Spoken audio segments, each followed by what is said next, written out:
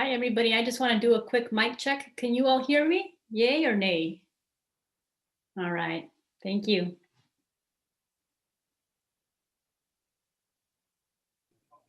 Testing, testing.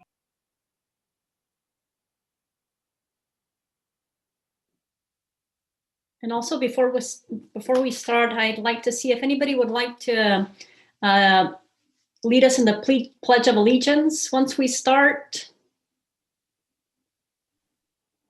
If there are any volunteers.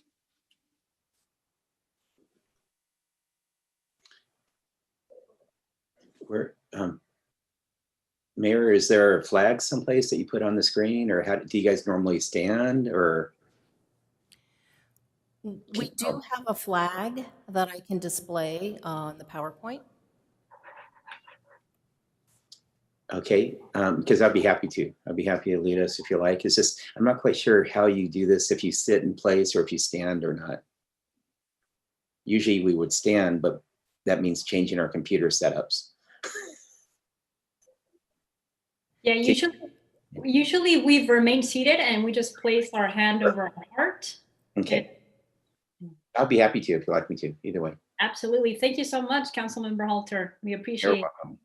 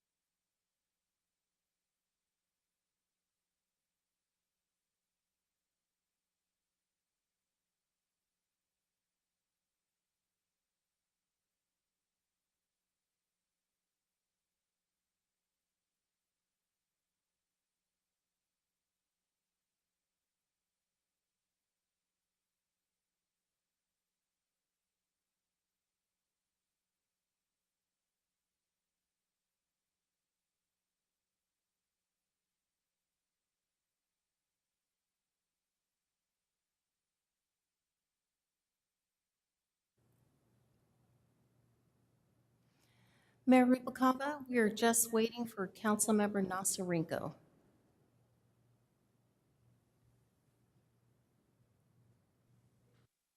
Okay, let's wait a couple of minutes.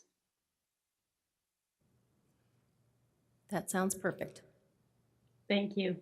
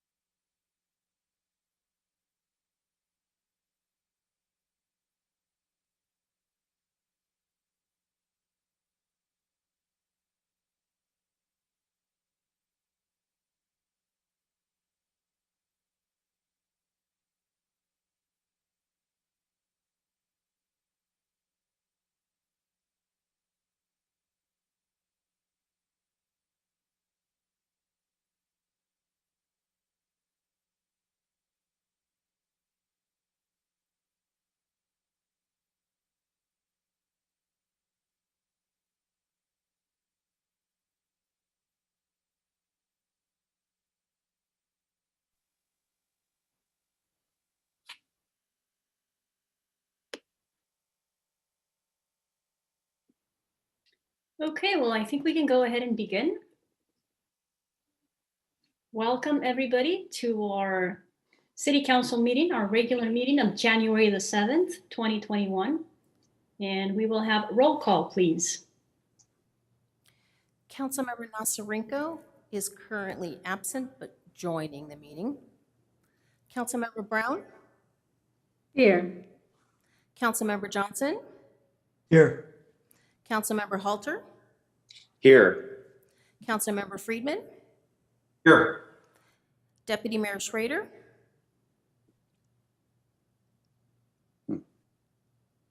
I see you waving. Mayor Rubalcava. Here.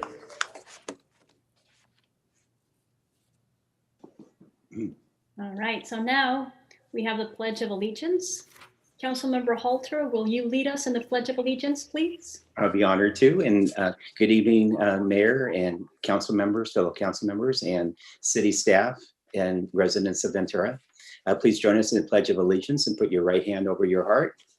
And I will begin. There's a flag up there on the screen as well. So, I pledge allegiance Allegiance to the flag of the United States of America and to the republic for which it Which stands, stands one nation, one nation, under God, indivisible, with liberty and and justice. justice for all. Thank you, Councilmember Halter. You're welcome. And now for special announcements. Given the incidents of last week, the riots in Washington, D.C., and the attack on the Capitol, I would like to request a moment of silence for the 2 fallen officers who were protecting the Capitol. So let's take a moment of silence, please.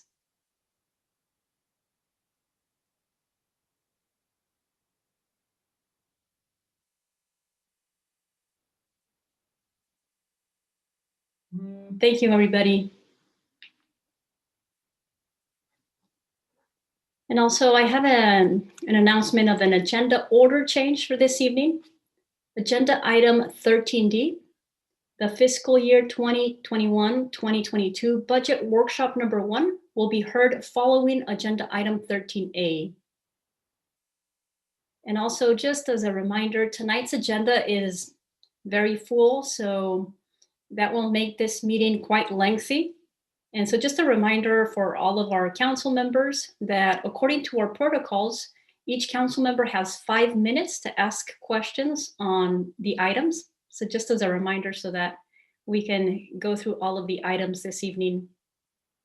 The next item is closed session report. City Attorney Diaz, do we have a closed session report? Yes, Madam Mayor, the council met in closed session this evening for the items listed on the public agenda. There is no reportable action at this time. Thank you, Mr. Diaz. And now we have City Council communications. So I will open it up to my colleagues. If you have any City Council communications to share with us this evening.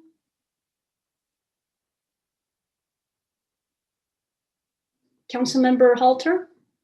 Yes, Ms. Mayor, I'd like to request that perhaps we might be able to close our meeting tonight in honor of my mother, who I think many of you have heard passed away suddenly last Monday. And I just wanted to share with you that we had a really good 11 days together at the holidays and very quality time.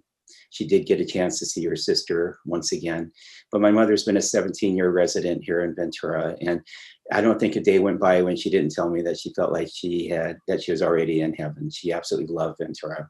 And I got to tell you, when we had to call the paramedics and all the firemen and paramedics showed up and the police officer showed, that's not exactly how I wanted to meet some of our city staff, but it was quite an honor to see how respectful and how well they attended to my mother. So she will always be missed. It's never easy.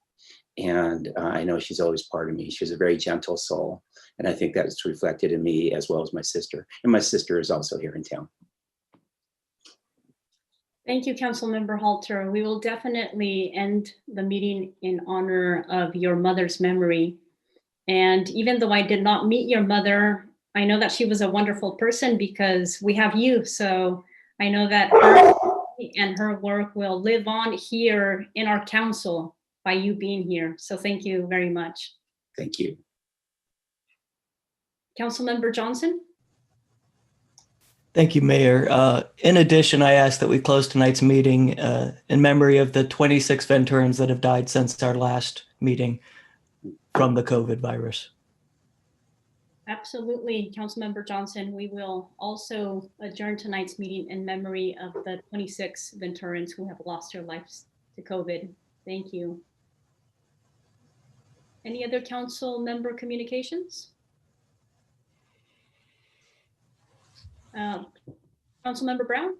Just want to say that I look forward to 2021, and I look forward to working with our new colleagues and getting the work of the city done. That's it. Thank you, Councilmember Brown. Any other comments? If not, I would also like to offer a comment and just echo what Councilmember Brown said. 2020 has been a challenging, very trying year for sure. And I am encouraged by the work that the city is doing. We are looking towards the future to come out of these difficult times. As you all know, we're looking towards our general plan, which will be our plan that will guide our city for the next 20, 30 years.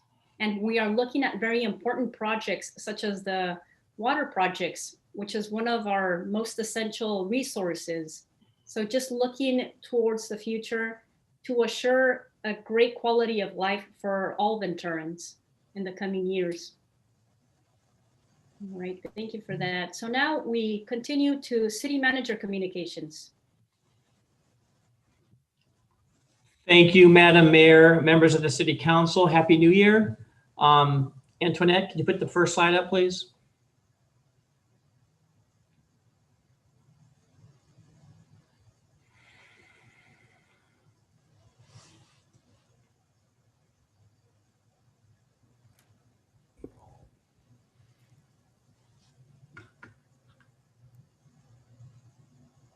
Is that the first, Antoinette, is there a first slide?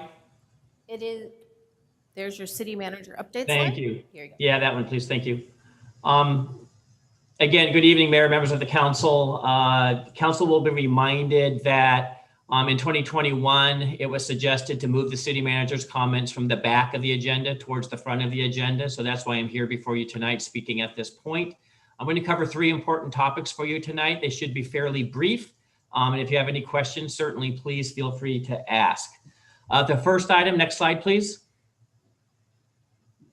Is I'd like to introduce Danielle Keys. Danielle joined us last Monday as the city's new Human Resources Director, and I'm very excited that she is joining us from the County of Ventura, where she worked as a Human Resources Director and Manager for the Ventura County Fire Department. So she is very adept at a lot of the public safety work that we find so important here, but she also brings really an in-depth experience from 17 years in the public sector, 18 years in the public sector, excuse me. And Danielle, are you there? Are you able to introduce yourself? I am. Good evening, Madam Mayor and City Council members. It's a pleasure to take on the role as your new HR Director and join the team with Alex. And I'm really excited about the opportunity to be innovative and collaborative and really just continue to push the city forward. The progress we've already made, keep it going with all the pivotal times we have with COVID. I am really excited about the opportunity to partner with the city and hopefully move it in the right direction, continue to move it in the right direction in partnership with the City Council. So thank you for this opportunity. I look forward to meeting each of you one-on-one, whether it's virtual or eventually safely in person. So thank you for the opportunity. Happy to be here. Thank you, Danielle. Next slide, please. And the second item is a reminder to the council that your council's goal setting is Saturday, January 23rd. It'll begin at 9 in the morning. It will be hosted virtually. You can see the links there where the public is able to join our meeting. It is a public meeting. And there's 3 real important outcomes we hope to gain from the goal setting. Clearly the goals themselves, and the council has seen, both the newly seated council as well as the continuing council has certainly seen the goals from 2021 that we continue to work on. So I need the council and the public to be teed up for that conversation on the 23rd. 2 more items we hope to gain from that meeting as well, as we did last year and the year before, really are, once again, the council reviewing its own council protocols to see if there's any other rules that you as a council want to employ to get the work of the city done in a more efficient way, if that's possible. And third is the budget principles that we ask the council to consider. Again, I think that it'll be an interesting conversation on the 23rd. We will come back in February to actually adopt the council goals as well as the protocols and the budget principles. So reminder, January 23rd, 9 a.m. It's a Saturday. Next slide, please. And finally, I want to touch on COVID. As Councilmember Johnson mentioned, it has been about a month since we've had a conversation as a council, and I want to sort of provide you sort of by the numbers of where we stand. You know, right now there are 1,000 new cases per day in Ventura County testing positive for COVID. That is trending in the wrong direction. Somebody on a county call the other day mentioned that our darkest hours may still yet to be coming. And I think that's an important note for us to remember as we think about COVID and those who are struggling through it. 476 new deaths in the state of California, just as of the past 7 days. Our intensive care units in the 2 hospitals for adult beds is full. There are no more adult beds available in the intensive care units in the county or community hospital. The cases in the county since March 2020, 48,000 have tested positive, and then sadly we've lost 334 residents of our county. And the city of Ventura, we've had about a little over, well, about 5,300 folks test positive since March of 2020 as well. Next slide, please. I think there's an interest also in what's going on with the vaccines. I mean, that really is our hope for the future on coming out of this pandemic. Our firefighters are currently going through the process of being vaccinated. Our police department will follow their lead. And basically the county County of Ventura will receive between 4,000 and 8,000 doses per week. All that is going to vary depending on how many vaccines are available statewide. The governor has requested the feds to release 1 million doses this week to the state of California, for example. City Hall staff, we're slated for the fifth phase for the civilian staff to be vaccinated, and that is going to be sometime in late spring, theoretically. All of this is based upon the information we have today, and all this information tends to change pretty much daily. So next slide, please. Some of you may have seen this slide, and I apologize for the graphic on the left. It's a little blurry. These really are the phases, the tiers of folks, the groups in our community who are going to be vaccinated in an order that's thoughtful and hopeful to stem the spread. Clearly, our hospital workers are in the first phase, as are firefighter paramedics. And as you sort of see through all of this, basically it's a phase 3 is when the balance of the general public that does not fall into any of the other specialized categories will find themselves in line for the vaccines. Realistically, that's probably sometime this summer. And that's just the reality of how quickly the vaccines can be dispensed and provided. You can see there at the bottom a very long email address, URL for more information on the county's rollout of the vaccines. Interestingly, mere moments ago, the county just posted new information about the vaccines to the public. So keep an eye out for that. We will repost everything we receive as the council knows and the public knows. We do so as quickly as we possibly can. Next slide, please. There's been a question in the past about, what are we doing with regards to helping the public understand the consequence of all these of COVID and our role as a public agency. We continue to keep COVID-19 safety at the forefront of messaging. We've shared hundreds, if not thousands, of messages reminding Ventura about the importance of following the public health guidelines in support of decreasing COVID exposures and increasing ICU capacity at local hospitals. As you know, we do so both in English and in Spanish. We do so with the mindset of safety first, and that's our #1 priority as a public agency. I think one of the interesting questions that sometimes the public struggles with is understanding where the city's authority ends and where the county and the state authority begins. It is not easy to understand. The state probably has the least authority in a lot of this. It really is a county function, and the county really is partnering with all the public agencies in the county to make sure we are doing our best we can to keep people safe. Next slide, please. The council may have heard, as the public may have heard, about the new CARES Act funding that is coming forward immediately. There's two big tranches of money, one for emergency rental assistance program to help with people in need of rental assistance. The other one, this is a long name, but basically it's utility assistance as well. Both those will be funded for those folks who are in need, and we will partner with the county to make sure that the word gets out and people know where to go should they need these kinds of funds. In the coming appropriations packages, we hope to see money for homelessness and housing. As you know, and the continuing council knows this from me, we get inklings of hope that somehow maybe monies will be coming our way as a city, and that has still yet to be realized or materialized.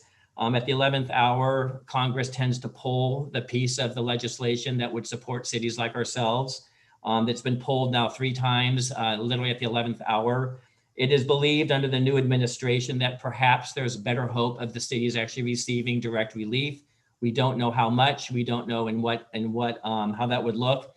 But as soon as we do know something, I assure you, we will be celebrating some of those impacts COVID has had to us financially.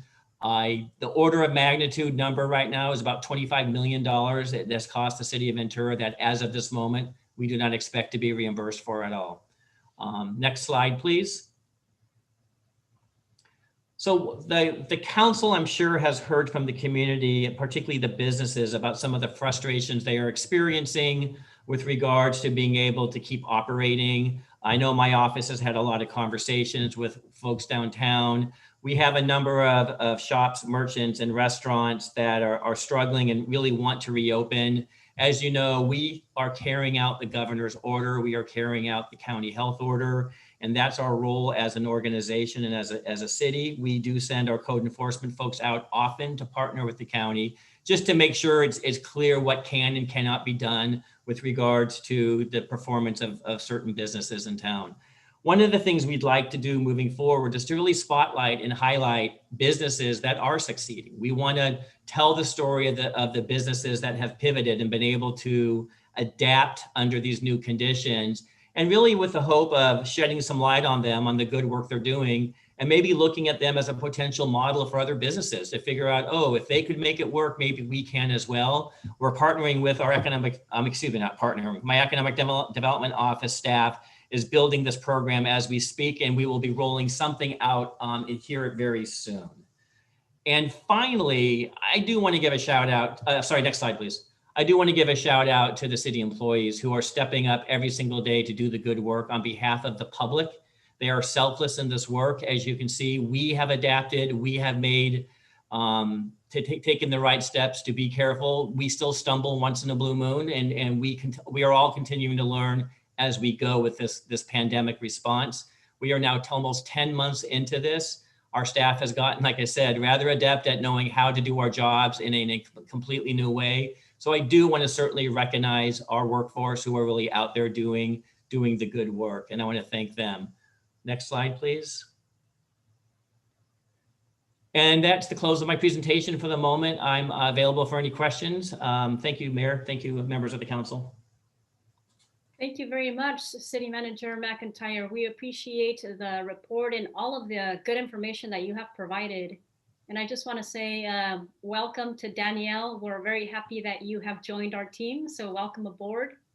And also thank you for all of the information, Mr. McIntyre. And also, like you said, a big shout out to all of the City of Ventura employees. We know that you are going above and beyond to provide the essential services that our residents depend on every single day. So a big shout out to all of you. Do we have any council comments or questions? If there are none, then we will continue with public communications. Madam City Clerk, do we have any public comments received via email?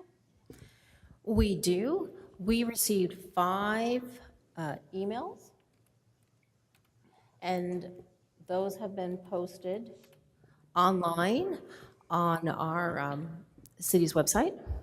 In addition, we have 7 individuals that have signed up to speak this evening under public communications, and our greeters are in the process of moving those individuals into our meeting right now.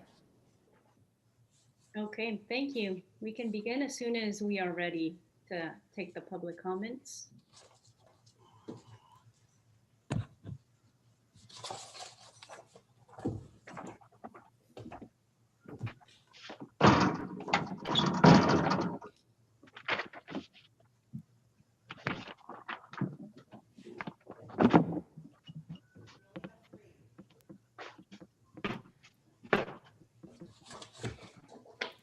Okay, some of the individuals that had signed up didn't join.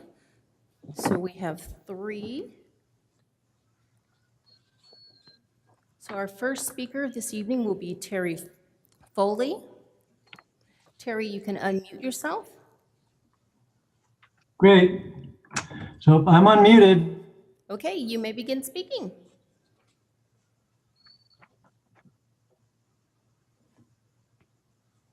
Terry, I believe you froze. Oh, I think he froze. Can't hear. Great. On my screen, I'm active and doing well. Can you hear me or am I moving? We can hear you now, yes. Oh, that's great. All right. Well, Happy New Year. And when things start going wrong, Things started going wrong, Terry. Maybe turn off your camera and maybe that will help your audio. I paused his time. so while we- I'm video. Can you stop video? Terry, we cannot hear you that well. Can you perhaps turn off your camera and that'll help with the audio quality come through? Great. I don't, hang on. Okay, so.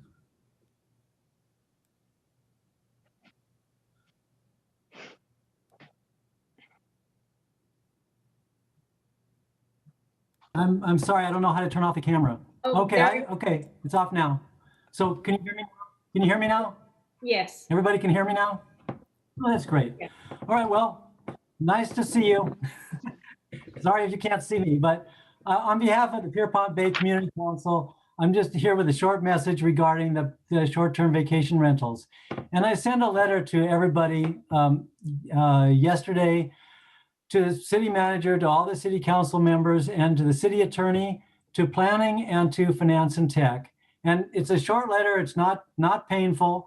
And I'm just encouraging that we pick up where we left off as far as Alex McIntyre wanting to move forward with the general plan, which of course, part of which is that local coastal plan, part of which is the short-term vacation rental ordinance. And so what I'm asking is that I'm not asking anybody to do any hard work here. If we can please just have the city council, 1 or 2 members champion this to go forward to planning and to legal to follow the directions that they got from the Coastal Commission in January of 2020, which was to fashion a new ordinance following the sample of Carpinteria's Ordinance 708. And in fact, that's the template that's being used by other cities in California now, such as Morro Bay and Laguna Beach. And we're real lucky because the Coastal Commission has already said that form will work. So in my letter, I'm encouraging the city council, encouraging legal and planning to.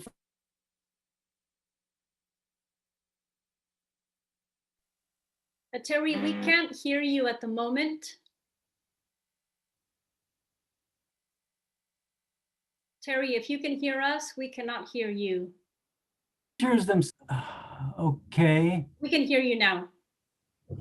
Okay, and I don't know how much of that you heard, and I'm sorry because I think I'm all set up right here, But anyway, I did send a letter to all of you who are on the screen. And so I'm going to ask you to please read the letter, and I'm going to ask, please, especially Mike Johnson and Joe Schroeder to suggest to legal and planning to pursue a new short-term vacation rental ordinance. And so you can still hear me okay, Sophia? Yes. Great. Okay, so I've already drafted an entire ordinance based on Carpinteria, which was actually really simple, pasting in the Ventura information.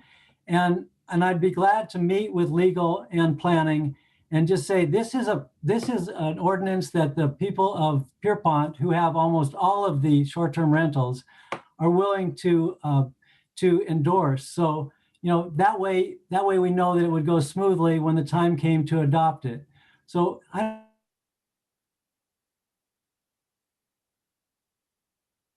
more that I have to say here, Jimmy, and if you could please read my short letter, and then I'll get together with the city council members to move this forward. Thank you very much. Thank you, Terry. Our second public speaker will be Stephanie Roth. So Stephanie, you can unmute yourself. Okay. Can you all hear me? Yes, we can. Well, thank you for hearing me, and Happy New Year, everybody. Ventura is experiencing a surge in COVID-19 cases that is impacting its hospitals and urgent care facilities. Undoubtedly, the proliferation and lack of regulation of short-term vacation rentals is contributing to this dire situation. I live on Shelburne Lane, where we have 8 permitted short-term vacation rentals and several unpermitted rentals. I'm very frustrated. My understanding is that STVRs can only be rented out to essential workers and/or people trying to quarantine. What I'm seeing is families and/or multiple couples in one house and a very limited use of masks and social distancing. I am also seeing visitors' cars parked not in the rentals' driveways, but in the street, potentially impeding the movement of emergency vehicles. I have seen more than one large party of vacation renters. The state of California has a stay-at-home order in effect, which limits non-essential work movement and gatherings. The state of California's stay-at-home order mandates that hotels, including STVRs, are now restricted to guests traveling for an essential reason. By not enforcing this order, the city of Ventura is not complying with the state's regulations and is also contributing to the fatal surge of COVID-19. The city has an unworkable procedure for enforcement, which desperately has to be changed. My experience has been that any calls I make to complain about illegally rented STVRs goes directly to an answering service. It is virtually impossible to speak with anyone at the city who oversees STVR regulations. This answering service company the city hired does not seem to be doing much more than tracking statistics and collecting TOT money. Reporting violations to this answering service seems to accomplish nothing at all. We need a new ordinance and a new entity to enforce the code. Thank you. Thank you for your comment, Ms. Roth.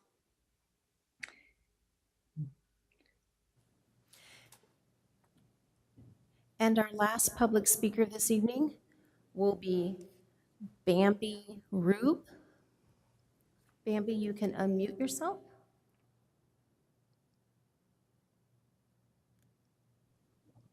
Okay. Can you hear me okay? Yes, we can, and you can begin speaking. Okay, good. My first question is I wanted to know if you received the email that I sent about the link to the Nextdoor platform that had all the comments of a post that I did pertaining to the Figueroa Mall Historical Rose Garden. Did you receive that? That email was provided to council in our council supplemental packet. Okay, I just want to make sure they were able to utilize the link that actually, where you could actually look at all the over 270 comments on the post about what had happened to the rose garden.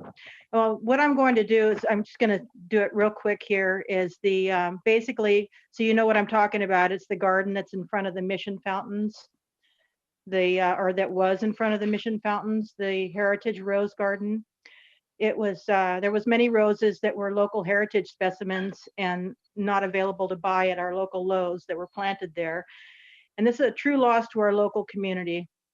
It's been replaced with a gravel and cactus patch.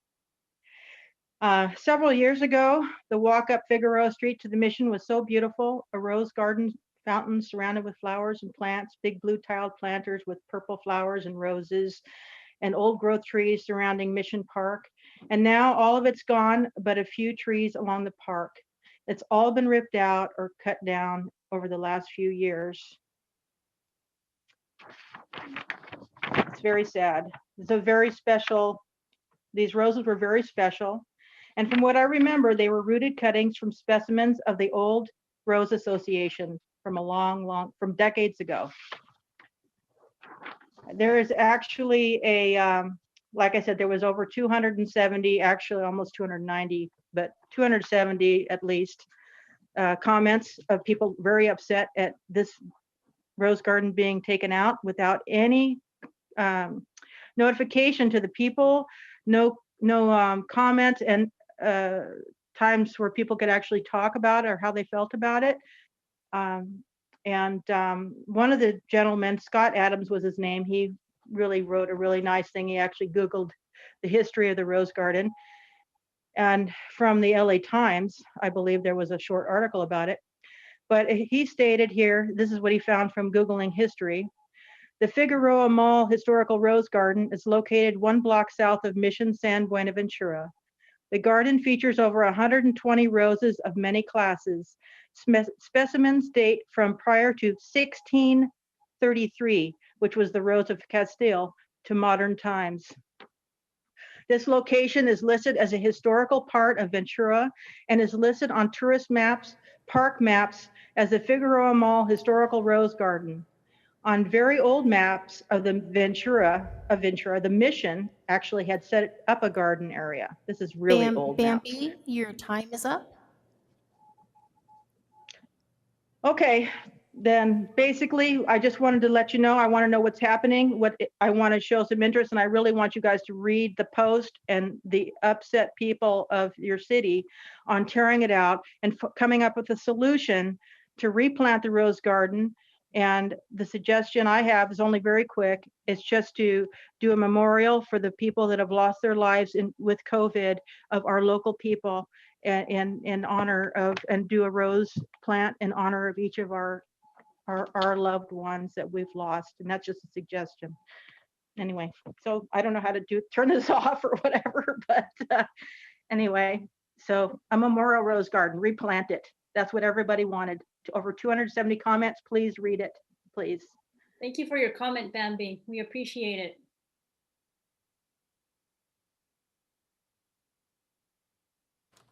That Madam concludes public comments. Okay, all right. Thank you so much. Thank you to all of the speakers for offering your comments and for sharing that information with us. Next on the agenda, we have 10 consent items. 9A, move all resolutions and ordinances presented tonight be deemed read by title only and all further reading be waived. 9B, consideration of a resolution of the City Council of the City of San Buenaventura, California, reconfirming the existence of a local emergency and extending it until March 12, 2021. 9C, request for authorization to increase the not to exceed amount for outside counsel services for Liebert Cassidy Whitmore for employee negotiations. 9D, approve third amendment for contract park maintenance, adding landscaping services for the Farm Maintenance Assessment District 26, Parkwood Landscape Maintenance, Inc. 9E, approve extended learning after-school grant program and services agreement with Ventura Unified School District for after-school education and safety program. 9F, approve and award the professional services agreement with Nelson Nygaard Consulting Associates for consultant services, development of the City of Ventura's active transportation plan. 9G, authorize paid parking at the Surfers Point parking lot. 9H, approve the East Side to West Side Waterline Interconnection Project, final initial study, mitigated negative declaration, and Fourth Amendment to Professional Services Agreement for environmental review by Kennedy Jenks Consultants. 9I, ordinance for the second reading, ordinance of the City Council of the City of San Buenaventura, California, amending Division 12, Part 4 of the San Buenaventura Municipal Code entitled Floodplain Regulations. 9J, ordinance for the second reading, ordinance of the City Council of the City of San Buenaventura, California, adding section 4.600.115, job order contracts to the San Buenaventura Municipal Code, and amending section 4.600.140, contracting authority, City Council, and section 4.600.200, authority to modify contracts awarded by the Council of the San Buenaventura Municipal Code. All right, do any council members have any questions or wish to pull an agenda item? Councilmember Johnson. Yes, Mayor, I'd like to pull item 9B and 9J, please. All right, thank you. Any other items? Perhaps with questions or comments? All right, Madam City Clerk, do we have any public comments on any of the consent agenda items? Yes, we do. We received 2 emails that have been posted online, and we do have one individual to speak. We have Brian Collins. Brian, you can unmute yourself. Thank you. Are you able to hear me? Yes, we can.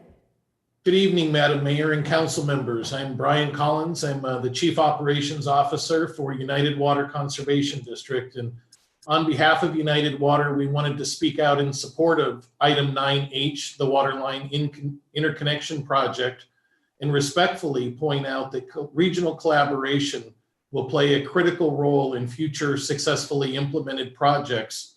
And United Water looks forward to regional collaboration to support improved reliability and flexibility within Ventura County. And that concludes my comments. All right, thank you so much, Mr. Collins. Nice to have you here with us, and we also look forward to the continued collaboration. That concludes our public comments on consent. Okay, thank you. Councilmember Nazarenko? Thank you, Mayor. I'll move the balance of the consent items with the exception of items 9B and 9J. I second. There's a motion and a second. Now is the time for City Council to vote on the consent agenda items, excluding 9B and 9J. Councilmember Nazarenko? Yes. Councilmember Brown? Yes.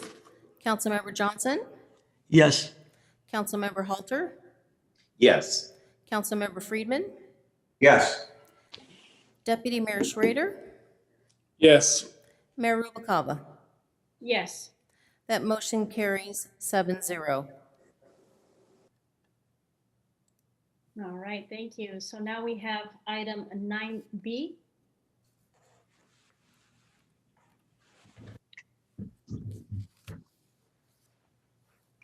Well, thank you, Mayor.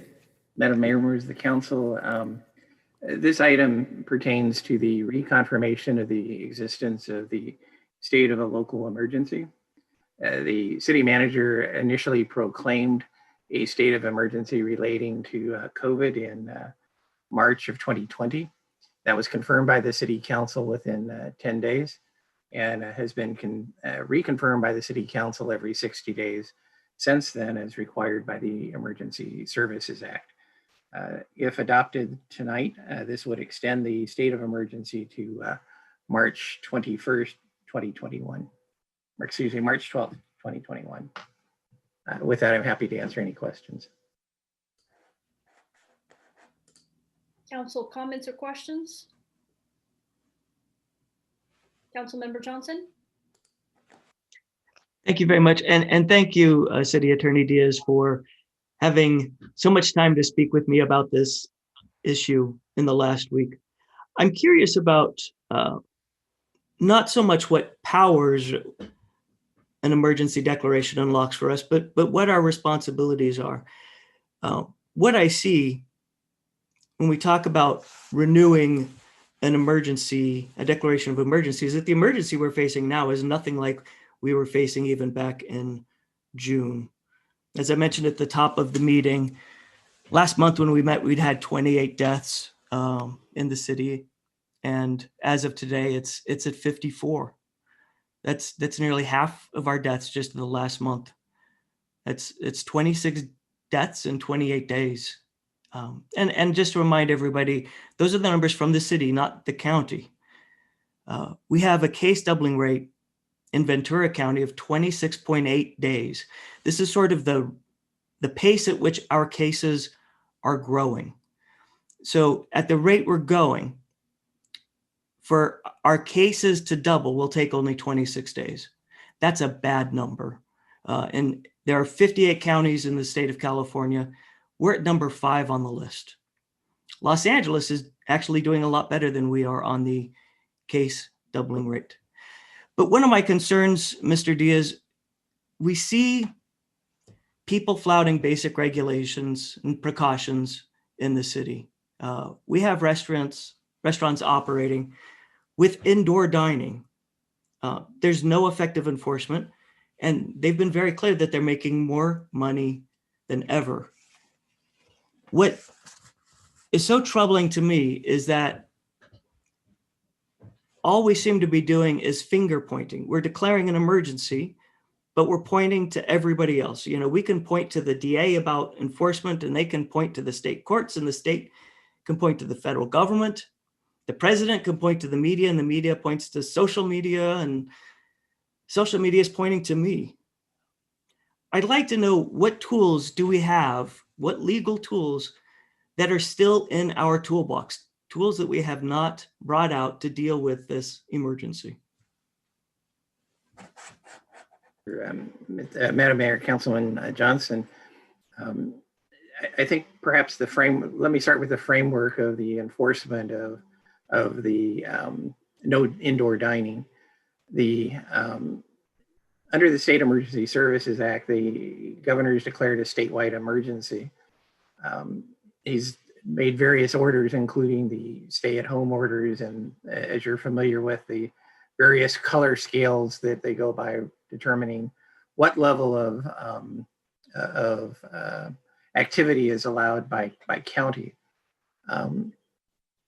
The violation of one of the governor's order is a misdemeanor under state law. The second provision, the restaurant provisions, actually come in from the state health officer. Under the Health and Safety Code, gives the authority to the state officer to issue those orders. The governor has incorporated into his orders the state health officer's orders. So there's a couple of different trails on any particular issue that you can follow. As state law misdemeanors, this is something that the Ventura Police Department could enforce. As a misdemeanor, it's something that the violation would need to be seen in the presence of a peace officer in order for them to issue the citation. If the police department issues a misdemeanor citation, it then goes to the district attorney's office for determination whether or not to prosecute. Unlike the local health orders that the city council had given authority by the municipal code to the city staff, including the city attorney, to prosecute. My office does not have the authority to enforce the state law health orders, particularly from a criminal standpoint. We also don't have the option to make that a civil penalty. We can't make, as a local agency, something that's a violation of state criminal law, a civil offense in the city subject to fines. Some cities tried that years ago when there was some revenue disagreements with Sacramento, and they quickly and appropriately lost those cases. So while we are able, because of the unique structure of a county health order, we're not able to civilly, from a civil penalties perspective, enforce the violation of state law. That being the case, what other options do we have as a city? As I mentioned, there's the use of the police department, which is a resource issue, but that is an option. The second option is to support county health in using code enforcement and other city staff to gather data, which they can then transmit on to the district attorney's office for prosecutions. If you're familiar with, there was a gym in town that was violating the earlier stay-at-home orders. Our code enforcement used our authority to do administrative fines. And when those were unsuccessful, the documentation we had gathered in those cases were transmitted to the district attorney's office that has, under statute, the ability to file what's known as an Unfair Business Practices Act case against the business, seeking civil penalties as well as certain fines for violation of the order. That was successful in terms of the DA's office getting both a determination and a preliminary injunction. Some other things that I think that the city has the authority to do is to, again, support the other law enforcement agencies. For example, those restaurants that hold an alcoholic beverage control license, the city can, through the police department and the police chief, has the ability to make a complaint with the Alcoholic Beverage Control Board. That becomes a licensing issue for any of those retailers. For those that don't have an ABC license, again, I think we can look to our partners at the state, at the Occupational Safety Hazard Administration, CalOSHA, and report violations of those orders to the state, again, for prosecution through those penalties. Some other options that we have under, again, for our licensees that have alcohol licenses, the city has a conditional use permit process that requires compliance with all laws, of which clearly the no indoor service is a law through the Health and Safety Code and the State Emergency Services Act. We can begin a process of suspension and revocation. That doesn't give anyone from the city the authority to walk into the business and pull their license. It's a due process hearing.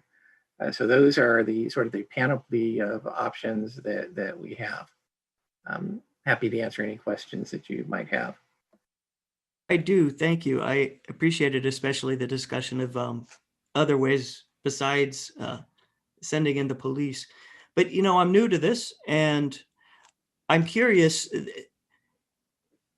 in a case like this, does it require having a local emergency declared in order for us to ask or authorize our police to enforce the law? No, I think that there are other reasons that we would want to continue the state of emergency, including the ability to evaluate what public facilities you may want to keep open or closed depending on the state of the pandemic and related issues. Thank you.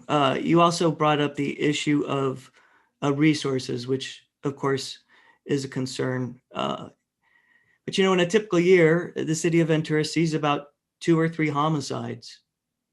And with COVID, that's a weekend. And when we talk about policing, I mean, imagine if there was no murder investigation because the victim was 75 years old or obese or diabetic. You know, imagine how I would feel if my wife was gunned down in a drive-by shooting, if the police were to say, well, you know, she's in a wheelchair, so she was kind of a sitting duck. The death toll that we've got right now, every single one of these deaths is preventable. And what would be the process beyond this consideration, reconfirming the existence? What would be the proper process for bringing something like this back to council?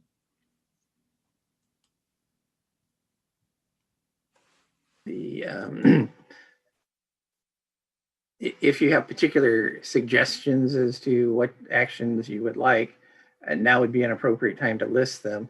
If you would like to bring something later, the council has what's known as a policy consideration process.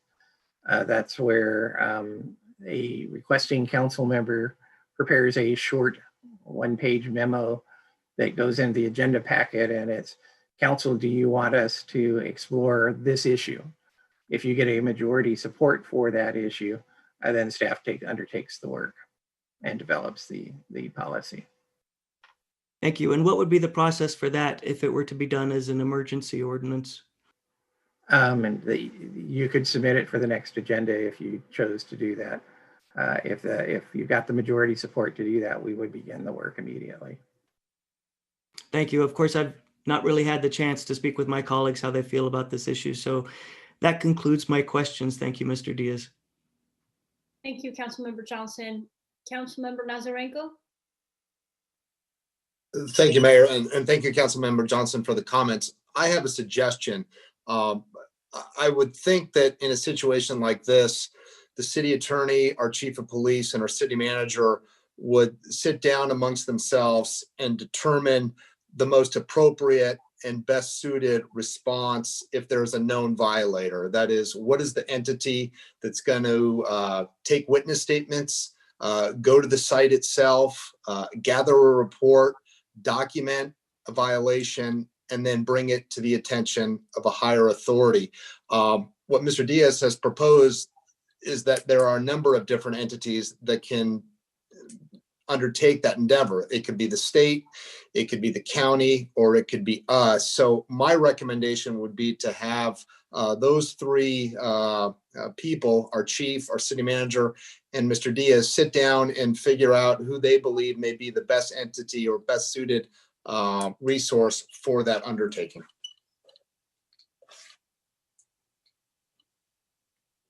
Thank you, Councilmember Nazarenko. Any other comments or questions?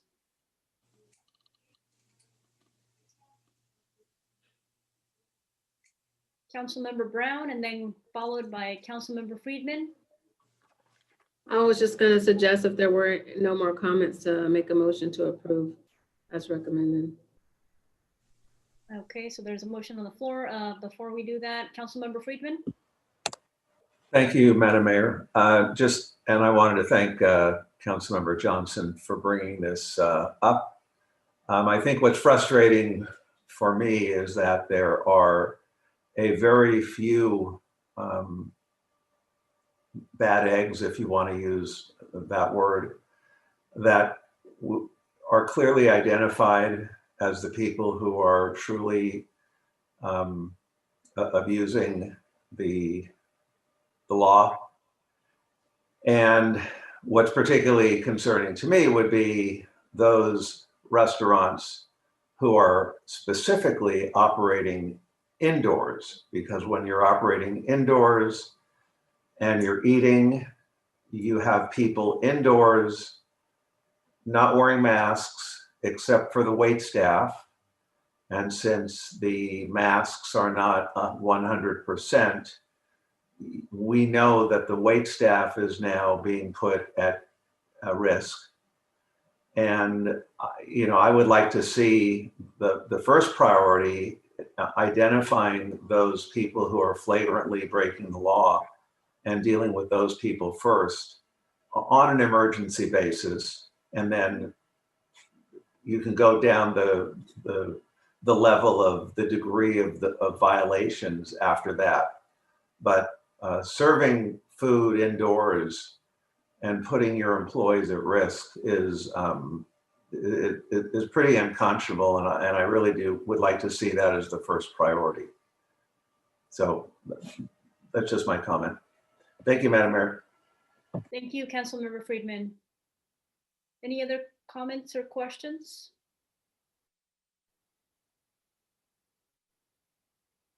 So Councilmember Brown, I believe the motion that you put forward was a motion to approve as recommended? A motion to approve the emergency ordinance. Okay, we have a motion Second. and we have a second. Now is the time for City Council to vote on consent agenda item 9B, continuation of our emergency ordinance. Councilmember Nasarenko? Yes. Councilmember Brown? Yes. Councilmember Johnson? Yes. Councilmember Halter? Yes. Councilmember Friedman? Yes. Deputy Mayor Schrader? Yes. Mayor Rubalcava? Yes. That motion carries 7-0. All right, thank you, everybody. And our next item is item 9J.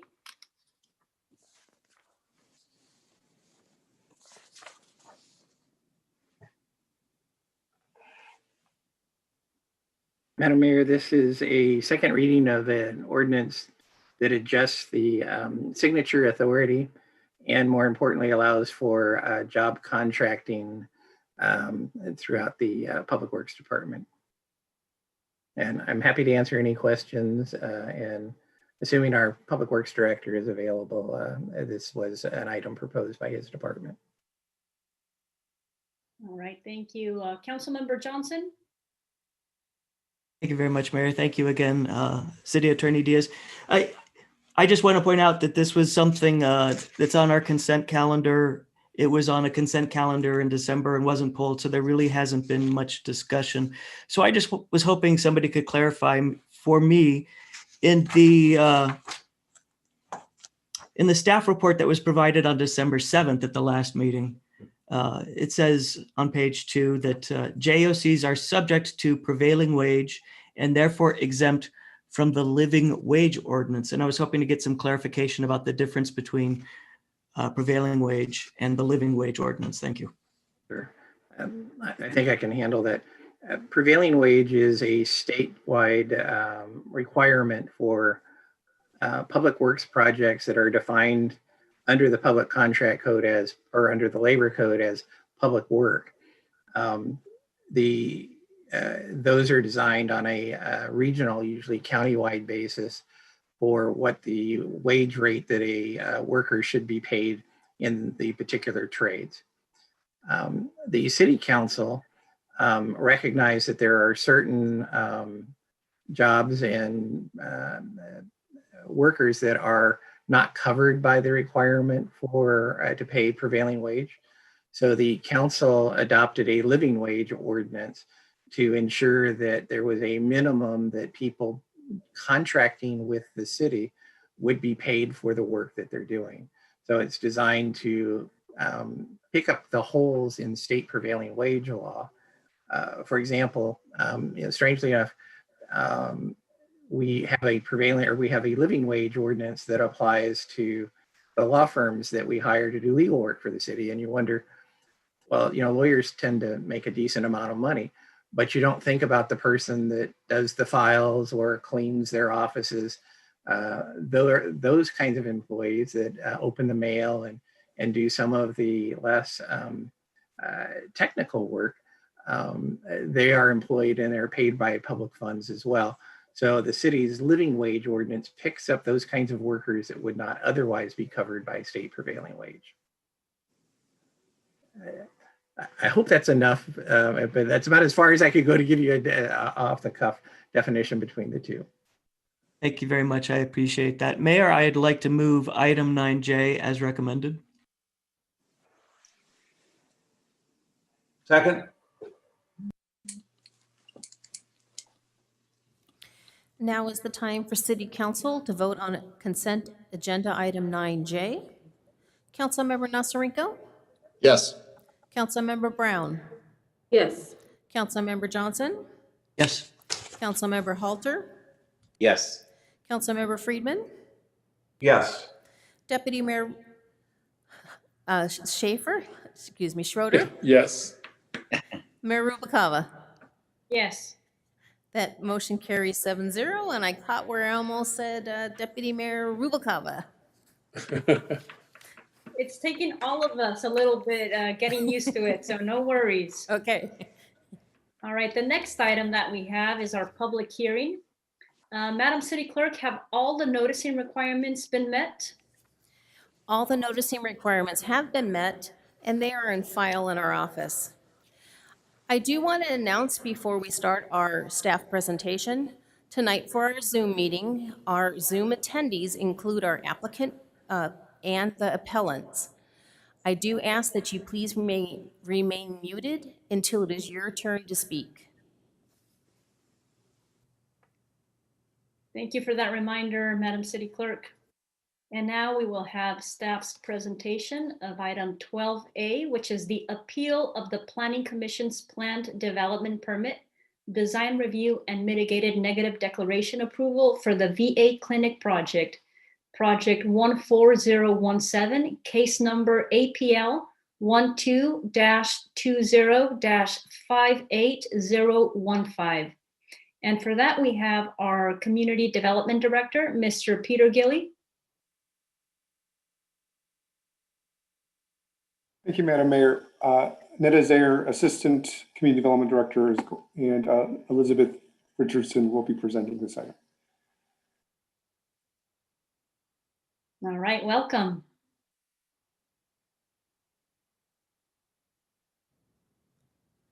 Good evening, Mayor and Council members. My name is Elizabeth Richardson, Senior Planner. Together with Netta Zayer, Assistant Community Development Director, we are presenting the appeal of the Planning Commission's approval for the Veterans Administration Outpatient Clinic located at 5250 Ralston Street. Sorry, excuse me, I'm having a little bit difficulty hearing you. Do you mind putting the microphone closer to your mouth? Okay, can you hear me better? Yes, a little. Okay. The project is for a new outpatient medical office building located on an 8-acre site, zoned manufacturing plan development with a general plan land use of industry. The property is developed with an existing vacant building that was previously used by the Ventura County Star. Access to the site will be from Ralston Street and from Walker Street. And these are two views of the site. The first is from the southwest corner of Walker Street and Glacier Avenue, looking northeast, and the second photo is at the northwest corner of Ralston Street and Glacier Avenue, looking southeast. The project was reviewed twice by the Design Review Committee prior to a Planning Commission. The first DRC meeting was conceptual and was held May 20th of 2020. At this meeting, we looked for the DRC to confirm support of the project and commence the work on the MND. The second meeting was held with the DRC was held on September 2nd, 2020, and at that meeting, they made a recommendation of approval to the Planning Commission. The Emergency Streamlining Ordinance passed by the City Council on May 18th, 2020, modified the hearing process to make the DRC a recommending body to the Planning Commission. A mitigated negative declaration was prepared, and public review period was from September 24th to October 26th, 2020. The MND identified 7 areas as potentially significant but mitigable. These included impacts to aesthetics, air quality, biological resources, cultural resources, geology and soils, hazards and hazardous materials, and transportation and traffic. Staff received 5 public comment letters in response to the MND. Planning Commission approved the project on November 19th, 2020, and an appeal was filed by Mitchell Say on November 30th. The new outpatient medical office building will provide services which include medical exams, physical therapy, audio and eye care, dental procedures, counseling, radiology, and laboratory. There will be no emergency room, urgent care, or overnight stays at this facility. Approximately 275 patients a day will be seen at the facility when it is at maximum capacity, when it's at fully operational. Hours of operation will be from 7 a.m. to 5 p.m. Monday through Friday. The existing 44,600 square foot vacant building will be demolished, and a new 50,000 square foot single-story building will be constructed. Primary access will be from Ralston Street, with secondary access from Walker Street. A large circular driveway at the entrance will provide a space for patient drop-off as well as fire access. This will be accessible from Ralston Street. The project provides 338 parking spaces as well as bicycle parking for 32 bikes. New landscaping focuses on canopy trees in the parking lot and edges of the site, along with a variety of shrubs and ground cover. To activate the outdoor space, covered patios with views of the landscaping area are provided for patients and caregivers to wait for their appointments. The building architecture is modern contemporary with clean lines and forms. The design uses modern materials, including fiber cement panels, metallic finish wall panels, and stucco. This is a rendering of the north elevation, which is the main entrance to the facility. This is a rendering of the southern elevation seen from Highway 101. And this is a rendering of the sites taken from across the freeway at the Kaiser Building. You'll see the southern elevation and then the parking lot. And now I turn over the presentation to Neda Zayer to walk us through the appeal. Thank you, Elizabeth. Good evening, Madam Mayor, council members. Neda Zayer, Assistant Community Development Director with the City of Ventura. The remainder of the presentation will focus on the appeal and the concerns raised by the appellant. As Elizabeth indicated, an appeal to the Veterans Outpatient Clinic was filed on November 30th. There were concerns raised by the appellant in a letter that was attached to the agenda report packet that the City Council received on this item. In addition to the appellant's letter that outlined their concern, there was a response to their comments letter that was also attached. That was prepared by the consultant team that has been working with the city on the environmental document, as well as the response to comments to that environmental document. That team is Michael Baker and Associates, who are also with us this evening, should you have questions from them. In the response to comments that were prepared, that goes into a lot more detail than what will be covered in the presentation this evening. The presentation will stay high level to touch on the concerns raised by the appellant. However, the comment letter provides more detail and elaboration regarding what's included in the MND that's specific to those concerns. Also, that response letter identifies each of the concerns with a number, A1, A2, A3, etc. Those are also included in the presentation this evening for ease of reference when referencing the comment letter to what is being discussed in the topics tonight. The concerns that the appellant raised can be generally categorized in 6 areas that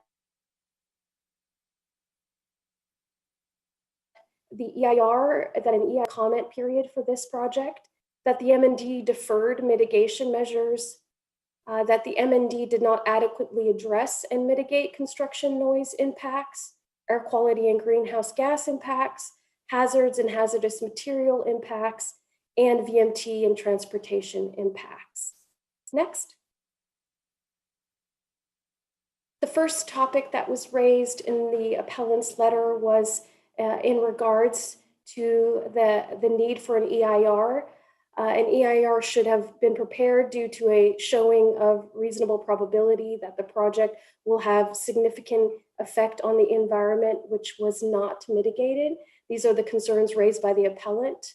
However, staff and the consultant team believe that the potential impacts were sufficiently mitigated and addressed in the MND that was prepared for the project, and therefore the MND is adequate and no additional environmental review or an EIR is necessary.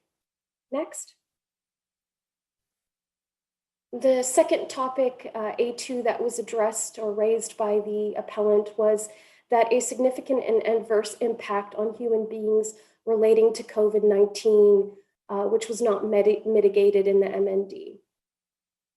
All projects must meet Cal OSHA's safety and health guidance COVID-19 infection prevention in construction guidance, along with all other applicable state and local guidelines and requirements for COVID-19 to mitigate and minimize the spread of COVID-19, to protect the construction employees from all worksite hazards. The risk of COVID-19 during project construction, though serious, is not considered a significant impact under CEQA that would require mitigation in the environmental document. Therefore, the MND adequately addresses this concern. Next. The next topic raised by the appellant identified in A3, A11, and A15. The appellant believes that the MND failed to adequately disclose, analyze, and mitigate potentially significant noise impacts relating to construction noise, and that the MND is inconsistent with the city's general plan noise element. Construction noise is identified as a specific noise source in the City of Ventura Municipal Code that occurs between the hours of 7 a.m. and 8 p.m. The project is required through the mitigation and project conditions of approval to only engage in construction activity during these hours.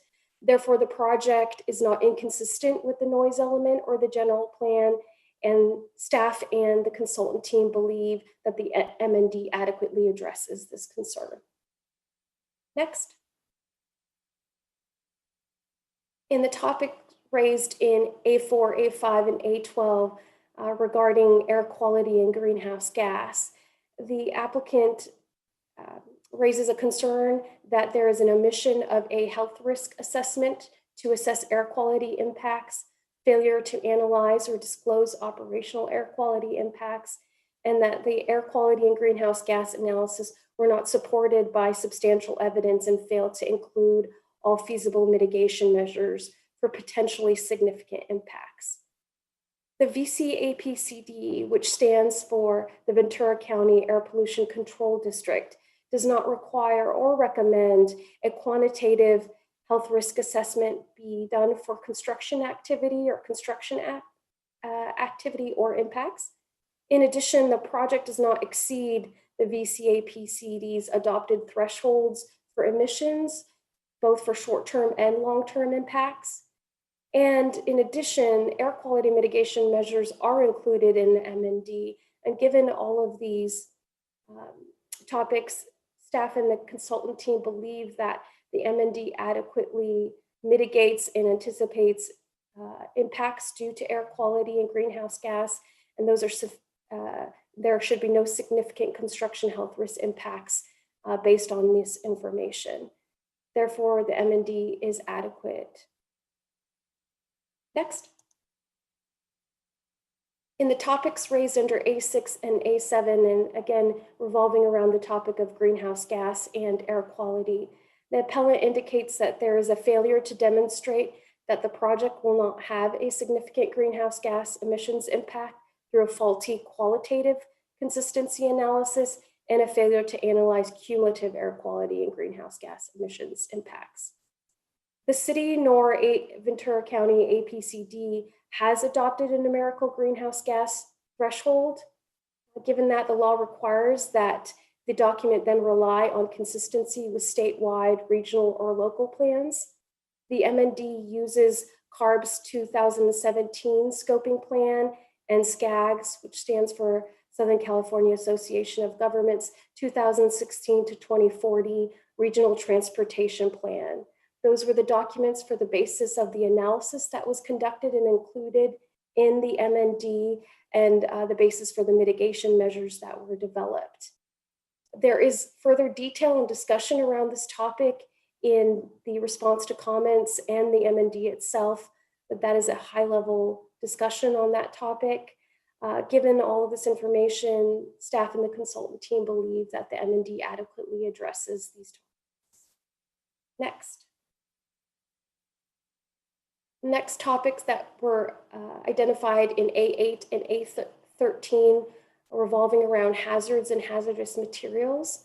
The appellant indicates that there was a failure to adequately analyze or disclose hazards and hazardous materials impacts relating to USTs and prior site agricultural use. In 1977, the agricultural use of the site was discontinued and the existing current building on site was constructed.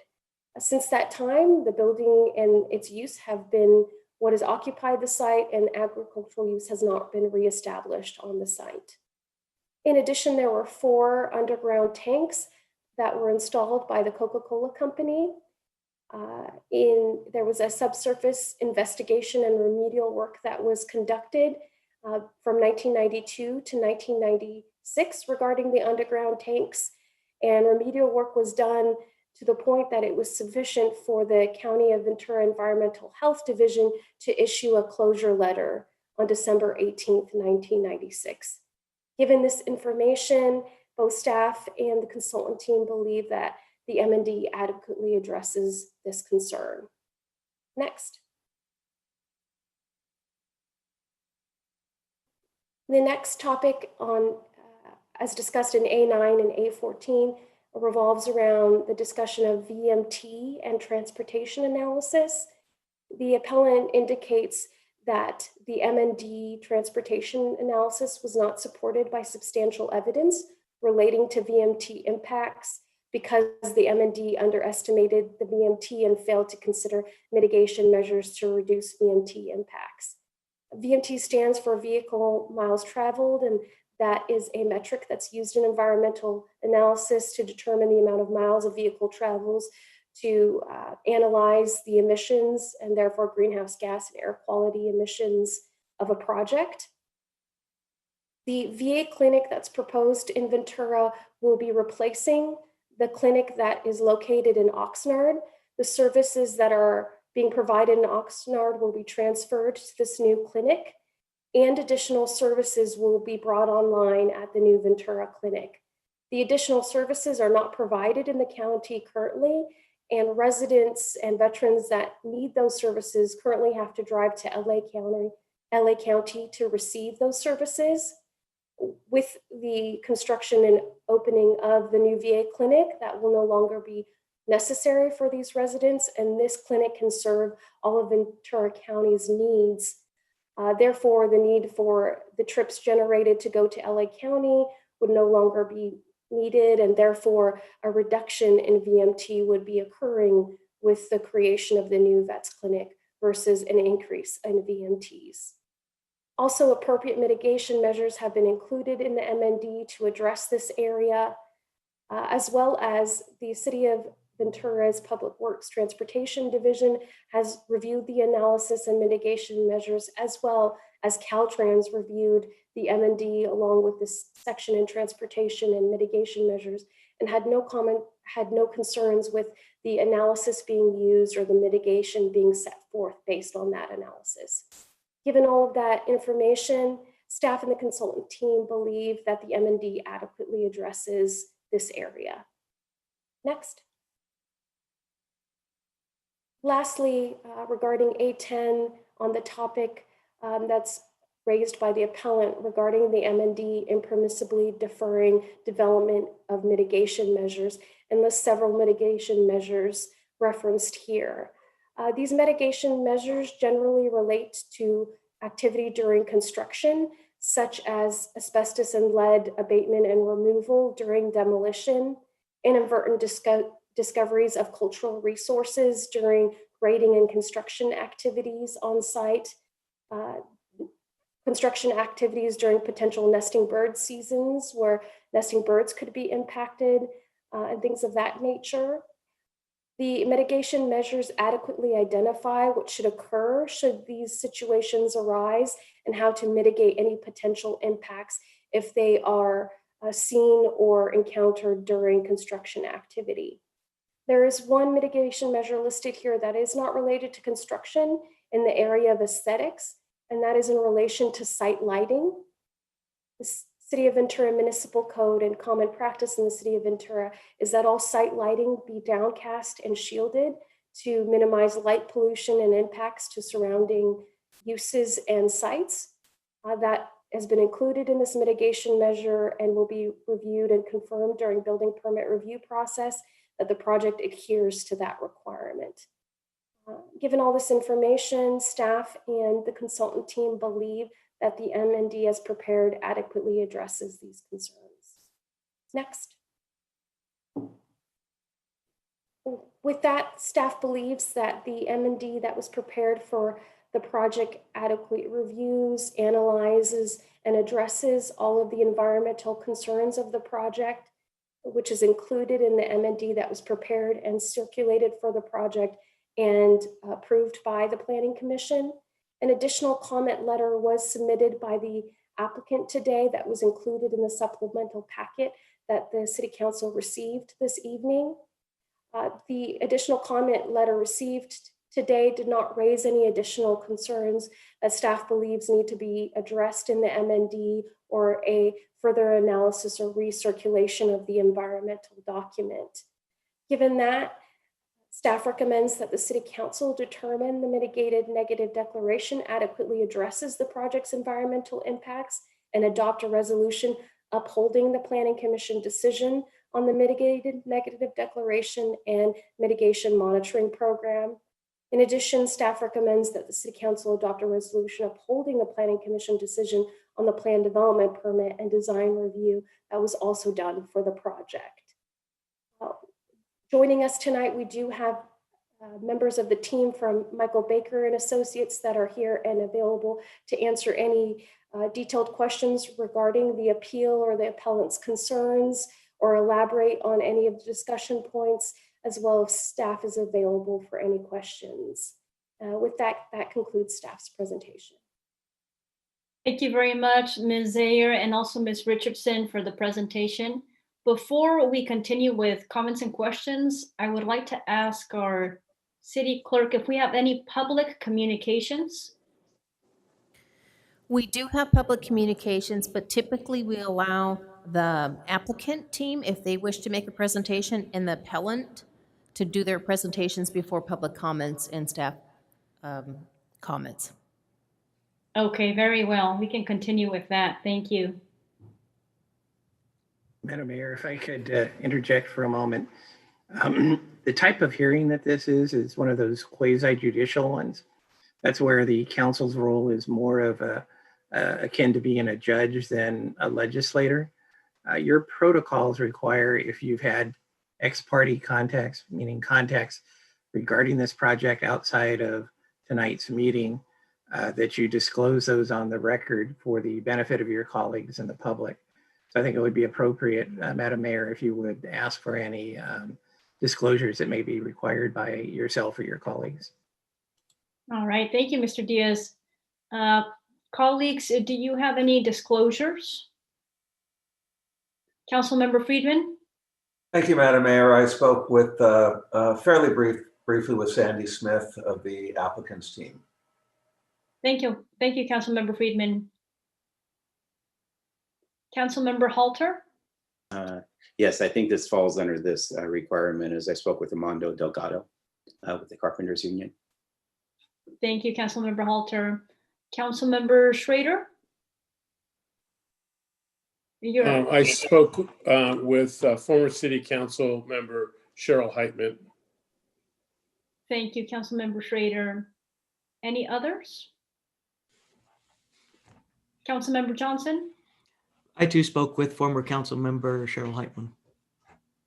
All right, thank you, Councilmember Johnson. Any others? All right, I spoke to Ms. Julia Brownlee's office and also to previous council member Heitman. All right, so with that, we can move forward.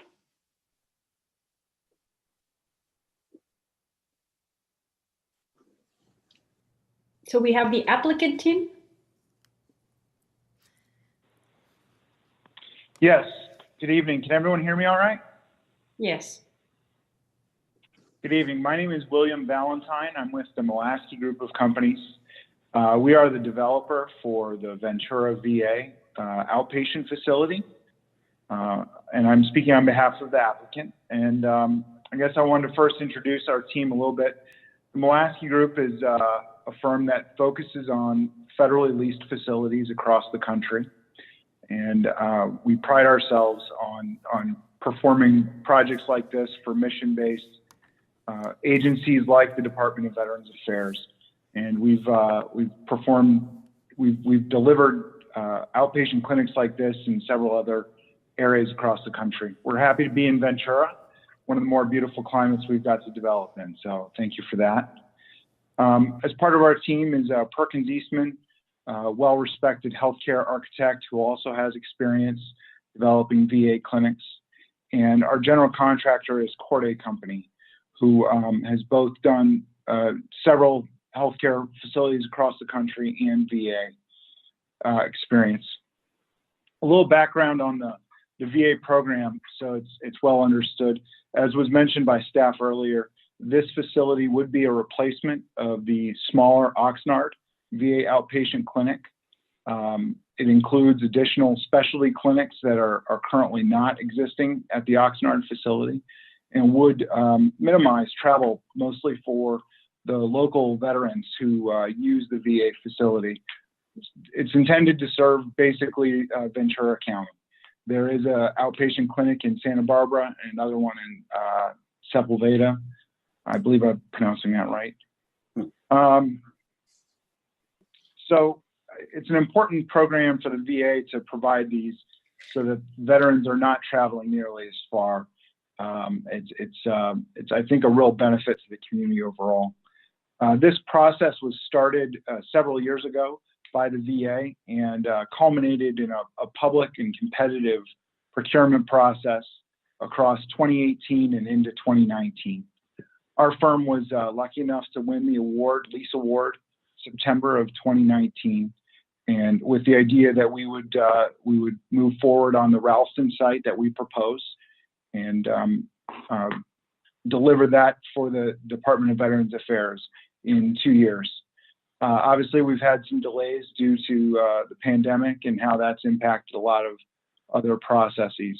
But we're hopeful that this evening's City Council will go to plan and we'll be able to get started shortly thereafter. Since the award, we have worked actively with the Department of Veterans Affairs and with the City of Ventura to finish the design of the facility. It is 100% designed and ready to go. We've also engaged with the building department to start all of our permitting. As Elizabeth and Neda mentioned, we've gone through design review committee, planning commission, and we are in for demolition permit, grading permit, and a building permit. And we've also worked diligently with all of the consultants that were mentioned that have been part of the CEQA process in collaborative fashion to make sure that they had all that they needed about the operations of the VA facility and the construction to do a thorough evaluation. I don't have a whole lot to say about the appeal itself. It's really mostly related to the CEQA and the MND, and so I'll let the consultants speak to that. I can say that, as I mentioned, we worked extensively to make sure that all the information about the facility was known to those consultants so they could complete that report and come up with the right conclusions. It does seem to me that the appeal, while it focuses largely on the CEQA and the MND conclusions, there are a number of items that are raised about the benefit to the community. And I think on this point that we're actually really pleased. I think the project that we're proposing serves a great benefit to the community. It will replace an existing blighted and abandoned facility there on Ralston that has been an eyesore, I think, for many years.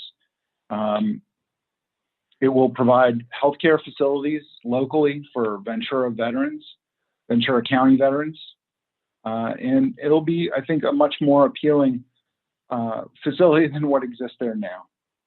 Additionally, there was and lastly, I should say that there was a question in the appeal about the environmental measures. It does meet and exceed all California codes and actually will accomplish 2 Green Globes certification as required by the lease.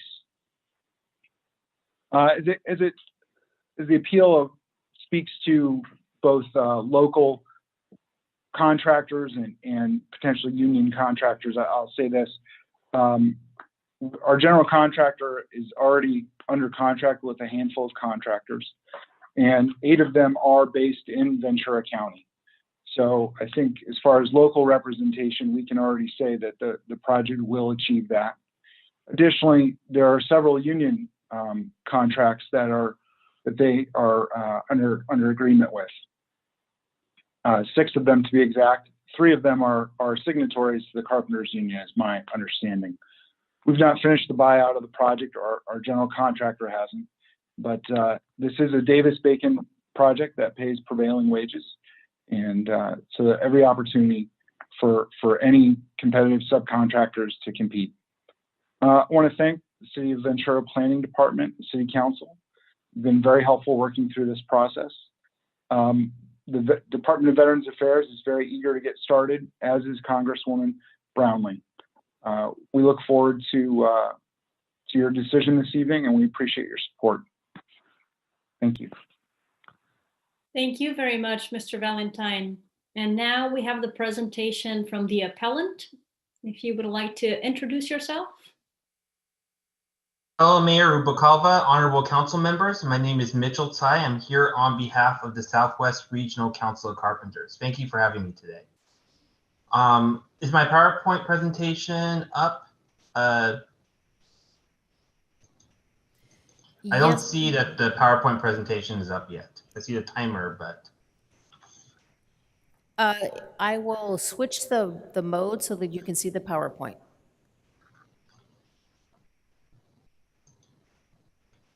Okay, well, so thank you very much. Next slide. In particular, with regards to the appeal, Carpenters are requesting that the City Council grant the appeal. That it also deny the project in order that the project prepare environmental impact report. In addition, Carpenters would request that the City Council request additional community benefits such as local hire and requiring the use of a skilled and trained workforce to benefit the region both economically and provide environmental mitigation. Environmental impact report is required here because CEQA requires a full environmental impact report rather than what you have here today, which is an initial study / mitigating negative declaration, be prepared when there is a fair argument that a project may have a significant environmental impact, even with proposed mitigation. Here, Southwest Regional Council of Carpenters believes that there is a substantial evidence of a fair argument that the project will have significant and unmitigated environmental impacts. In particular, there's a fair argument that the project will have significant transportation impacts. In particular, under recent state law regulations regarding CEQA, regarding adoption of vehicle miles traveled as a metric rather than traffic congestion. Now the initial study / mitigating negative declaration is required to show, in order to show that there's no significant impact under vehicle miles traveled, to show that the project will result in a 15% reduction in vehicle miles traveled over current existing regional current screening thresholds. However, unfortunately, the initial study demonstrates that the project will not be able to meet this threshold for a number of reasons. First off, the project, the initial study / mitigating negative declaration vehicle miles travel study made a critical error in assuming that the facilities at Oxnard, that the project would not be replacing the similar VA facilities in the city of Oxnard, as both the city and the applicant has repeatedly stated. This facility will replace the facility at Oxnard. However, the mitigated negative declarations technical analysis assumes that the project will be assumes that the project will in fact occur that the facility in the city of Oxnard will remain. In particular, on page 4.17-10, the mitigated negative declaration states that currently similar veterans facilities are located approximately 13 miles to the south in the city of Oxnard and approximately 33 miles to the north. As such, the project's location would reduce the amount of travel required for veterans living in the Ventura area and will result in a net reduction in VMT associated with this type of use. So there was a default reduction in the default value for VMT due to the fact that the assumption was that the service area for this particular project would be significantly smaller and would not serve the veterans populations in both Oxnard and in the city of Santa Barbara.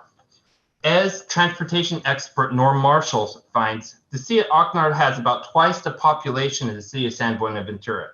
Therefore, if the service area for both the current Oxnard clinic and the proposed replacement Ventura clinic were limited in the combined areas of Oxnard and Ventura, the replacement would certainly cause an increase in vehicle miles traveled.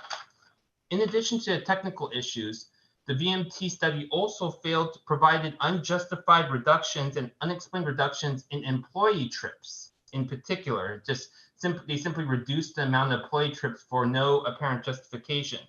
And with no public transit and a large service population, there's nothing in the technical report that lines up with the other analysis that was presented today to justify the argument justify the mitigating negative declarations assumptions regarding vehicle miles traveled. In addition, the initial study inadequately addresses exposure to hazardous materials and in terms of air quality, because they both fail regulatory requirements that require a certain amount of assessment based upon guidance provided by the state of California. In particular, with regards to the hazardous materials, there has been no phase 1 environmental site assessment for the site, despite a number of factors, including that were identified earlier, including prior agricultural use, as well as adjacent hazardous sites, both of which are factors that require on-site environmental site assessment under good practice guidance. In addition, under air quality, the Office of Environmental Health Hazards Assessment recommends a health risk analysis for any construction project lasting at least 2 months, whenever a project construction site is within the vicinity of sensitive receptors. Here, the initial study admits that there's a sensitive receptor within 100 feet from the project site, namely resonances. And thank you for taking care of the slide. I realized I forgot to say next slide. So thank you very much for the staff's professional help on this. Next slide. On noise, we believe that there's a fair argument on noise because indeed there are residences within 100 feet of the project site. And the initial study concludes that the project construction noise will exceed 90 decibels at the locations of these sensitive receptors, even though the city's general plan states that the noise standard shall be 70 decibels. Even though there are mandatory operating hours, which we have no reason to believe that this project will violate, there's a separate requirement in terms of the level of noise that's permitted for residential uses under the city's general plan, which is 70 decibels. And the initial study concedes that the project will result in construction noise above that. And so it doesn't provide mitigation or other means to address this issue. And so therefore, we believe that there's a fair argument that the project will have significant noise impacts as well.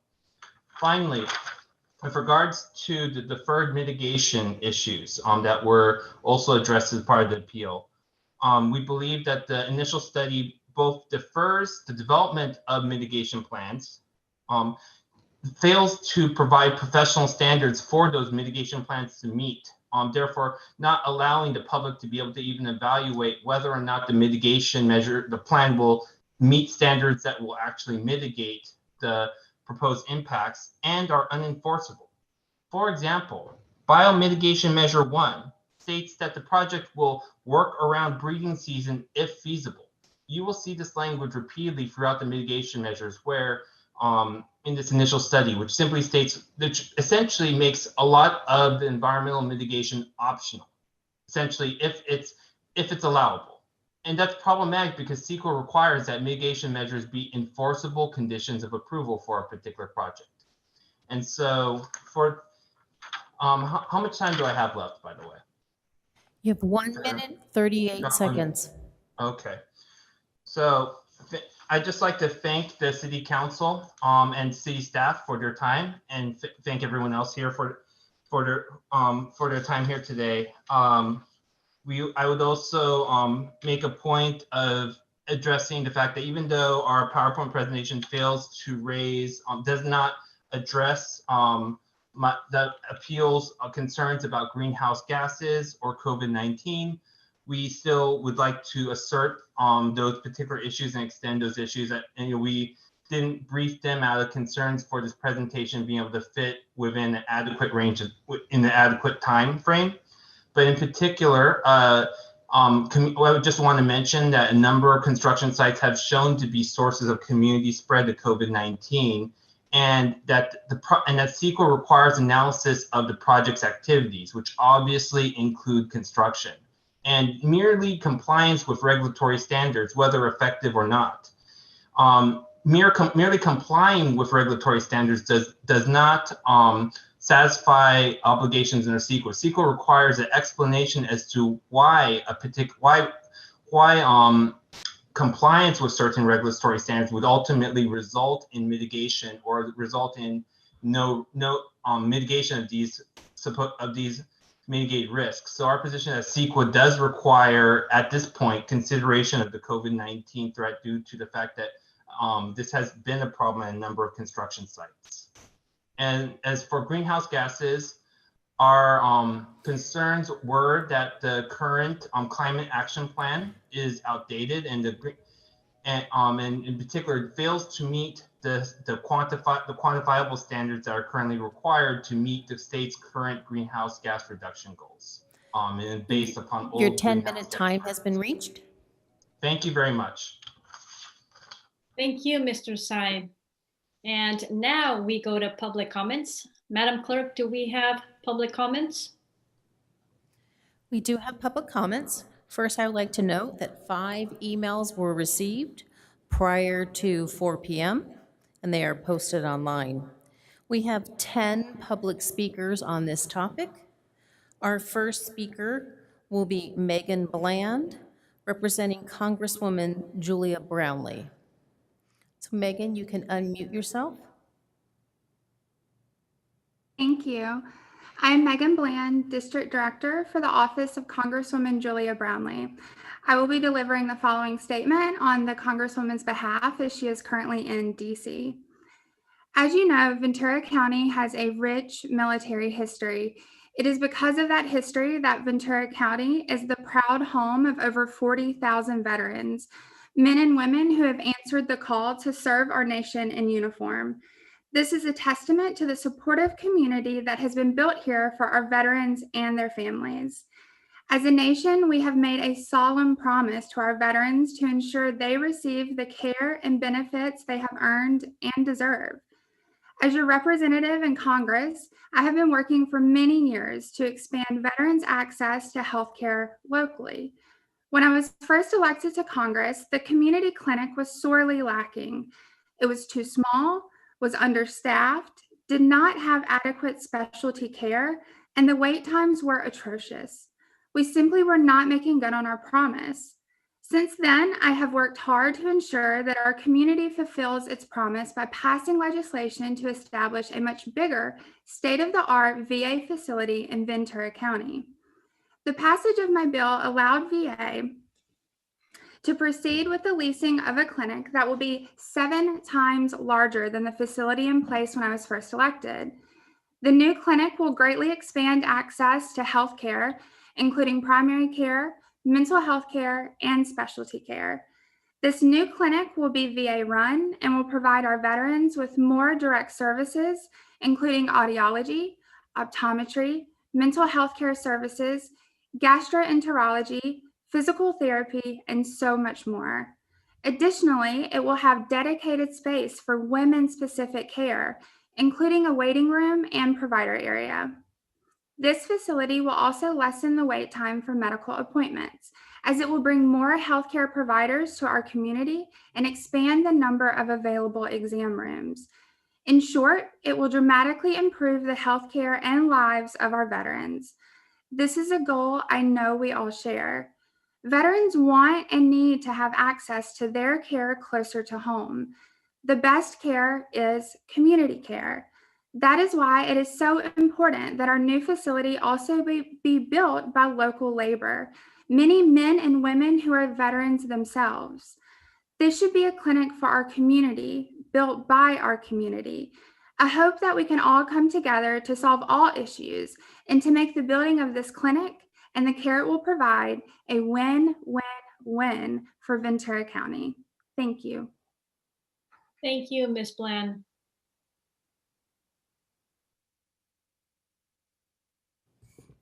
Our next speaker will be Joseph Richardson.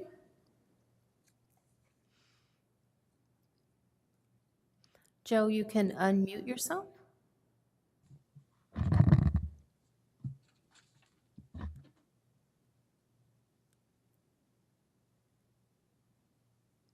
We there?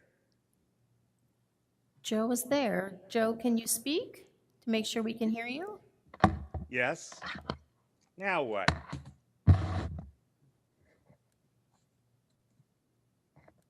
Mr. Richardson, you can go ahead and share your comment.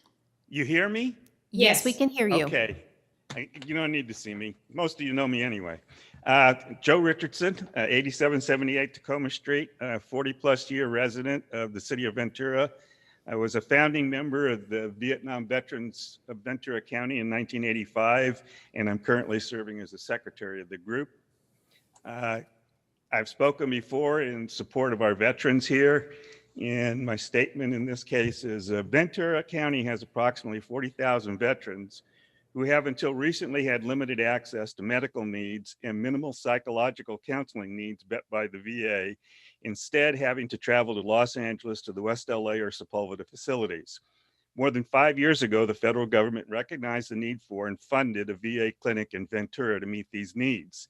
That clinic should have been in service for at least 2 years now, but has been blocked by silly legal actions preferred from organizations or businesses that felt left out.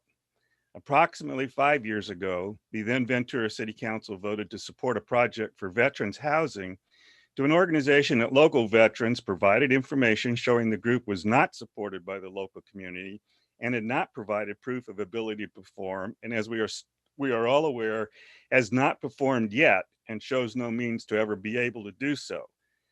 Little shady in providing support for our veterans. It was finally agreed that the Ventura County VA CBOC could be built in the city of Ventura at the location noted on Ralston Street. And many were aware that equipment and security were on site and work started, indicating finally that we would get the local care promised years ago. But once again, a group appears and attempts to delay or stop this project from proceeding in a timely fashion. The complaint is based on foolish positions about noise and air pollution that have been fully explained in the mitigation processes that preceded. Therefore, I am asking that the City Council approve the denial of appeal forthwith and support all measures needed to see this project move forward without any more delays. Thank you. Thank you, Mr. Richardson.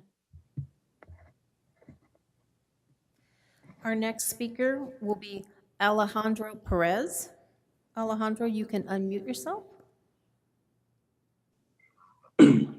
Good evening, Mayor, Council, staff, and fellow residents. My name is Alejandro Perez, and I'm a lifelong resident of Ventura County. It's clear to me that this project lies in the city limits, but it actually impacts our entire county.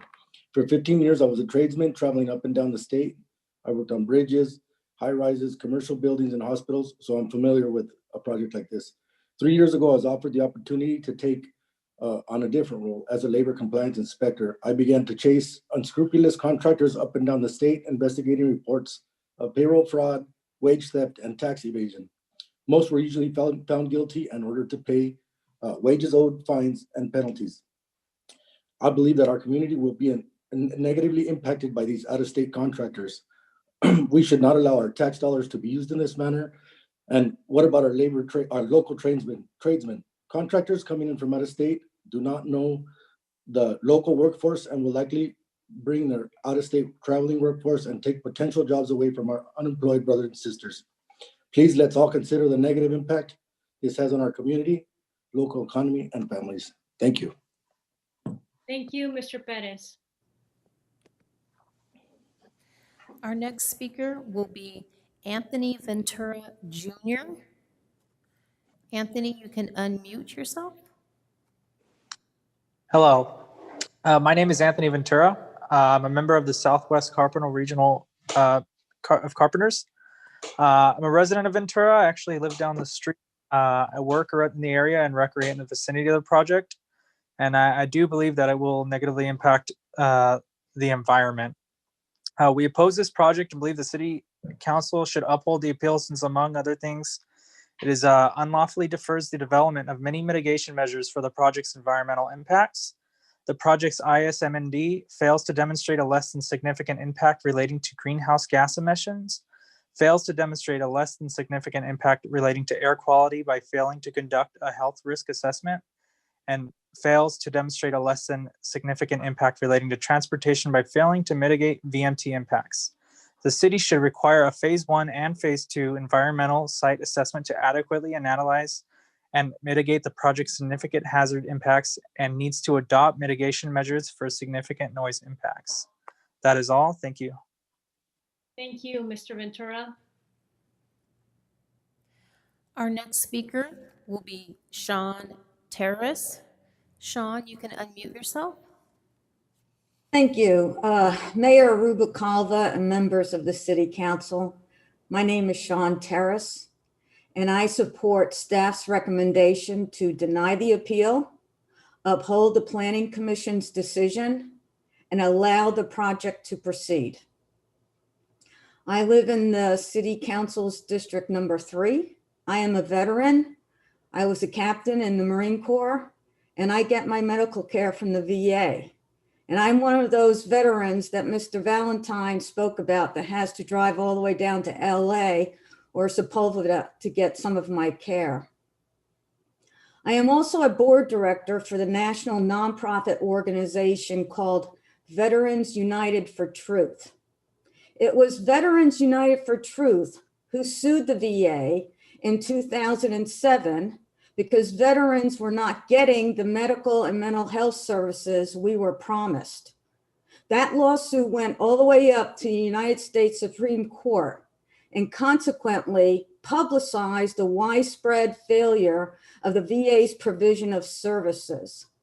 This publicity put pressure both on the VA and Congress, which fortunately resulted in more funding and services.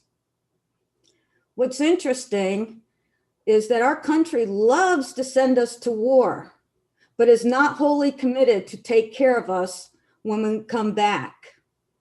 But you, City Council members, tonight, with your vote, you can send a message that you do take care of us. As was mentioned earlier, Congresswoman Brownlee spent years working in Congress for funding for this facility in a very partisan Congress. Please don't let anybody delay getting this facility built. Please do not leave me and my comrades behind because we need these services yesterday. And please vote to affirm the Planning Commission's decision and allow this project to move forward now. Thank you, Ms. Terrace. Our next speaker will be Armando Delgado. Armando, you can unmute yourself.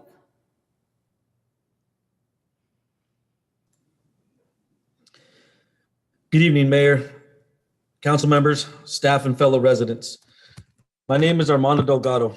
I am a lifelong resident of Ventura County and a carpenter with the Southwest Regional Council of Carpenters, Local 805. The Gold Coast Carpenters are a large portion of our workforce living right here in Ventura.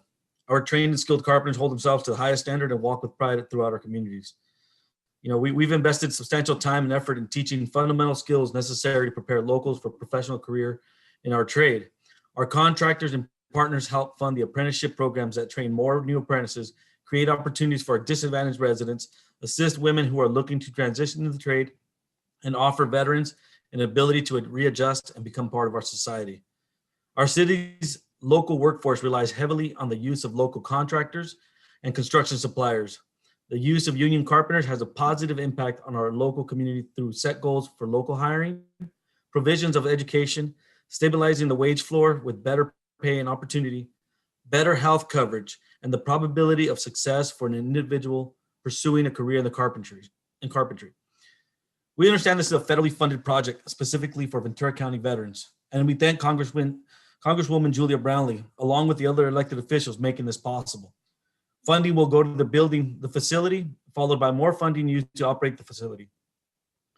If you really look at it, it's a sweetheart deal for the owner and developer. But what are we doing to guarantee, to guarantee the work for local tradesmen? What contractors are they supposedly using? What must our local trades do to collaborate with the developer? How can we be sure they're not just here to pillage Ventura again and again? COVID-19 has shut down many opportunities for many people, but the carpenters were deemed essential and are pushing forward. How does the developer plan on stimulating the local economy, plan on working with the community, and truly hiring locals? Are they just empty promises on a Zoom meeting for everyone to see them, hear them?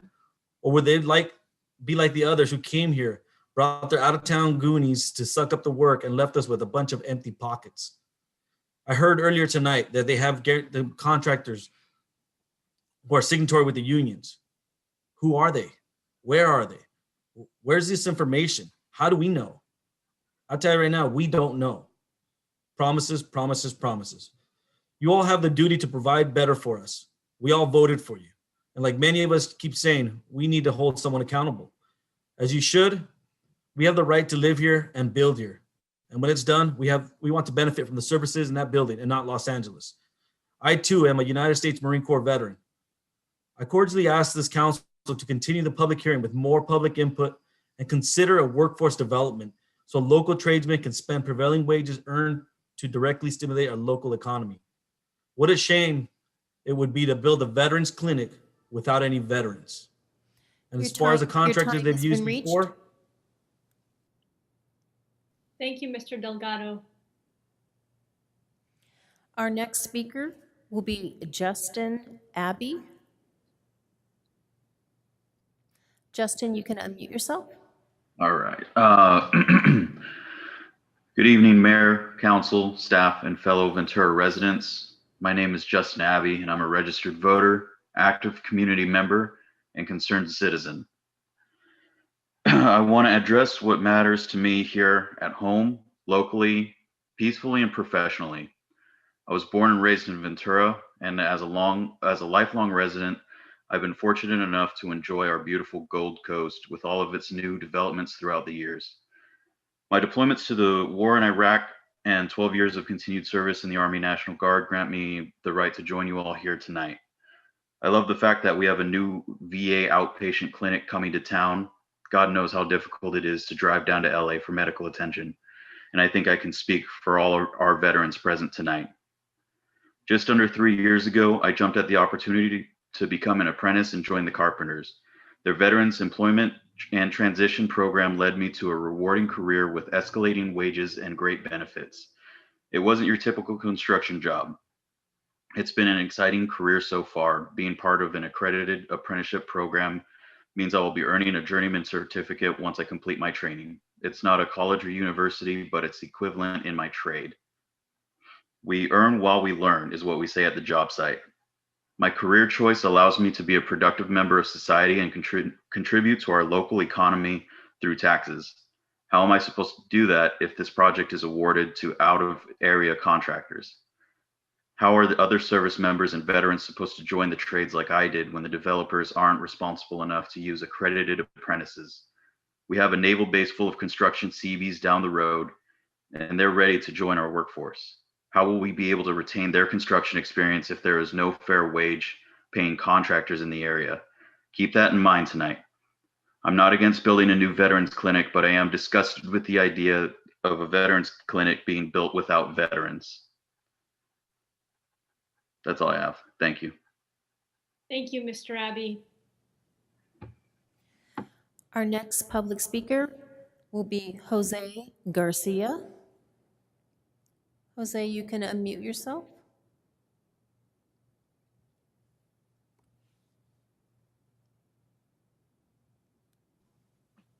Good evening, Madam Mayor and council members. I heard something I needed to hear earlier from the representative from the Congresswoman. Can you guys hear me? Oh, Yes, okay. yes, we can. Okay. She said that they were, it was a long time coming and that it was to be built with local labor. My name is Jose Garcia. I work for the Laborers International Union of North America, Laborers Local 585 Ventura. We do a lot of the building here in the county and stuff. And I just wanted to warn you guys of trying to get in too much of a hurry. I'm not against the build. I know the veterans need this. I support veterans. Actually, I'm new to the veteran thing because my new son-in-law is a veteran, and is in Germany right now. So I do want the best for them. They deserve the best. But also, I want to make sure that the city don't come into any trouble. Last time, a medical facility was built with out-of-town contractors here in the area. It was a mess, a 5-year mess that took Ventura County tradesmen to come back and repair everything that was built wrong, not to code, and truly get that medical facility going. And thank God, because just in time. And we don't need to be putting ourselves into that situation with so much unemployment here in the county. We need any kind of jobs that we can get for our members here in the county. For anybody that needs a job right now in the county, our doors are open at the Laborers. Please support this project. Take your time, do the right thing, but make sure to put community workforce, something solid that's going to say they are going to hire local people. It's our local tax dollars. It's our duty to do that for our own people here. And, I hear a lot of people mention about COVID. We don't need bringing COVID from other states. That's not allowed to cross people in states right now. Let's do the right thing.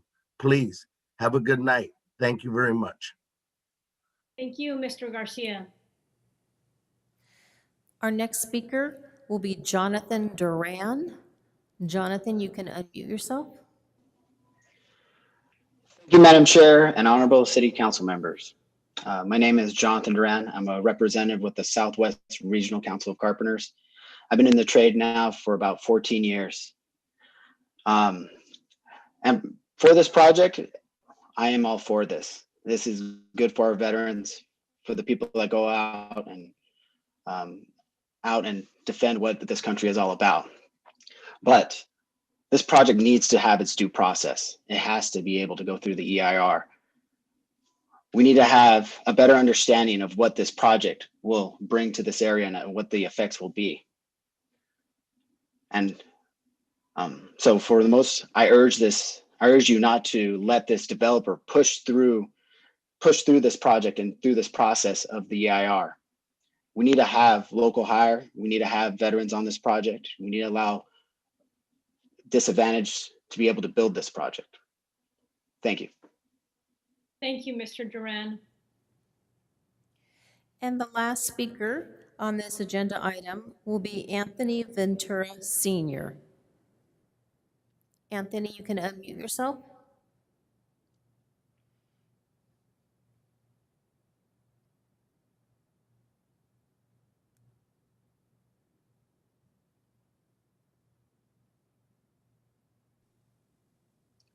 Good evening, Madam Mayor and City Council members.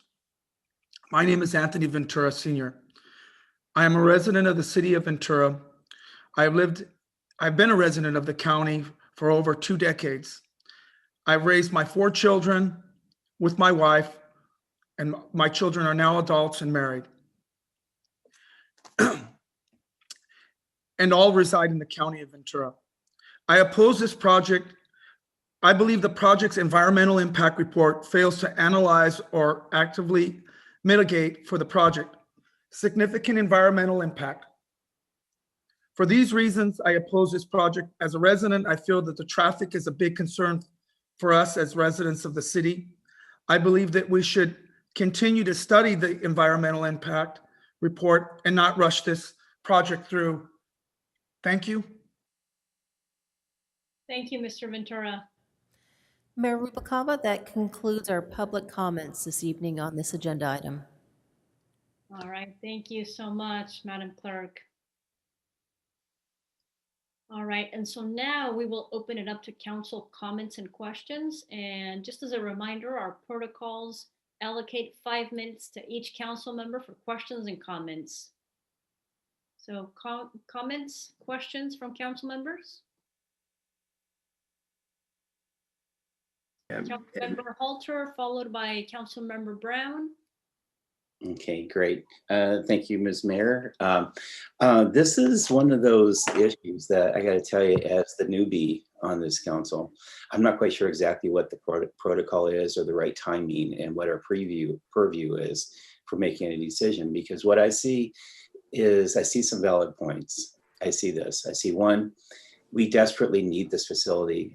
The benefits are phenomenal. I'm ecstatic that we have this opportunity, thanks to our Congresswoman in particular, and all those people trying to make this happen, to have this amenity put right into the middle of our community.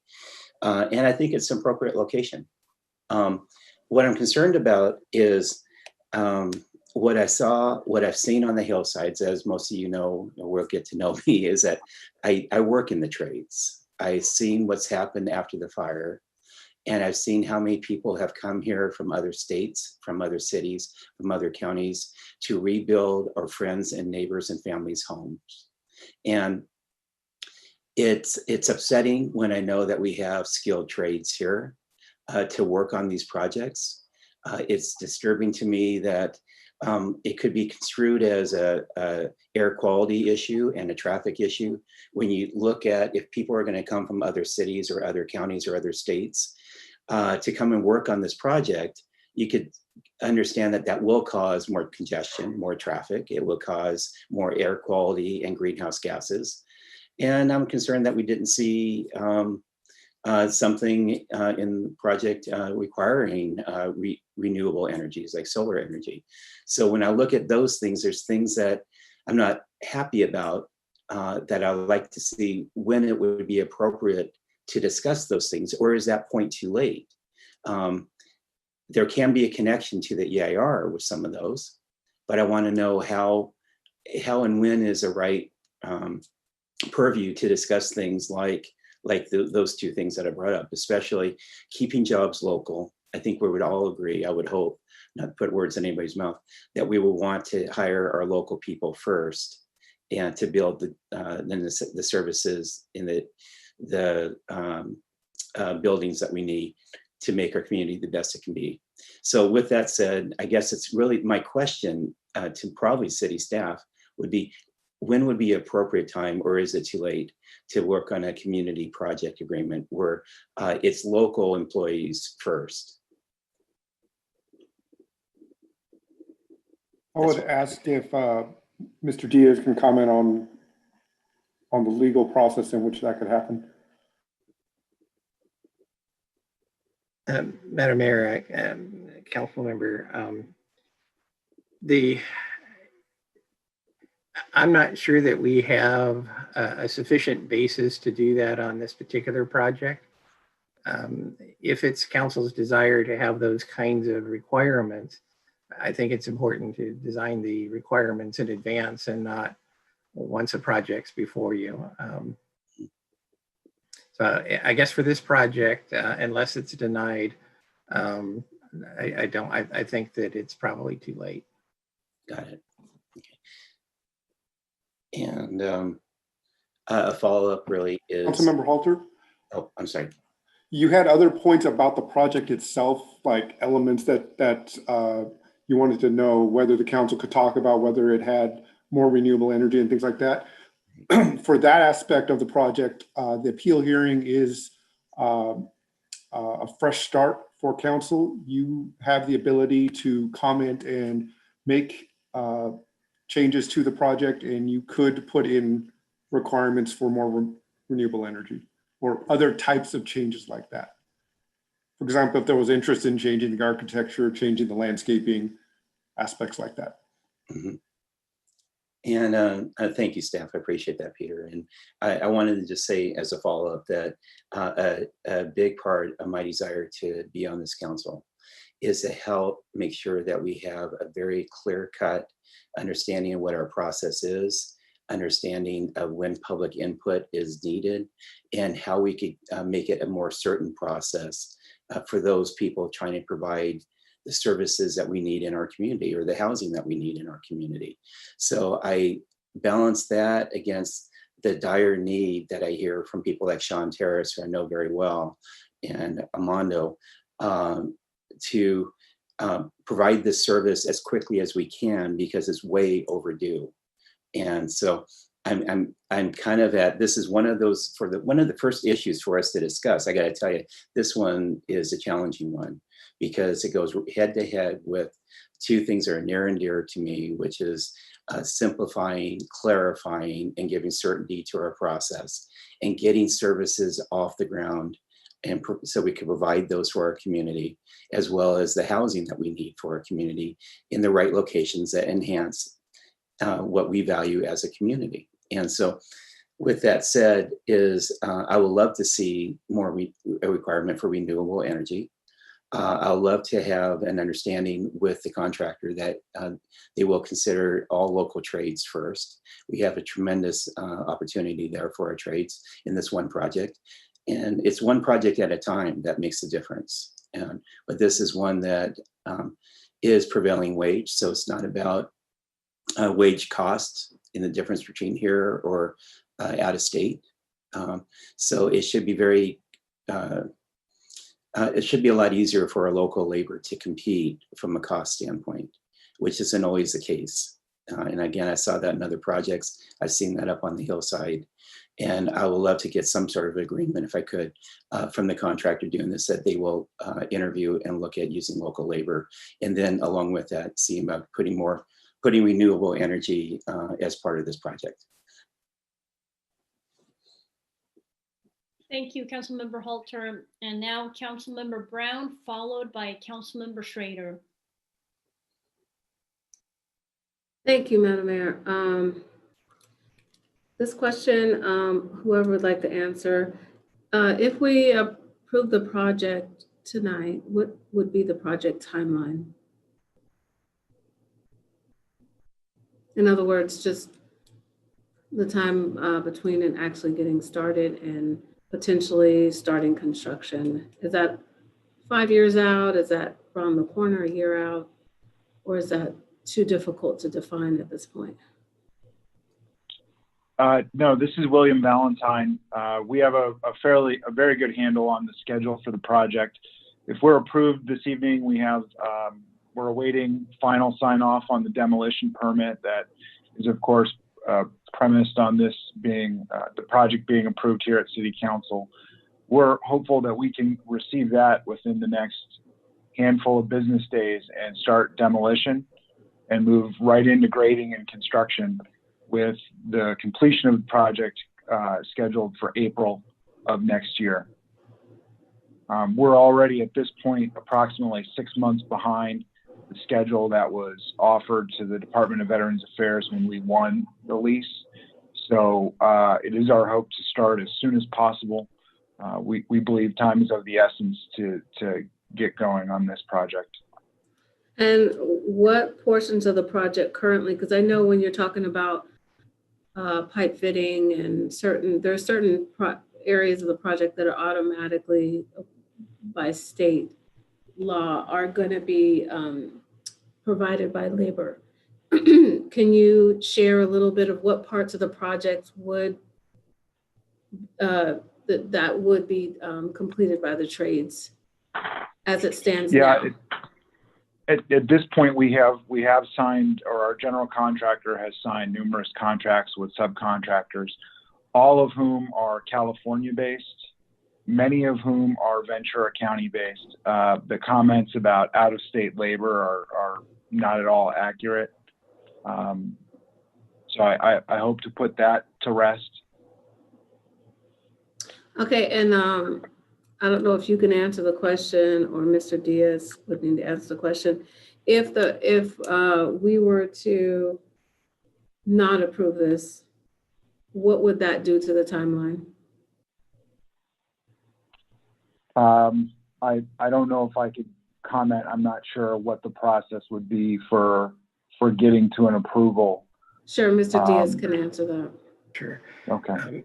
Madam Mayor, Councilmember Brown, it depends on the basis of your denial. If your basis of your denial supports the appeal, particularly finding that a full environmental impact report is required, I have not seen a decent EIR done in less than a year, and usually more. The public process and the public noticing and the things that are required, those take 3-4 months just off the top, let alone the other analysis that's required. Sure, and thank you. And that leads me to my next question. As for a project of this scale that essentially is a redevelopment project in an industrial zone on a parcel that already has an existing building that provided service in an industrial capacity, is it normal for an EIR to necessarily be completed? I'll answer, then I'll ask Mr. Gilly to fill in. Sure. I think one of the things that's been stated about this is where it's really an additional 5,000 square feet of building while they're tearing the existing one down. That's really what we're talking about. So I would say it was highly unusual. If there had been factors to support what the appellant said, and if you buy that, then an EIR is justified. I just don't see it. Okay, thank you for that answer. So, Councilmember Brown, can I yes, add? go right ahead. Yes, go right ahead, Peter. Thank you, Councilmember Brown. And just to be clear for our process, the city enters into a contract with a consultant to prepare the document. It is the city's document. It is not the developer's document. It was in consultation with our consultant, determination was made to do the CEQA document in the way that it was done. It was not a directive or something that the applicant told us to do. So just wanted to make sure that's clear, because some of the comments were about the applicant moving this, and staff has processed this in the way that we believe is appropriate. Sure. And Councilmember Brown, I'm sorry, just to provide comparison, the existing building's 44,600 square feet, the proposed building's roughly 50,000 square feet. Had the applicant just chosen to reuse the existing building, there would be no environmental review or documentation required. It's a permitted use on the site, that the use of this nature. They would just be required to pull building permits for tenant improvements and be able to occupy the site without any additional environmental review being necessary. Thank you, Netta. Yeah, that's, when I worked in project management and redevelopment for 6 years, for a redevelopment project to exist, all that required is one brick from the previous building. So it didn't matter if it was demolished or if it still stood. That's just the way it was. And so I was just asking that to make a point that, we are not creating a new use for this area, and it's been vacant for a long amount of time. And I also want to say that my father is an Air Force veteran who served in Vietnam. And his sole medical care is provided by the VA. And I've watched my parents in their mid-70s struggle to get together to make the big trip to Los Angeles for a very simple consultation visit, missed their appointment because there was a long line. They couldn't find parking. They got confused because it's more difficult for them to travel at that age about where they were at. This is sorely needed. And as he gets older, he needs this type of care now, not 5 years down the line. That might be too late. And so I definitely support approving this project. However, I would like to know, Mr. Diaz, one last question. Is it possible to approve it with an amendment to seek local labor first without actually halting or stopping or hindering the project? I think my best recommendation would be that it be strongly recommended. I'm not sure at this point we have the ability, the structural ability within the existing city ordinances to make that as a mandatory requirement. Okay, so we can add the language to strongly, what was the word you used? Strongly encourage, strongly support. We strongly support and encourage local labor first. So if there aren't any more comments or questions by any council members, I'd like to suggest that, but Madam Mayor, that concludes my questions. Thank you, Councilmember Brown. We have a comment by Councilmember Schrader, followed by Councilmember Johnson. I'm probably in line with Councilmember Brown on quite a few issues. I think we need to take care of 40,000 veterans. I think they've waited way too long, and traveling down to Los Angeles when your mother or father are 60 and 70 years old to get sometimes pretty basic care. I think it's time we step up.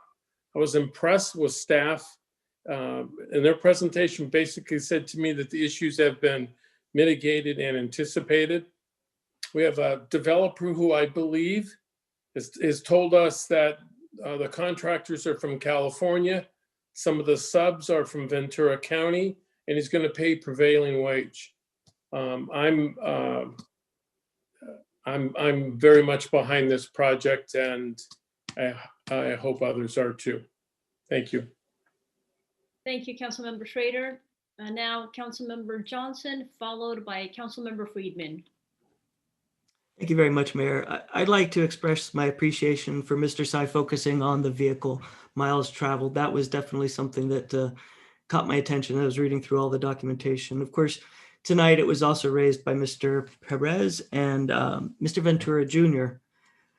But after hearing from Mr. Richardson and Ms. Terez and Councilmember Brown about how a much larger facility in Ventura will reduce the need to drive out of the county, I feel very comfortable with that. And especially after Councilmember Brown's explaining what it's like for people to drive all the way down to LA. My wife sometimes has to go to LA for medical care, and it's awful. It's a day sometimes. So I'm comfortable with that. Mr. Delgado and Mr. Abbey brought up valid points about the need for local hire. And I'd like to thank Mr. Garcia for pointing out the fiasco at that local hospital. I followed that issue closely. That said, I am comfortable with Mr. Valentine's explanation and reassurance about what they will do to hire locally as best they can. Going forward, I would hope that we can figure out some way to really put some teeth into it so that we can make sure that we have the jobs for our qualified tradespeople. Thank you. Thank you, Councilmember Johnson. And now we have Councilmember Friedman. Thank you, Madam Mayor. Mr. Valentine, I took the time to view the Planning Commission meeting, so a lot of this is familiar to me. And there was at one point to maybe accommodate Mr. Halter's concern about renewable energy, there was a slide and some discussion about putting solar panels on the roof. And I recall it was not going to be immediately, but could you articulate a little bit more, or somebody from your team, regarding that issue? Thank you. Thank you, Councilmember. Yeah, I think I can answer this one, but if necessary, we have our architect on the line as well. We have reserved a large portion of the roof for a future solar array, along with other infrastructure necessary to install that. It's not planned as part of the initial project, but I think it is something that we'll be reviewing as we continue through finishing up the design and construction of the project. Thank you. And I think obviously once it becomes fully viable, which could be, during the project, we would pursue it. Thank you. I found, we appoint our own planning commissioners, and I believe we depend heavily on them, because as this is just one issue tonight this is one issue for them the night of their planning commission meeting. This is just one of several issues that we will be dealing with tonight, and it would just be overwhelming if we didn't depend on their expertise and the time and effort that they put into dealing with the hearing. And the way I see it is tonight we are either upholding the decision of the Planning Commission or denying it. When I see a 7-0 decision by a planning commissioner, several of them with many years of dealing with these types of hearings and CEQA experience, a 7-0 decision denying the appeal or denying the concerns of the opponents of the project, or to use the word loosely, there would have to be an overwhelming reason or reasons why I would go against a 7-0 decision of the Planning Commission. And I will not be doing that tonight. I would be voting to uphold the decision of the Planning Commission and move this thing forward. We have I'm proud that we have our veterans facility, our veterans home in District 5 on the east end of town. This would be a perfect complement for Midtown. And I know it's been a long time coming. I look forward to seeing this happening a lot sooner than later. Those are my comments. Thank you, Madam Mayor. Thank you, Councilmember Friedman. Councilmember Nazarenko? Thank you very much, Mayor. I'm going to move staff's recommendation. I agree with my colleague's comment. I'd like to adopt Councilwoman Brown's suggestion that in doing so, we urge and encourage the contractor to use local union jobs when feasible. I second. Thank you, Councilmember Nazarenko. And I also just want to say I agree with Councilmember Brown as well. I would like to strongly support and encourage the use of local employees here, local trades. So we have a motion and a second. We will now, before we do that, I believe we have to take the rebuttal. Is that correct, Mr. Diaz? The rebuttal from both the applicant and appellant? Madam Mayor, yes, that would be appropriate. Okay, so now we will take the rebuttal from the applicant, and you have 5 minutes for your rebuttal. Thank you very much. I think I'd like to just hit on a couple points. Number one, schedule. As was pointed out, we are already behind the schedule that the VA was asking for us to deliver, so we would like to move forward quickly. Appreciate your support on that. Additionally, want to point out that the project is mandatorily required to pay a fair wage, Davis-Bacon wages. Those payrolls are certified to the federal government. So I think any concerns about that should be set aside, because those wages will be paid. We have no out-of-state labor that we're bringing in. I've looked at the contractor list and would be happy to share that the appropriate time with the City of Ventura to show that we have hired and continue to hire local contractors. And just one technical point, we did provide a phase 1 for the project. There were no recognized environmental conditions on the site, and we provided that to the city for their review as well. So overall, we appreciate the city's support, and again, thank the planning department there at the city. They do a great job pulling this all together. Thank you. Thank you, Mr. Valentine, and thank you for being here and for providing all of the information. And now we have the appellant's rebuttal. You have 5 minutes if you would like to.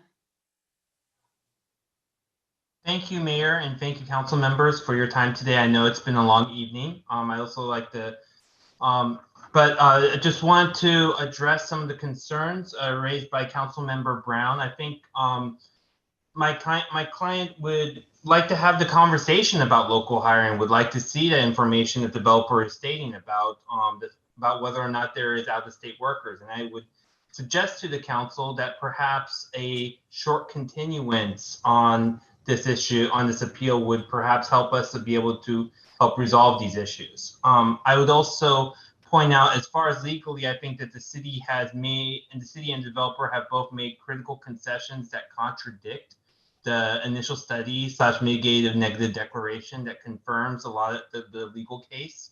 And especially with regards to vehicle miles traveled.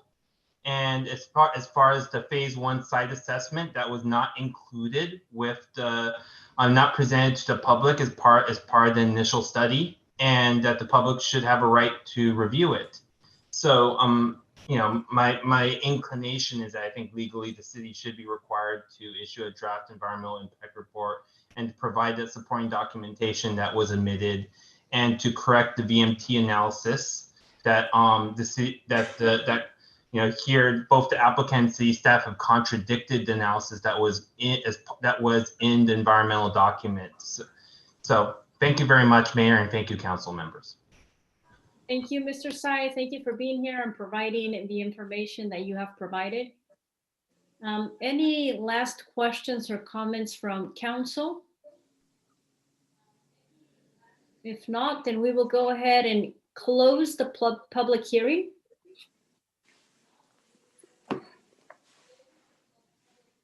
And just as a matter of procedure, Mr. Diaz, I just want to confirm, we close the public hearing and now we take a vote? That is correct. All right, thank you. So there's motion and a second, and we will now take a vote. Madam Clerk? Now is the time for City Council to vote on our public hearing. Agenda item 12A. Councilmember Nasarenko?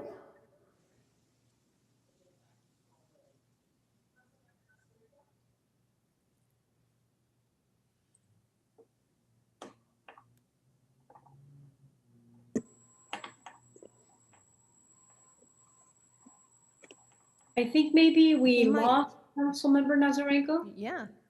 I will double check with, just hold on one moment. I'll double check with the clerks, the greeter staff just a moment. Okay.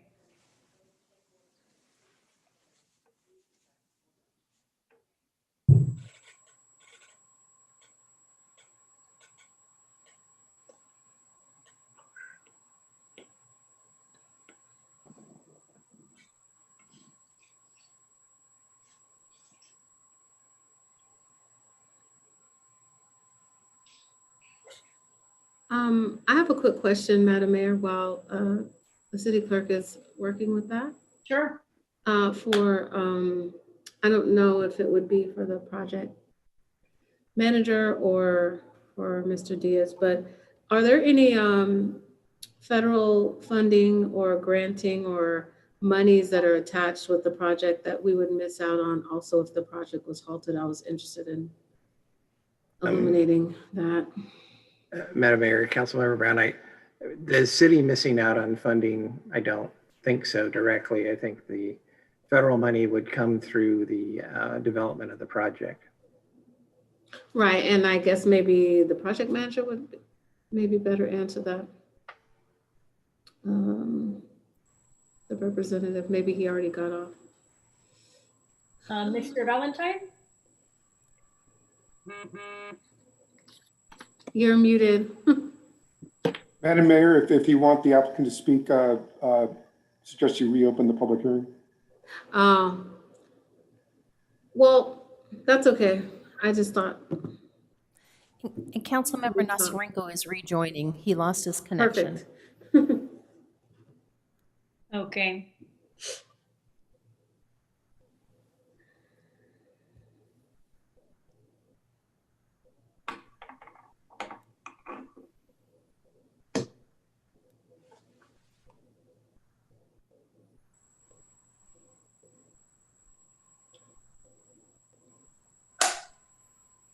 Madam Mayor, I have a question as well. Sure. I'm looking at the this recommendation. I don't see the language about strongly encouraging local hires. Councilmember Johnson, I wrote that down. We're looking at the staff's presentation on a different computer than mine. Okay. So I did not update it, but I did write down that part of the motion is to urge and encourage the use of local contractors when possible. Thank you, Madam Clerk. So just Councilmember Brown, I just want to confirm, you do not need your question answered, or are you okay, or should we reopen? No, I'm fine. Yeah, okay. All right. I just wanted to confirm. Thank you. Thank you.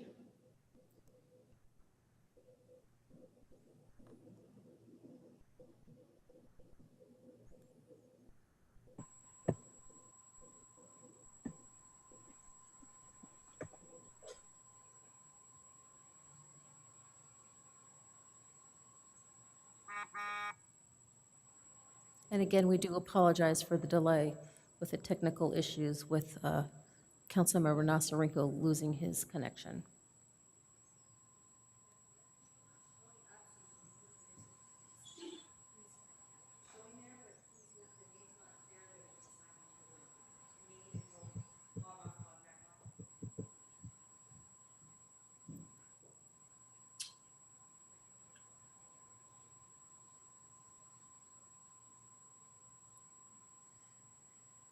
And Mr. Diaz, I assume I should just wait and not start my roll call for the vote? I was actually going to suggest you may want to hold the balance of the council, get their vote, and hold it open until you're able to get Councilmember Nasarenko back. I can do that. Councilmember Brown? Yes. Councilmember Johnson? Yes. Councilmember Halter?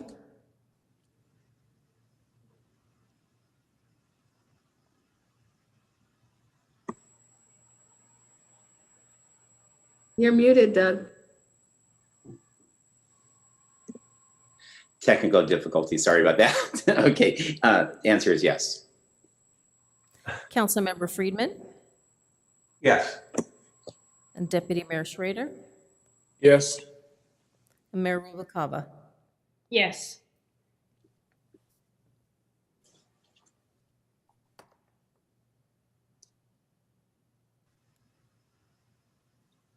Okay, so I believe we will hold until we are able to get Councilmember Nazarenko back on the line, right? Correct. So how about we take a short break and then we can stretch and we can get Councilmember Nazarenko back on the line? How do my colleagues feel about that? Taking a 5-minute break?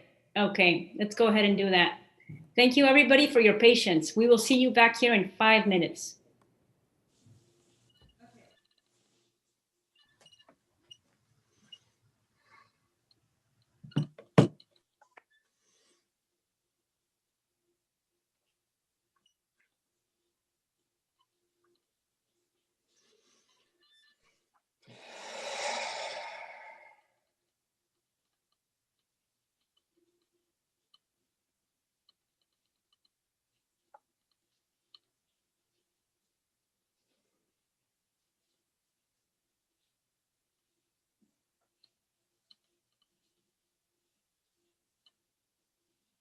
Somebody's mic is on.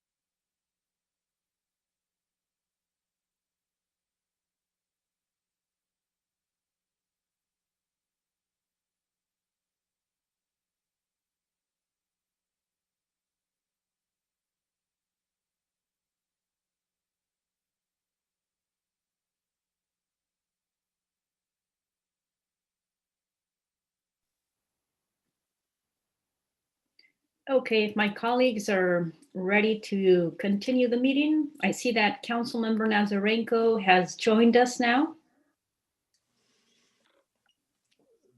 Thank you, Mayor Rubalcava. I broke into a breakout room, but was unable to break back out again. So my thanks to my colleagues. Is this the roll call on the question? Yes, yes. So the rest of us have voted, and now we will take your vote as soon as our city clerk is prepared to do so. Just 1 minute. One moment. Okay, sorry about that. We had to unmute the other connection. Councilmember Nasarenko. Yes. That motion carries 7-0 on passing the public hearing. All right. Well, thank you so much to everybody who has worked on this public hearing. We appreciate you and your time spent doing this work. And now for our next item, we move on to our formal items. We have 13A, fiscal year 2019-2020 comprehensive annual financial report. And for that, we have a staff member, Michael Kuhn, the Finance and Technology Director.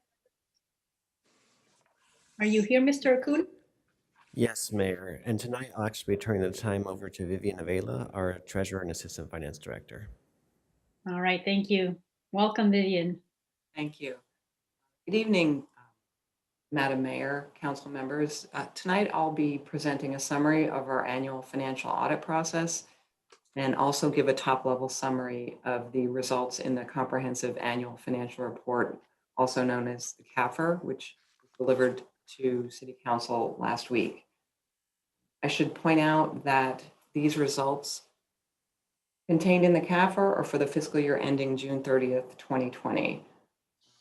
There'll be an additional update later in the agenda for Michael Kuhn on the year-to-date financial performance and the 5-year forecast. So these numbers will only reflect the last fiscal year.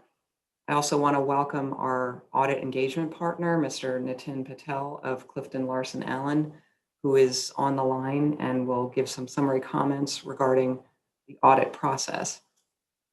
So with that, next slide. Regarding the process, as I mentioned, Clifton Larson Allen, otherwise known as CLA, is our public accounting firm. They've recently acquired our existing public accounting firm, White Nelson, that many of the council members might have called.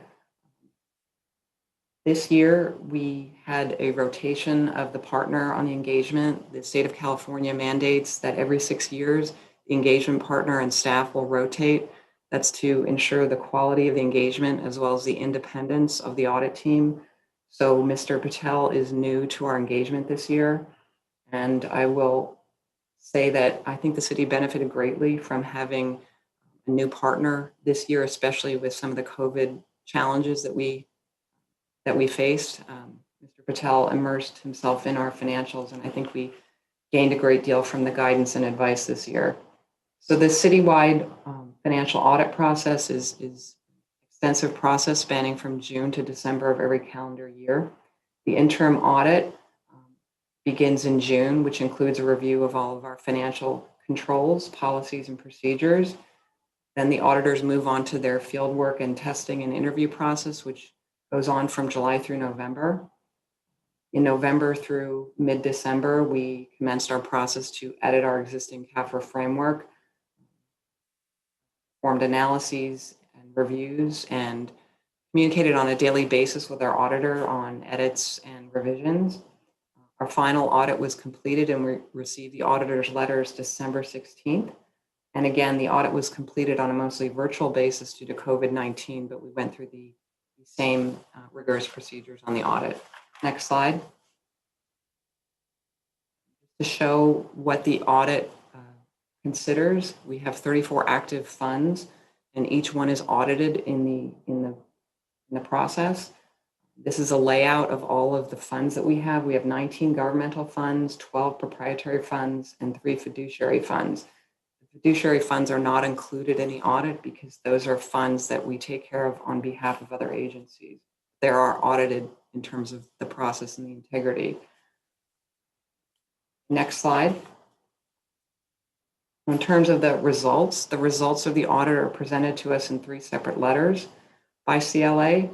The first and the primary report, which is included in the CAFR, it's directly after the transmittal letter, is the independent auditor's report. And we received an unqualified or clean opinion. And that indicates that our financial statements are presented fairly in all material respects in accordance with generally accepted accounting principles in the US, and that our financial statements are materially correct and reported in compliance with the Governmental Accounting Standards Board. Next slide. The second and third letters, which are attached to the agenda as exhibits B and C in your packets, are as follows. Our report on internal controls indicated no material weaknesses or deficiencies in our controls and no instances of non-compliance as required by government accounting standards.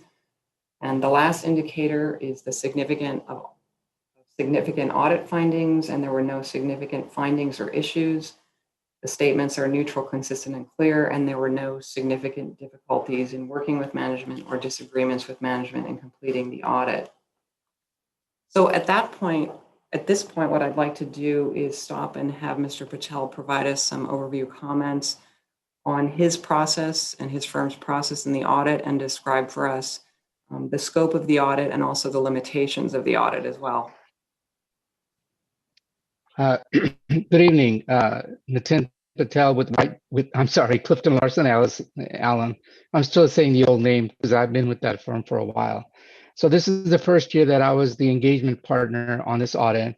And again, as Vivian has indicated, the audit was done virtually.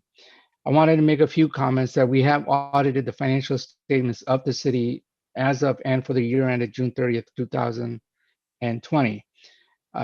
Management is responsible for these financial statements. That's stated in our opinion. The auditor is responsible for expressing an opinion on the financial statements. We are giving you reasonable assurance that your financial statements are fairly presented in all material respects.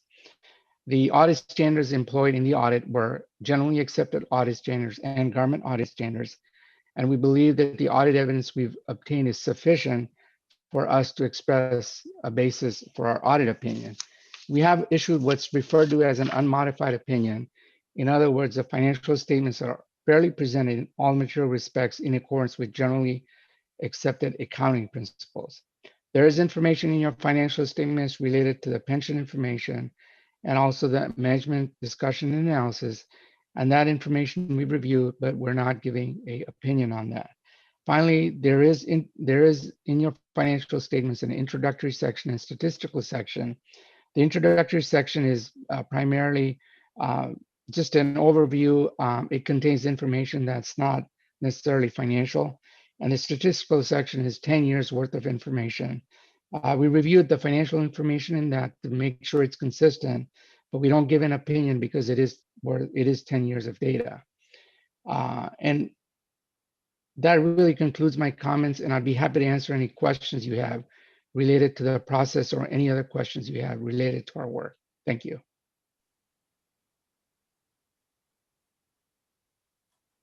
Thank you both for that information. And now I will open it up to council comments and questions.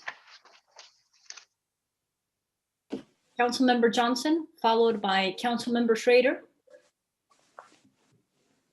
Well, thank you, Mayor. I want to thank Mr. Kuhn, Ms. Avella, and Mr. Patel for really working through a difficult process at a difficult time. I think we really ought to celebrate how clean our findings were for the second year in a row. People out there may disagree with how we spend money, but it's pretty clear that there's no monkey business going on. So thank you to everybody. Thank you, Councilmember Johnson. Councilmember Schrader? Just echoing what Mike said, congratulations to the finance and accounting team. As a former CEO of a financial institution, I know how tough it is to get an audit like this with no findings. So congratulations to the finance and accounting group. Thank you, Councilmember Schrader. Any additional comments or questions? If there are none, then I just want to thank Mr. Kuhn very much. Thank you, Ms. Avella. Thank you, Mr. Patel, for the work that you have presented. And also thank you to the whole staff that has worked on this. It speaks volumes that we don't have any issues, that we don't have any findings. So thank you to everybody in the accounting department. That really speaks volumes to your work and the detail and care that you have taken. So thank you, everybody. There is a second half of the presentation for the CAFR. Should I proceed, Madam Mayor? Yes, please go ahead. So the second half of the presentation is just to give a high-level summary of the CAFR and its results. Okay. On page 8, so as Mr. Patel was alluding to, the CAFR is a very comprehensive document. It has 160 pages of narrative, financial statements, notes, and required supplemental information and disclosures. But if you're, for a summary of the results, I would recommend reading the MD&A, the Management's Discussion and Analysis section of the CAFR, which provides an overview, a more complete overview of the results. So in terms of top-level results, despite the impact of COVID-19, our government-wide net position increased by $10.4 million to $297.2 million. 10.4 million is a general proxy or indicator for our net income. And as I'll discuss on the next page, the 297 million is an indicator of our net residual equity. Overall, the increase was due to a large settlement from Southern California Edison related to the Thomas Fire of $10.7 million. Prior to that inclusion of that settlement, the operating loss was $0.3 million. So even prior to the settlement, and even despite the impact of COVID-19, the city was generally within range of a balanced budget. Moving to the general fund, which is the city's primary operating fund, had, again, a net income of approximately $5.4 million to a total fund balance of $47 million. And this is generally attributable to gains in property tax, stable sales tax, and one-time revenues. The general fund did absorb a large amount of COVID expenses, but these were offset by reductions in parks, recreation, and community services expenses due to the mandated shutdowns in those activities, as well as reductions taken to scale down other expenses. Next slide. So this table goes through the statement of activities, which is a proxy for the income statement for the entire citywide operations. And there's two columns showing the past 2 fiscal years. So on the right side, we have our most recent year that we're discussing in the CAF for fiscal year 19-20. And we started with a beginning net position of $286.9 million. We had revenues of approximately $214 million. Now you'll see from the prior year, that's a decline of just a few $1 million. Typically revenue will increase year to year, but there were a few impacts affecting that. Our water utility provided forbearance agreements regarding collection activities. And there was also a cessation of penalty assessments on water revenues that affected that utility's revenues by a couple $1 million. We also had a decrease in investment income based upon the decline in the interest rate environment. We also had declines in community services and fees for services. These were generally offset by strong gains in property tax revenues. On expenses, you'll see $214.2 million as opposed to the prior year of $209.5 million. I will say that expenses typically do increase from year to year. Just as perspective, fiscal year 17-18, which is the year prior to, of course, 18-19, the expenses were $200 million for an increase in that year of $9.5 million. Typically, these expenses will increase as our pension increase year to year, as well as our personnel expenses due to COLAs and salary increases. So this is not a fairly significant increase.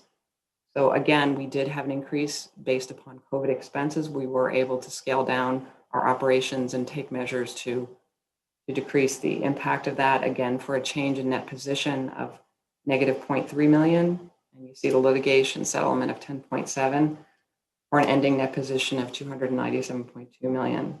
Next slide.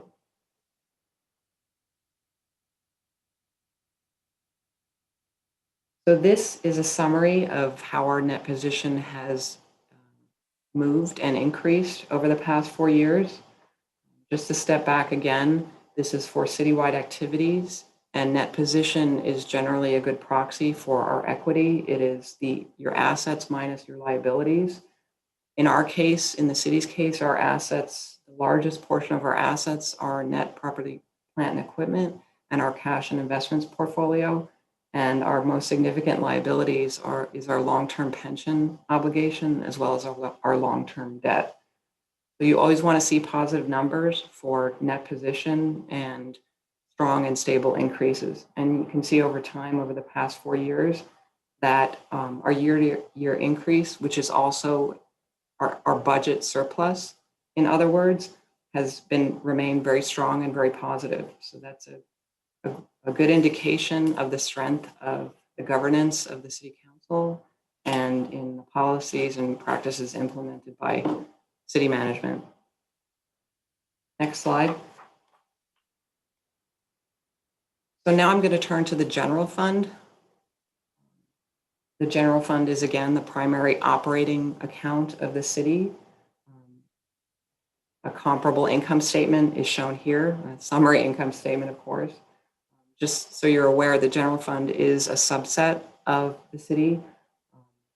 There are other major funds that are not included here, such as Measure O, that do have tax revenue. And of course, the water utility is not included in here. So while the results will correlate to generally what's happened in the city, this is only the general fund. So on the right-hand side, you see the fiscal results for this past year and our beginning fund balance, which again is a measure of our residual value, residual equity, is 41.7 million. Our revenues in the general fund were 118.8. That carries forward the strength of property tax based upon increased valuations of property taxes. That gave us a slight increase. Our expenses remained steady. And again, this is COVID expenses being offset by other reductions. And so the general fund had revenues less expenses of $6.5 million. The internal transfers represents the extent to which the general fund is subsidizing other parts of the city and other funds.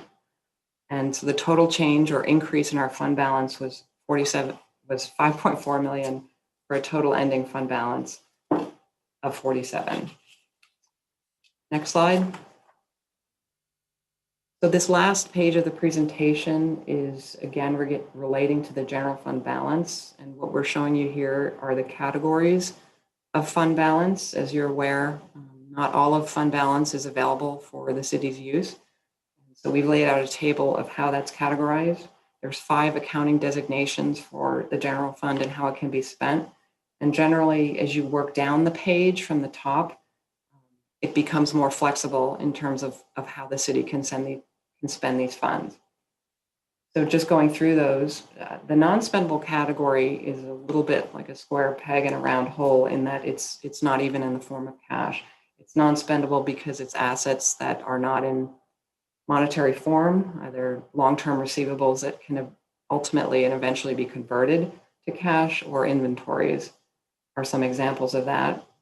As you move down the page, we have our restricted funds, which are restricted by externally enforceable limitations such as legislation, bond indentures, or other legal or contractual agreements. This would include bond proceeds, grant proceeds for capital or transportation projects. On the moving down to committed, these are limited in use by formal action of the City Council. And this would be some of our catastrophic reserves set aside, budget stabilization funds, some of these other items here, for a total of 19.3. Next, we have assigned balances, which are dedicated to specific projects and governed by city policy. It also includes appropriated budget items under purchase orders that have not yet been spent, which are reserved and set aside. Remaining is the unassigned fund balance, which are the residual available funds that are not assigned to any category and are a good measure of the city's liquidity. And those in that account increased by $2.3 million to an unassigned fund balance of $15.6 million. Next slide. So that concludes the presentation.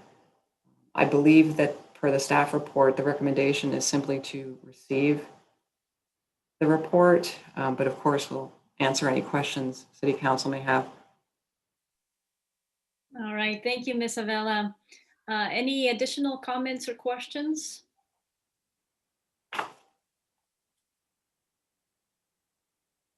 It seems like there are none.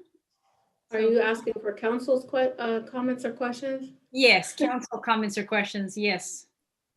Oh, sorry. Were there any public, I was waiting for public comments before I made comments. Was there no public comments? Madam City Clerk, any public comments on this item? We have no public speakers on this agenda item. Okay, great. I don't have any questions. We sat in the Finance Audit and Budget Committee meeting, the mayor and I, on Thursday for 2.5 hours, rigorously going back and forth over the budget and the CAFR and the auditor's findings. And the staff has done a great job.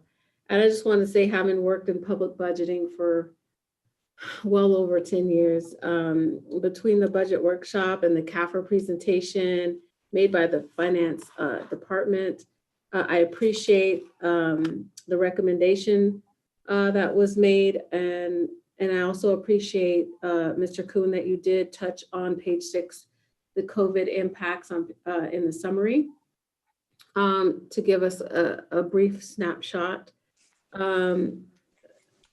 I just wanted to bring up, as I brought up in the meeting, so I know you are aware, that as we move forward, I know the council, we needed to get a good snapshot before we go into our discussion on the 23rd about what we can and can't do and what we want and don't want, and set our council protocols for the year. And that's great. But I would like to see in the future a more conservative number. And I do look forward to when you do the 5-year projection. And I know that this current projection stops in June, but I look forward to getting the projection that includes, September all the way until now, because I'm waiting with bated breath. I just know that there's going to be a little bit more of a deficit than what we currently see. Yeah, that's it. Thank you very much for all the hard work. Thank you, Councilmember Brown. Councilmember Schrader? I'll move that we receive the comprehensive annual financial report with the independent auditor's report for the city for the fiscal year ending June 30, 2020. I second. All right, we have a motion and a second. Now is the time for City Council to vote on receiving council agenda item 13A. Councilmember Nasarenko? Yes. Councilmember Brown? Yes. Councilmember Johnson? Yes. Councilmember Halter? Yes. Councilmember Friedman? Yes. Deputy Mayor Schrader? Yes. Mayor Rubalcava? Yes. That motion carries 7-0. All right, thank you. So now I just want to once again remind everybody that we will be changing, or we will be taking item 13D now, since it's a related item.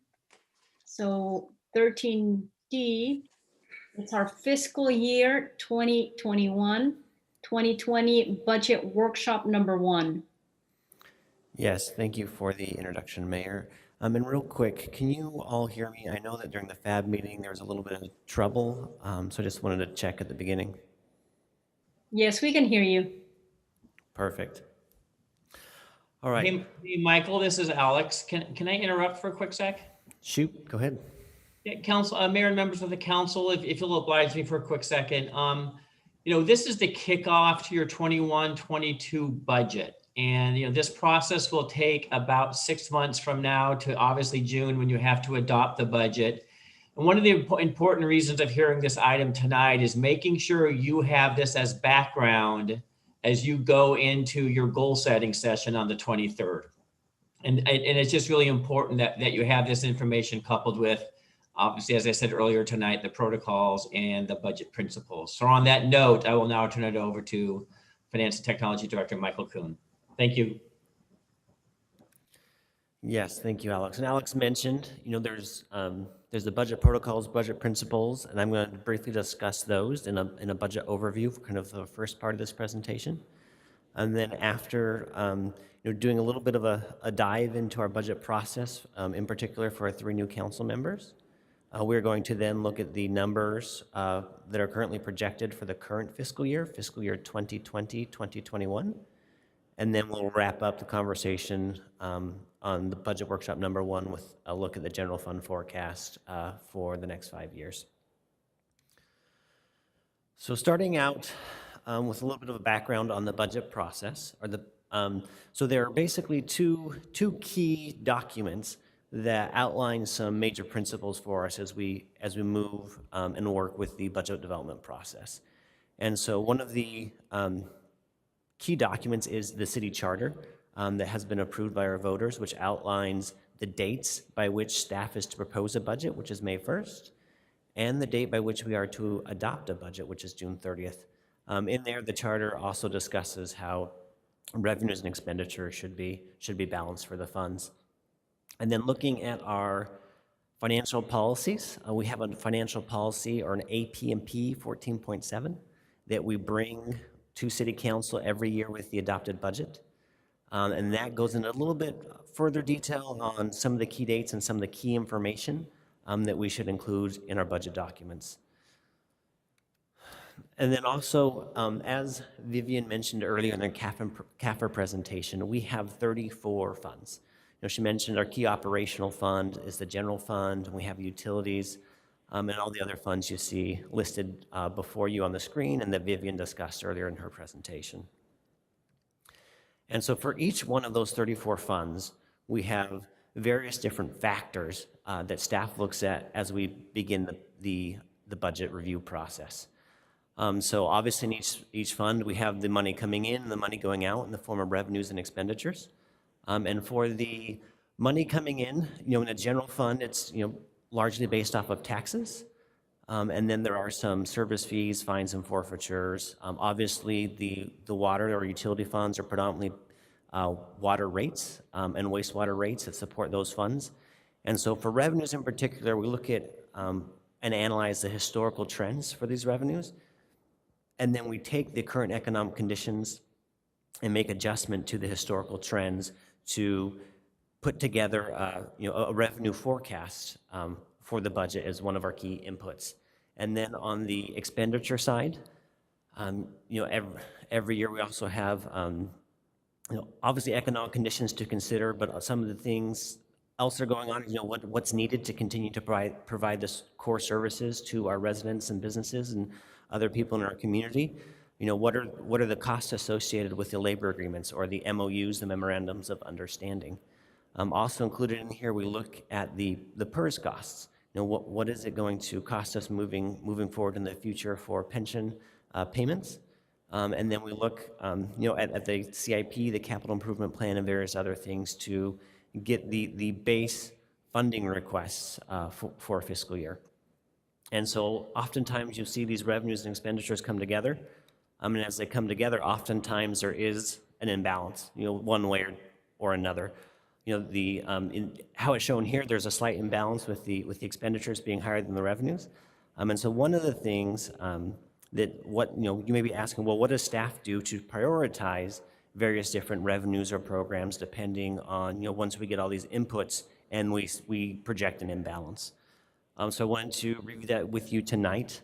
And so as Alex has previously mentioned, some of the key things that the staff uses to balance our proposed budget are City Council's goals, and then the budget principles as well. And so on this slide, we have the key goals that were adopted by City Council for fiscal year 2020-2021. These will be reviewed at the budget workshop coming up on Saturday, January 23rd.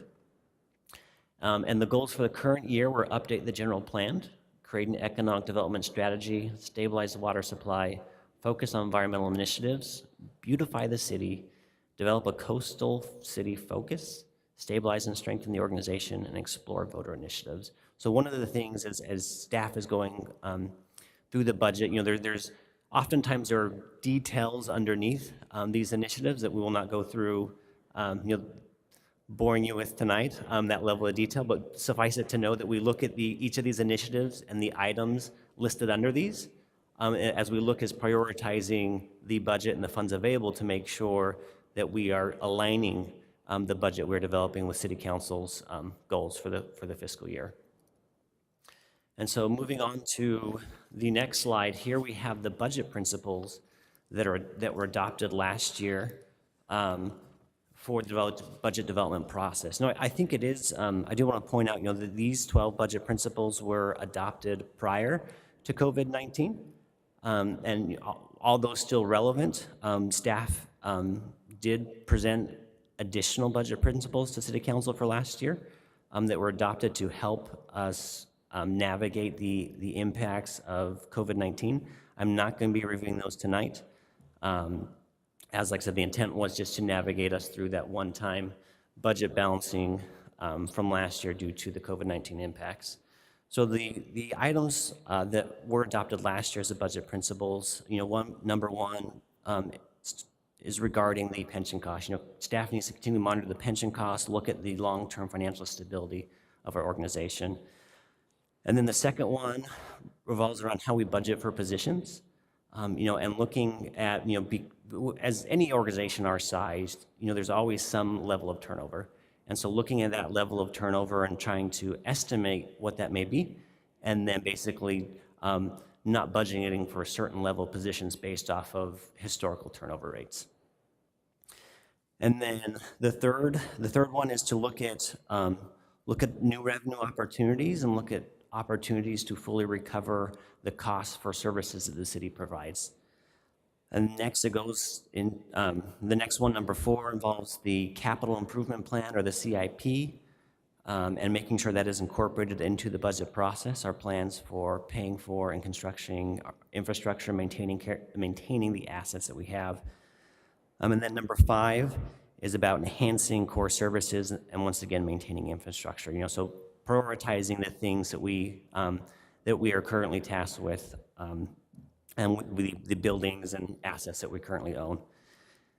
And then number 6 is looking to maximize investments of one-time revenues. So as we get one-time revenues, what is the best use of those funds to leverage those to provide the most financial benefit for the city in the long run. And then looking at number 6, it involves continually reviewing and refining city processes with an eye towards improving productivity. So what can we do to find ways to be more effective with the current programs and work that the city completes. And then number 8 also is around productivity, but this in particularly is focusing on how could technology be used to leverage different means of producing more productivity. And then number 9 involves is surrounding retaining and hiring highly qualified employees. Number 10 is succession planning, which is oftentimes a key part of retaining those employees. And then 11 is surrounding the financial reporting and providing several touch points throughout the year with City Council. And then number 12 is to increase reserves when possible. Like I said, so those, that's just a quick quick rundown of the budget principles. Just want to introduce you to those so you can think them over, like I said, and come prepared to discuss these and the city council goals and objectives on that workshop on January 23rd. And then moving on to the next, one slide too many. Moving on to the next slide. Last year, for the first time, city council the current fiscal year, but last year at this time. So for the fiscal year 2020-2021 budget, city council adopted budget principles for Measure O. These budget principles were with regards to prioritizing non-operational expenses. The second one was about maintaining the current programs funded by Measure O and looking for new opportunities for qualifying programs using Measure O dollars. And then the third one was with regards to quickly completing projects being funded by Measure O. And the fourth was to try to find ways to increase public participation. And then now that I've kind of introduced you a little bit on kind of the process, high level that staff goes through to look at some of the budgeting factors, how the tools that City Council provides staff to help us balance the proposed budget. I'm going to briefly walk over a little bit of the timeline for the budget calendar. Like Alex mentioned, tonight we are kicking off the City Council this budget development process. This is the beginning of a long 6-month process, beginning of a lot of discussions and a lot of discovery as we move forward with creating our plan on how to provide the city services that City Council outlines in your goals and initiatives. And so obviously tonight, we're January 11th, we're working on this. There's the Saturday goal setting session coming up. And then on Monday, January 25th, the Public Works Department will actually be presenting the CIP plan, the update to the CIP plan. And then in March, Public Works will be coming back for the adoption of that CIP plan. And then April, May, June, we get back to budget proposal, budget workshops, and adopting the budget. And I'm going to cover those in a little bit more detail on the next slides. So here we have proposing the budget. Staff is scheduled to propose the budget to City Council on April 26th. In this proposed budget, you see obviously the general fund, our utility funds, once again, Measure O, kind of our main funds, and summaries of all the funds will be provided to City Council with the city manager's proposed budget on how to best carry out City Council's goals and initiatives. And then in addition to that, you'll see an updated general fund forecast, and we'll also include a Measure O forecast. And so that's what you can look forward to on April 26th. And then in May, just a few weeks after the proposed budget, we'll have the second budget workshop. And in this budget workshop, it is a time to continue the conversation that will have been started when the budget is proposed. So we obviously staff will take more council input. We'll discuss, answer any questions that may arise with regards to the budget, and then also discuss any potential changes that may arise to the budget as well. And then, if necessary, there will be a third budget workshop scheduled for May 24th to answer any more questions or to perform any more fine tuning that may need done on the budget.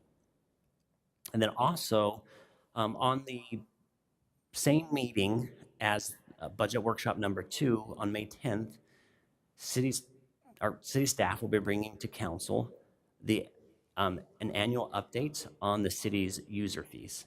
And so for the new city council's members, some of you may or may not know that the city updates our user fees on a 2-year cycle. And so in even years, the city does a full update on all the user fees and redoes the cost of service analysis for every fee. And then in an odd year, or this year, we typically do a COLA adjustment and look at refining maybe key fees where staff has specific questions. As I said, so this year will be the scheduled small refinement with proposed COLA increases. And then also, I did want to bring up to City Council's attention, particularly for the new council members. Last year when the fees were adopted, in the last May, in the height of the COVID pandemic, council did impose a 15% cap on any fee increases.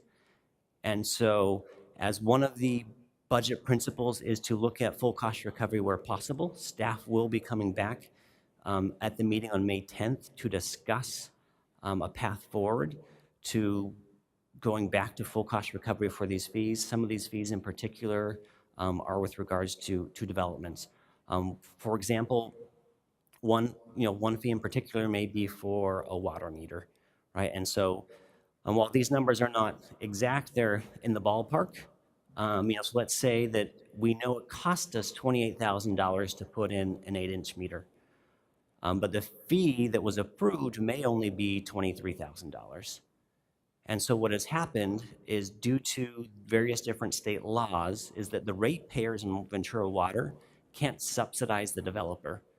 And so what's happening is that delta, the general fund is then required to pay Ventura Water for the delta between what we know it costs and the fee we're actually recovering. So the general fund is actually being required in some instances to send money to Ventura Water to cover the difference between these fees that are not set at full cost recovery. And so that's one item we'll be bringing back in more detail in that meeting on May 10th. And then moving out of the month of May, almost moving out of the month of May, at the very end of the month of May, staff will begin the public noticing process to make sure that everyone has the opportunity to be aware of the budget and our plans to adopt that budget on June 14th, giving us a little bit of wiggle room before the end of June in case it is needed. So, and then as we are looking forward to the budget process for this fiscal year, there are some challenges that are inherent. Obviously, as has already been discussed at this meeting, and is on all of our minds, COVID-19 and the economic consequences of the pandemic are still real, and they're still impacting us today. And so that is something that is going to carry through with us even into next year. And then also, budget challenges is looking at providing staff related to the workload increases and to provide programs that the city currently has. And then also will be costs associated with implementing or foregoing various different IT technology improvements. Obviously, pension costs are also another thing that are continuously discussed and need to be monitored and addressed through every budget process. And then there'll be continued discussions about refining the fund balance and reserve policies. And then also, we'll continue to have discussions about making sure that we're adequately funding our current assets, our buildings and infrastructures. Over the years, there's been a lot of deferred maintenance that has been built up. And kind of to put it simply, the annual amount of money we're saving right now is not sufficient to maintain city facilities in the long run. And so this will be an ongoing issue that we discuss and we strategically address in the future as funds allow. And so from there, I'll be diving in a little bit more to the numbers now. So like Councilmember Brown mentioned, in the FAB meeting, Mayor Rubalcaba and Councilmember Brown had asked for an update on COVID and how it has impacted the city financially so far. So the chart that you see on the left of the screen are the projected expenses for the city for the COVID-19 pandemic, which are about $4.3 million. And then on the right, on the smaller chart, you see the anticipated reimbursement. So as of now, we know we're going to receive about $2 million in CARES Act money. And so this is federal stimulus dollars that were not directly given to city our sizes, but the state and the county have both shared a small portion of their CARES Act funding with the city, and the total between those two is $2 million. And then it's also anticipated that we'll receive about $1.2 million for FEMA reimbursement. And I know Councilmember Johnson, one of the things that you had brought up earlier about the importance of the emergency declaration is that in order to continue processing FEMA reimbursable expenses, we need to have an ongoing emergency declaration.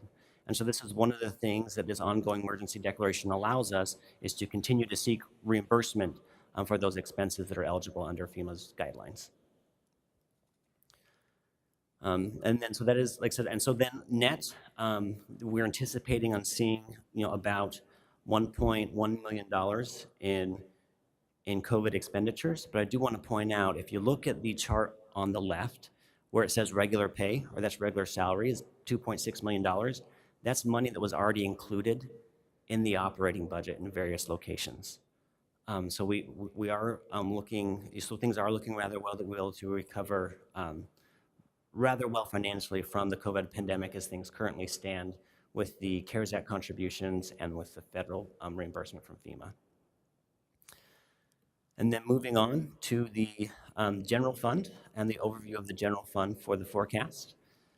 So as you can see here, there's 4 years of historical actuals for the general fund. And historically, the revenues exceed the expenditures, and there's a slight bit of operating surplus in each of the fiscal years. And so one of the things that staff did in preparing the estimates for the current fiscal year, that light blue column, is we look at trends for the prior years. Year to date, what does it look like we're spending? What does it look like we're receiving in revenues?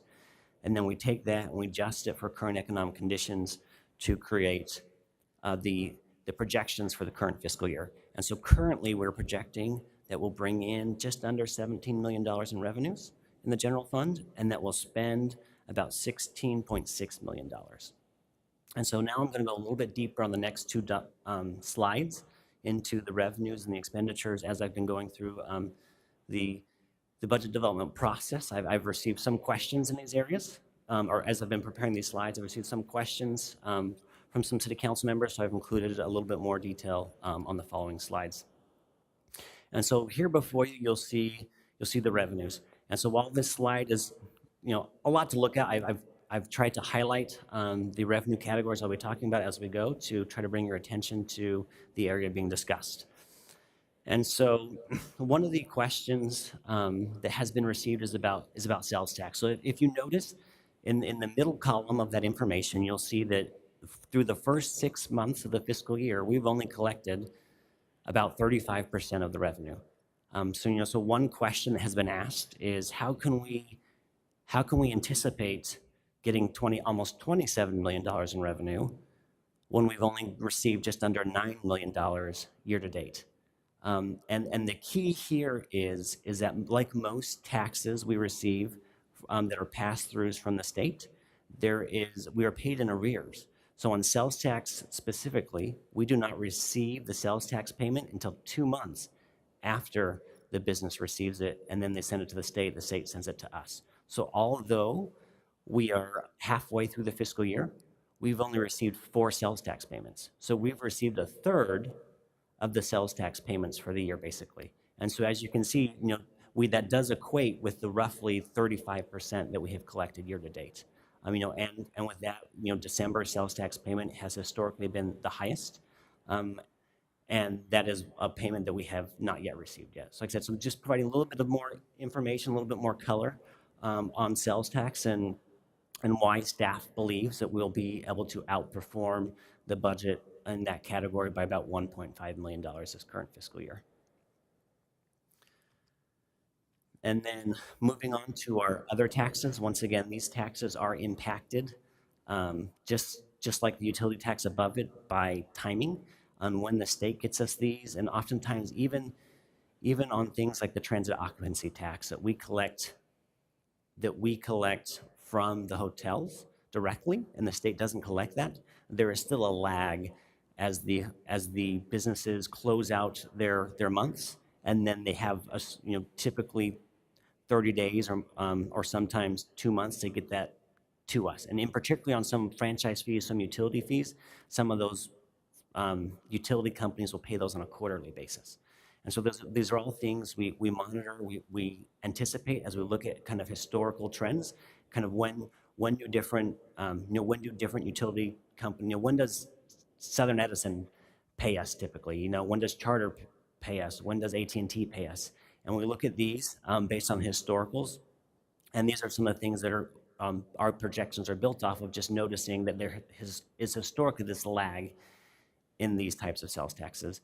Now, in particularly in other taxes, when you look in particular at transit occupancy tax, we are doing a little bit better than anticipated with the collection there. And our economic development manager, Estelle Busso, has been a great resource in helping us stay in contact with some of the hoteliers to kind of understand their occupancy rates. And one of the encouraging pieces of information with regards to our revenues is that the hoteliers have not seen a significant impact in their occupancy rates since the new stay-at-home orders have been addressed on a regional basis. And so that's one of the reasons why with that specific revenue source, we are comfortable with our current projections, having that inside information from some of those hoteliers in our community. And then however, one of the other tax that is underperforming significantly is our card room tax. In prior to COVID, we would receive about $2 million a year in taxes from the card room. This year, we're anticipating to receive between $200,000 and $500,000. And so really at the end of the day, the loss in other taxes, when compared to budget, is basically due to the card room not being able to operate as was previously anticipated. And then moving on to fines and forfeitures. Once again, COVID has had a much larger impact here than we could have ever known or anticipated when we were developing the budget last year. There's been a large drop in the amount of citations that have been issued, both in parking and moving violations. And then also, if you notice, year to date, we'd only, when this report was ran, we'd only received about 14% of the revenue, or I should say only 14% of the revenue had been recorded in the revenue account. What had happened is there was a couple $100,000 roughly of revenue receipts that had not been recognized as revenue yet. They were still sitting in other accounts. And so after looking at, and that has since been fixed, but that was taken into consideration when developing the projections, that there was basically some money in these other accounts that needed to be recognized as revenue. And so we looked at it as a complete whole picture when developing the budget for fines and forfeitures. And then other agencies, this is where we see the $2 million from the CARES Act money. And then the other portion is our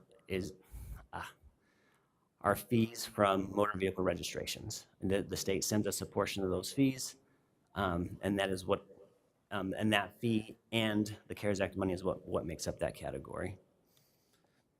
And then also to receive some questions about why other miscellaneous revenue was so high. And the short answer is the city received a one-time donation that has been recorded in other miscellaneous revenue, and that was from the Miriam Schwab Trust, and that is the reason why that is revenue category so high.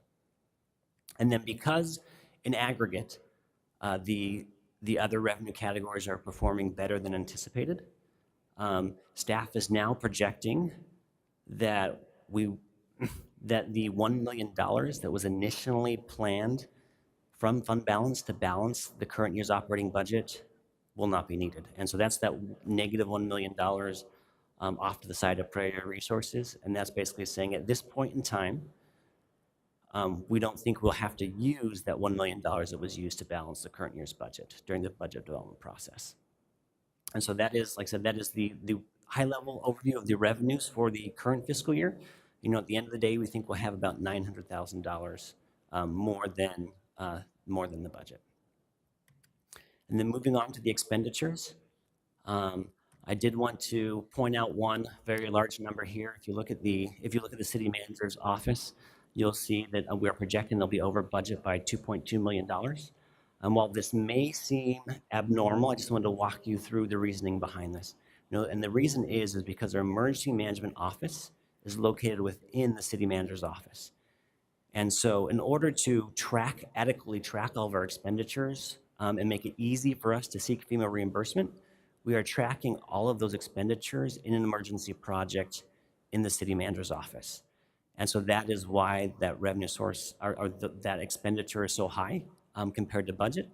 But then also there are pieces, obviously, of budgets from other departments where those funds are budgeted, and that's why we see surpluses in various other departments. And then, other than that, there are a couple other departments that are currently projected to be over budget. But at the end of the day, I want to go down to the bottom number because I think it tells a little bit of a story here and leads to the one recommendation or action item that staff has in this presentation. And so if you look at the bottom line, the very bottom corner, you'll see a negative $660,000. And that is, we're currently anticipating that without any changes to the budget, we'd be about $660,000 over the revised budget for the current fiscal year.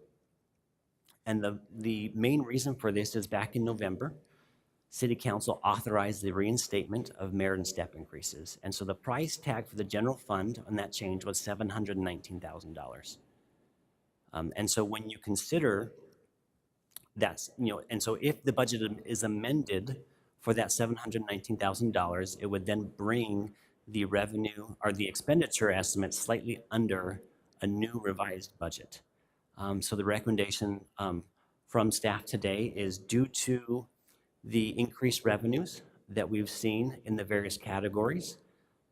We believe there is appropriate funds to amend both the revenue and expenditure budgets to account for the merit and step increases that were previously approved. And that is the one recommendation that staff will be seeking today during this report. And then that wraps up, like I said, an overview of the general fund for the current fiscal year. And then here we have Measure O. And once again, very similar chart. We have 4 years of historical information. Obviously, you can see that our first year of operations was at fiscal year 16-17. Since then, operations, expenditures and revenues have increased. And it's one of the interesting things about Measure O is that the revenues in the Measure O are predominantly come from the Measure O tax. There's a little bit of interest that's in there. There's a little bit of a reimbursement we get from the county for the shared costs with the homeless shelter. And then, this year, there's a little bit of prior year fund balance as well. But basically, there's about $13 million in a given year for the Measure O tax. Now, anticipating an economic impact due to COVID-19, staff budgeted $12.12 million in the current year for Measure O tax revenues.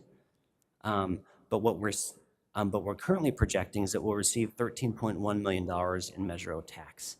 And so basically what we're seeing in the Measure O tax, which mirrors our sales tax, is instead of seeing a sharp decline due to the COVID recession, we're actually seeing more of a flattening or of a plateau. And this is happening for one main reason. While we know that a lot of our businesses in our community are suffering or struggling from COVID-19, and they have definitely had economic impacts, recently the Supreme Court, in a decision against Wayfair, ruled that the majority of online sales are now taxable. And so what we have coming into play here is that within a year before COVID-19 hit, we started seeing this Wayfair ruling being implemented, where we can now collect more sales from online tax. And so while we do see some dips in sales tax collection from businesses that are being impacted by COVID-19, is basically being offset by the additional sales tax revenue from online sales. And so that is why, instead of seeing a decline in sales tax revenue that many of us would historically anticipate, we're actually seeing more of a plateau. And then moving on to the expenditures in Measure O. The expenditures in Measure O, we are anticipating right now that we'll probably see a little bit of some savings there. And that at the end of the year, we are projecting to have a balanced budget there, and to basically use the necessary amount of prior resources to balance out that budget, but not needing to use all of them that were included in the original budget. And so then moving up, one to click too many. And so then moving on to our water operations. Like I said, this is one's going to snapshot for the current fiscal year at the far right of the graph. As you can see here, is historically the revenues have exceeded expenditures. And, in particular in water operations, this is by design. Because in water operations, one of the key things that is done is that these savings from each year are used to cash fund future CIP or water infrastructure projects. And so, so any money, of expenditure or revenues over expenditures, each year that goes to directly funding future CIP projects. And so as you can see for this year, we are anticipating to see, savings that are roughly on par, our average kind of the last 2 fiscal years on the expenditure side. On the expenditure side, these are primarily coming from, about $1.5 million of that is coming from the bond refinancing that was recently completed in December. And then also another key impact there is we're year to date, we're seeing lower utility payments than anticipated. And then we're seeing some other savings in various supplies and services line items. And then when it comes to revenues, we are, like I said, we're seeing a trend that's pretty close to normal, pretty close to what we anticipated. But we are seeing some slight impacts that we're projecting due to various fees being waived, late fees, penalties, whatnot, due to the COVID-19 pandemic and the financial hardships that many people are in right now. So like I said, that's a high-level overview of the water operations. And then moving on to the next slide, we'll see wastewater. So as you can see in the historical, wastewater has not historically had, has had a little bit more ups and downs than the water fund.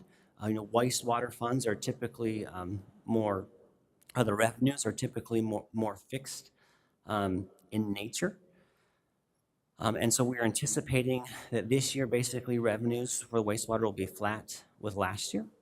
And then we are anticipating to see, about $1.1 million kind of in savings at the end of the year. And this is basically, in supplies, services, various different contracts that will either be carried over to future years as a project maybe spans multiple years, or like I said, move to future CIP projects for wastewater. And so that is a high-level overview for wastewater, and that ends the how are we doing this current year portion of my presentation tonight. And so now we'll be moving to that the third phase, or the general fund 5-year forecast. And so what you see here before you is the general fund 5-year forecast. And I've highlighted on the screen the column for the current fiscal year. This is the information for the general fund that I just reviewed. This is the estimated revenues of just under $17 million and the estimated expenditures of $16.6 million with a slight surplus at the end of the year. And just to highlight that the expenditure estimate does include all the projected costs associated with the reinstatement of the step and merit increases. So like I said, already included in the projections for the entire fiscal year. And so then moving on to the next column, we see the forecast for next fiscal year. And so as you can see, we anticipate seeing maybe a slight increase in unrestricted fund balance at the beginning of next fiscal year. And we anticipate seeing a little over $3 million in revenue changes from budget to budget for next fiscal year. And these revenue changes for next fiscal year are primarily coming from property tax, is the strongest driver. As many of you know, the property values are still doing exceptionally well. And all the property tax revenues that we receive next fiscal year will actually be based off of property values that we, as of January 1, 2021. So the value of the properties, just less than 2 weeks ago, is what we will receive payment on for the next fiscal year. And so those are still anticipated to be strong. We do anticipate a budget-to-budget increase in sales tax of about $1.64 million. And what this is basically saying is, we think next year will be relatively flat compared to our current estimates for the current fiscal year. But we do think they will be higher than the budget. And so basically, as we continue to move through this pandemic, we know that there will still be businesses that are impacted. There's a lot of uncertainty still as we move through this. And we can anticipate some impact still from COVID-19 as we move into the early parts of next fiscal year. So basically, the current projection is that sales tax will remain flat. And then that after fiscal year 21, 2022, we will start to see more growth in the sales tax category. And then also we see a large jump in charges for service and other taxes when we're looking budget to budget changes. And this is due to the reductions that we had anticipated due to COVID impacts. And so next year in charges for service in particularly, we are anticipating to see lower revenues than we had historically received prior to COVID-19, but higher revenues in this year. Reason being is that this year we are now anticipating that Parks and Recreation, Nancy's O'Connor's shop will not be able to offer really any recreational programming this year. Whereas moving into next fiscal year, as we move throughout the years, we should be able to offer gradually more and more programming throughout the year, and so that has been incorporated into these projections. And then also in other taxes, we do anticipate that sometime in the next fiscal year, the card room will be able to open up again, and that we will also see increased TOT as we start to ease out of the COVID-19 pandemic. And so then moving forward on, I also want to,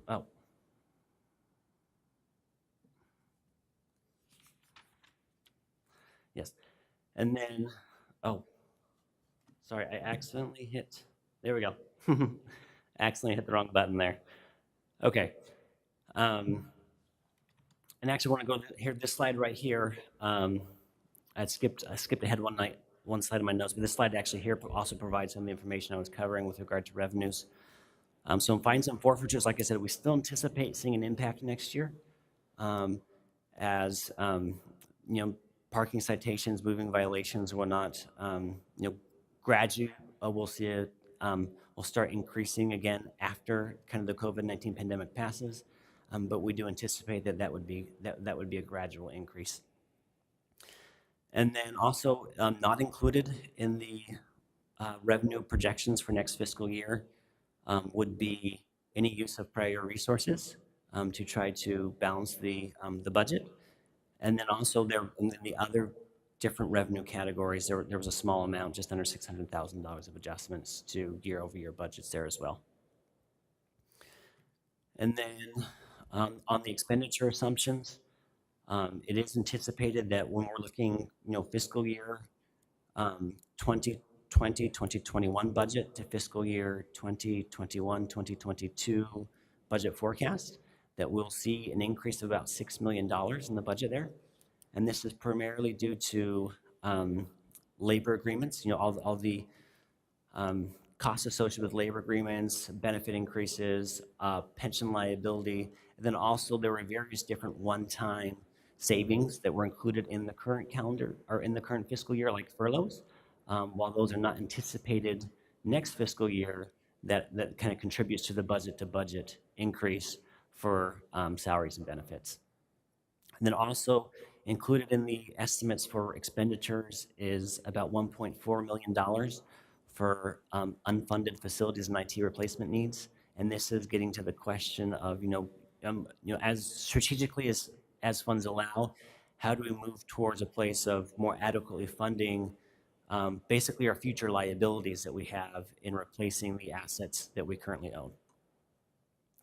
And then all of the one-time capital assets were basically stripped out of the budget projections. And then there was some other miscellaneous changes, netting a decrease in some of the categories of about $400,000. And some items that are not included in the expenditure assumptions are adding new positions, unfreezing any positions, or moving funds from Measure O back to the general fund that were moved there to balance the budget during the current fiscal year. And so with that, I want to go back to this slide right here and kind of show the net impact that we're looking at currently for next fiscal year. So as you can see on the bottom of slide 23 here, that we're looking at a projected deficit right now about $3.14 million, with the expenditures exceeding the revenues. And then as you can see, as you look through the 5-year forecast, as we start to recover more and more from the economic impact of COVID, we are anticipating a lessening of the projected deficit. And then looking out in that final year, we do anticipate a turnaround there with positive growth. And obviously, this is not to say that we would adopt budget deficits each year going forward. This is basically, what would the future years look like if we did not do anything and if we did not adopt a balanced budget for fiscal year 2022. And so, like I said, with that being said, just wanted to briefly highlight the recommendations. Obviously, receive the mid-year financial update, receive the general fund forecast, and then authorize the Finance and Technology Department to increase the general fund expenditure and revenue budgets by $719,000 to account for the reinstatement of the merit and step increases. And with that being said, I'm available to answer any questions that you all may have. All right, thank you so much, Mr. Kuhn. Before we take council comments and questions, Madam Clerk, do we have any public comments for this item? We do not have any public comments for this item. All right, thank you. So we will now move on to council questions and comments. So we will have Councilmember Friedman followed by Councilmember Nazarenko.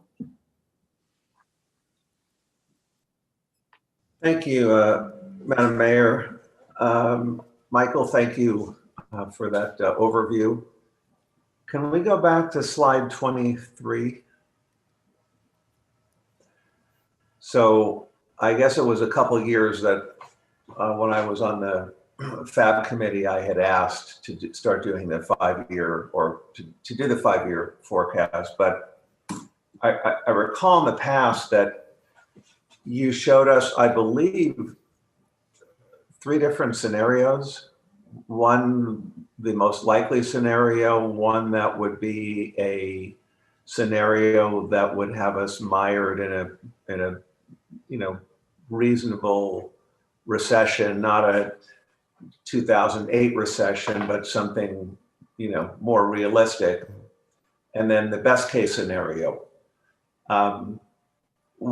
Which scenario are you showing here? So this is what we would consider the most likely scenario. Most likely. And are you able to provide us the next time we meet with the other 2 scenarios as well? Yes, when we present the proposed budget, we will be providing the other 2 scenarios as well. Okay. And can you go back to page 18? 18? Yeah. I may have just missed it, but the category more towards the middle, use of money and property, did you go over that? I think I skipped over that one. Okay. With having lower variance, but that's basically our interest. Lower interest rates, we're anticipating to see slightly less money from our investments. And with regard to, thank you, with regard to going forward, how are you factoring the card club? We were taking in about $2 million a year. Obviously, the only reason we're not taking in that amount from the card club now is because of COVID and they're not operating. But as soon as they're able to operate, are you going to project going forward a year from that point, another $2 million or even more, because people may be so pent up with their urge to play cards that they may be going crazy at the card club in a positive way for them and us. Yes, and so like I said, In an effort to kind of forecast the card room conservatively, we actually have that they included in the forecast, they will probably not even be open for the first 3 months, that for the next 3 months, they will have reduced operations. And then that for the, basically this time next year, the projections include them kind of opening up and having full operations a year from now. Okay. Okay. And then we are also Thank you, staying Michael. in contact with the card room, and particularly to include any updates they may have for us in future projections. Right. Okay. Thank you, Michael. Thank you, Madam Mayor. Thank you, Councilmember Friedman. And before we continue with more council questions and comments, it is now after 10 p.m. So in order to continue, we would need a motion. If everybody agrees to continue after 10 p.m. So moved. All right. There's a motion. Second. A motion and a second. We will now take a vote. The time for voting on continuing. Councilmember Nasarenko? Yes. Councilmember Brown? I'm going to vote yes, but I would also like to put a plug in to say that we need to, during our council visioning process on the 23rd, revisit how these meetings are being structured, because many of us work tomorrow morning at 8 a.m. And if we have the council protocols that says the meeting ends at 10, then the agenda shouldn't be so long and so large that we can't get through the items without continuing. So yes, but let's talk more about it on the 23rd. Councilmember Johnson? Yes. Councilmember Halter? Yes. Councilmember Friedman? Yes. Deputy Mayor Schrader? Yes. Mayor Rubalcaba? Yes. That motion carries 7-0. Okay, and now we have Councilmember Nazarenko. Thank you, Mayor. Michael, question on Wayfair. I thought that was decided in 2018. Why are we only now realizing its benefits? So after any case is decided in the courts, often there's a lag between when the kind of laws will catch up to implement those court decisions. And so that's what we saw, is we saw a little lag as the state set up the system to collect all the sales taxes. And then, so roughly, it took about a year for the state to implement them. And then kind of as it slowly got going, last fall, well, I say last fall, I mean fall 2019 is kind of when we first started seeing these dividends. And so we started seeing it right before COVID-19. And then once COVID-19 kicked in, really it has been a lifeline for our sales tax revenues. Yeah, absolutely. I don't know how my colleagues feel, but in future presentations, I would love to see sales tax broken out by brick and mortar revenue versus online sales, so we can start thinking about kind of where sales tax is coming from in Ventura.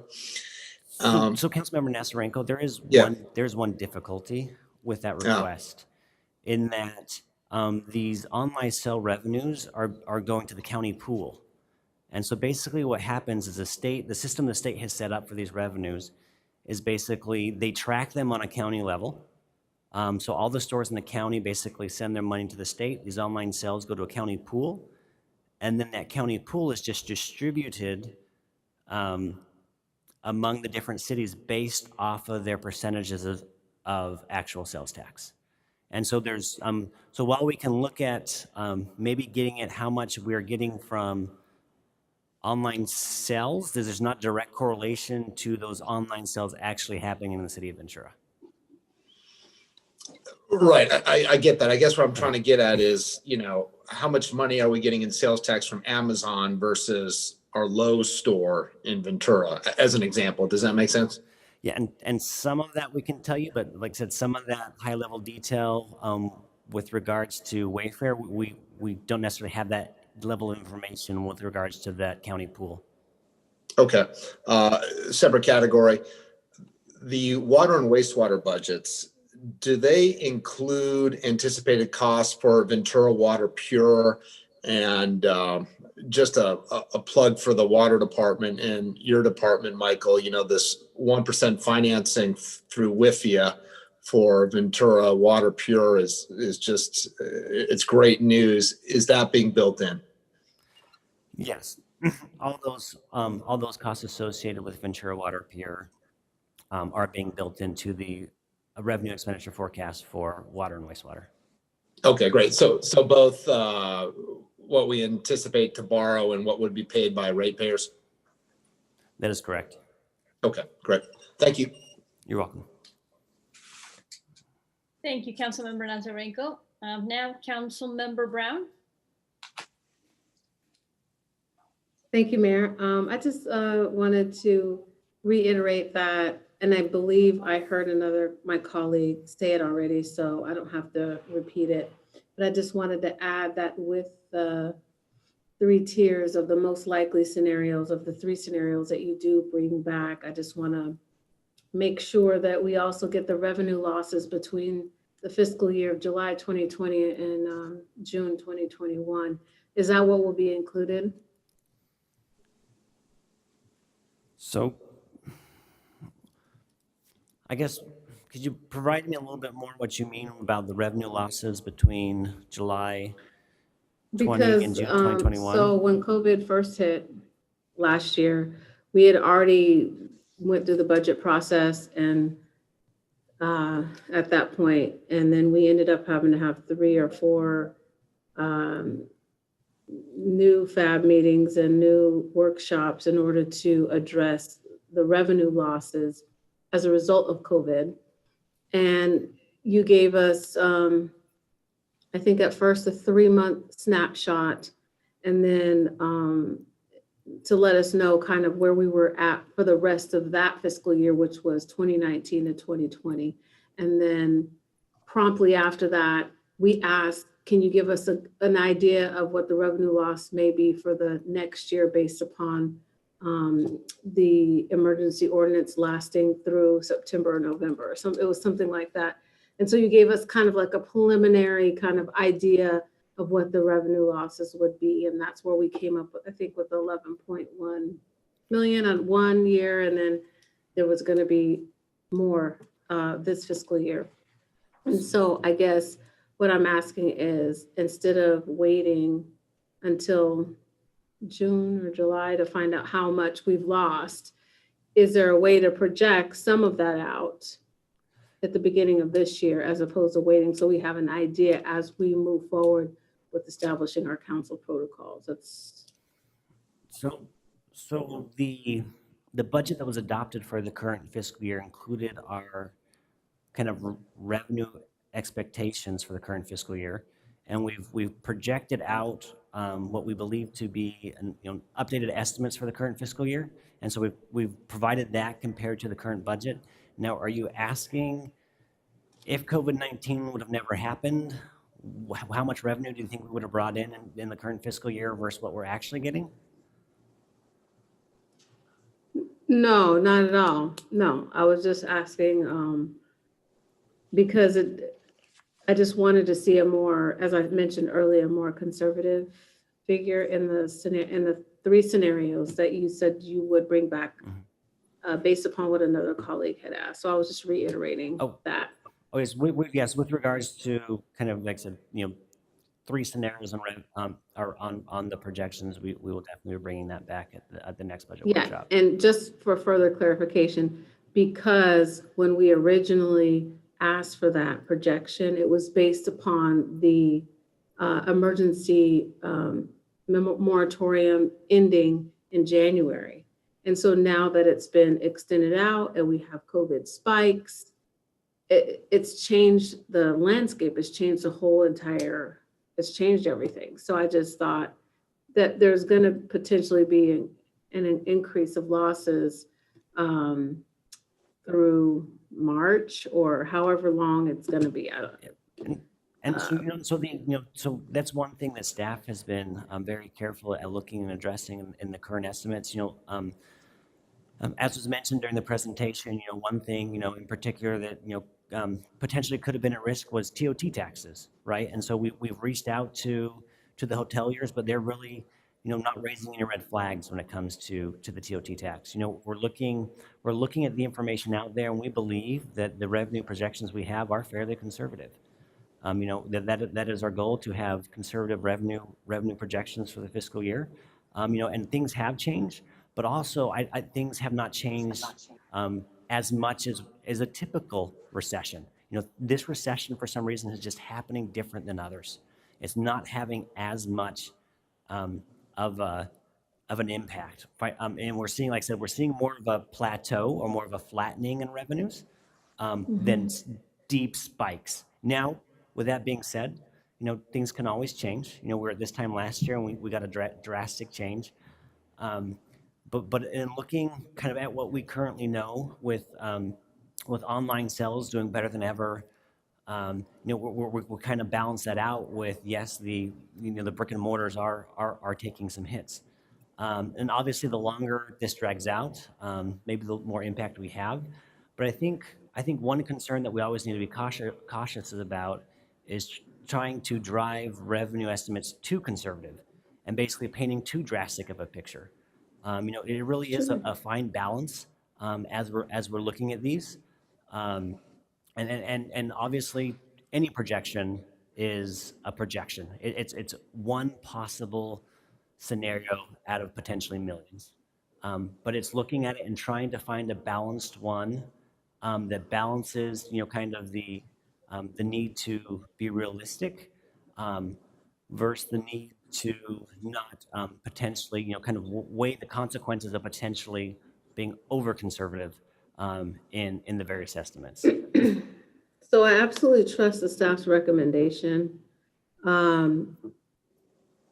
COVID has created an unprecedented situation for cities, the state, and the country. What I'm asking is just not, and I'm absolutely not for fear-mongering, using our budget projections to incite fear unnecessarily. That's not my goal here. All I was suggesting was that you already provided the likely scenario. And as my colleague had mentioned, I think it would be a good idea to just give us an idea of what revenue losses we could potentially have as a result of the change in the eviction moratorium date. The fact that everything's being held over and held over and held over, and the original projections were based upon that last date. And as the dates continue to change, that means the numbers change. But correct me if I'm wrong, I also hear you saying that the offsets that we're receiving and the flattening that's happening, you're expecting it to continue regardless of the change. Exactly. And then in particular with any concerns regarding, property values, none of us has a crystal ball. None of us knows what's going to happen with property values, but we do know the revenues we receive for next fiscal year will be based off the property values from January 1, 2021, before any more conviction moratorium ended. Okay. Thank you for that. The last thing I'll just say is for Alex, I just wanted to ask, in order to further inform our policy discussions, which are led by how much money we do and do not have. And I look forward to the fire study that's coming up. That is coming up in a future meeting at the end of this month, correct? You will be getting a copy of the fire study here within probably maybe a week. It's done, it's drafted. We'll be bringing it back to you in February. And it's a big document with a lot of information and a lot of need. And that's another bridge we'll cross later. Sure. And on that same day that the fire studies, it is going to be presented to us, correct? Or is it just going to be coming to us? It will be presented to you, yes. The day that it's presented to us, will we also get a presentation from the emergency services manager? I believe we briefly discussed that. We could bring those together. That's not a problem. Okay, that was all my questions. Thank you. Thank you, Councilmember Brown. Now, Councilmember Johnson. Thank you, Mayor, and thank you, Mr. Kuhn. you really do an extraordinary job in teaching us about these numbers. I've sat through a fair number of these sorts of presentations, and I'm always impressed at how well you're able to explain a very complicated system.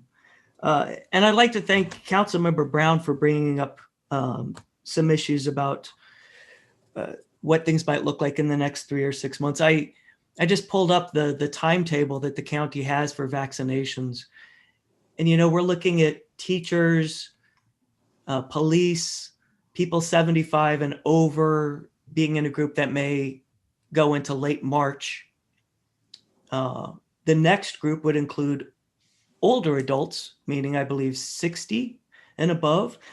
So I may not get vaccinated until April or May. And of course, different counties have different systems of doing it, and we don't know how that's going to go. But just in terms of trying to predict the impacts of COVID, I think it would be prudent to assume that we still have a long way to go. In addition to just the numbers of COVID, I brought up restaurants earlier, and it's not just that people have gotten tired of not having their restaurant open. I think we see restaurants very legitimately scared that they are about to go bankrupt. And when that happens, it could happen very quickly. And we could see long changing patterns of business, for example, in our downtown. And another industry, as you may know, that is in trouble is the childcare industry. More than half of childcare providers are at risk of going bankrupt. The Federal CARES Act did almost nothing for childcare providers. And when I think about how many people in Ventura rely on childcare so that they can work, we may see people giving up their jobs because they do not have childcare. And the repercussions of this, you know, I'm concerned that they're going to last a lot longer than 3 or 6 months or even a year, that the actual recession is yet to hit us. So I like the suggestion of having some different estimates based on, you know, a more conservative projection. But I think we need to think about a conservative projection about the effects of COVID on the economy. Going back though to something that Councilmember Nazarenko brought up about the online sales tax. Am I understanding correctly that what we get out of the online bucket is really based on just how much sales tax revenue we bring in through brick and mortar? In general, it's a slight oversimplification, but in general, that's how the county pool is determined. So if we were able to goose our local sales tax, that would also goose what we get out of the online sales tax? That is essentially correct. Okay. That's good to know. That's good to know. I have a question going back though to Measure O. I'm sorry this is so scattered. What's up with the action that council took in December regarding waiving the fees for youth sport leagues and also whether or not there would be enforcement? As I recall, there was a suggestion that would come out of Measure O. Has that happened? I don't have any updated estimates on how many fees have been waived, but that is some information we can look into and get back to City Council with. Okay, I'm sorry to spring that on you. I hadn't thought of it until just now. You've talked quite a bit tonight about the need for replacing assets. And I know that one of the balancing tools that we went through was reducing the increases to the internal service funds. I think this time it was about $300,000 of a reduction. I'm assuming that when we do that, we understand that that $300,000 is going to have to come out of a future budget, yes? Yes, and so like I said, and so that $300,000 referring to was one of the budget balancing tools for for the current fiscal, right? When we adopted the current fiscal year's budget last June. I mean, what happened is we actually decreased the increase, right? So we put an increase in there and we just put in less. And yes, we realize that the longer it takes us to fully fund that, the higher the impacts are going to be in the long run. But like I said, once again, it's finding the right balance, like I said, between addressing kind of the current needs versus those long-term needs. You know, there's no scenario on earth where we could immediately address all of our long-term needs overnight. No, no, definitely not. When we talk about how we made the budget or came close to making the budget or whatever, that essentially we were borrowing money against a future year. And there's no real mechanism that I know of to account for that as something that needs to be repaid. Is that correct? Yes, and that's one of the things that, especially when we're talking about the general fund and the accounting rules that govern the general fund, that is a little bit different than the private sector.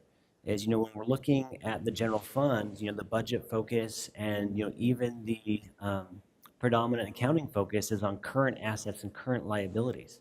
You know, it's one of the inherent flaws that a lot of cities have, is they haven't adequately considered these long-term liabilities over the long run.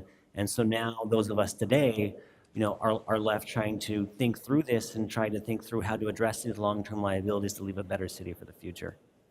Yes, and what it comes down to is at some point we've got to come up with that money, and maybe it's 2 years from now, maybe something that pops up 5 years from now. But I'd hope we'd look at, you know, getting our internal service funds back in a healthy position.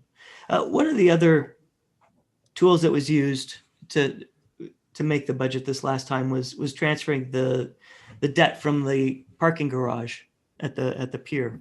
And that was, I believe, to the tune of $467,000 a year. Is that right? That is correct.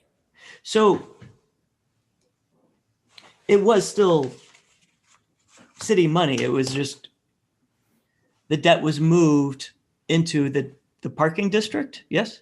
Yes, that is correct. So the parking district was collecting the revenues from this parking garage, while the general fund was paying the debt. And so, you know, in order to follow kind of best practices, you know, the proposal was to marry the revenue source with the debt. And so that was why it was proposed that the debt was moved to the parking district.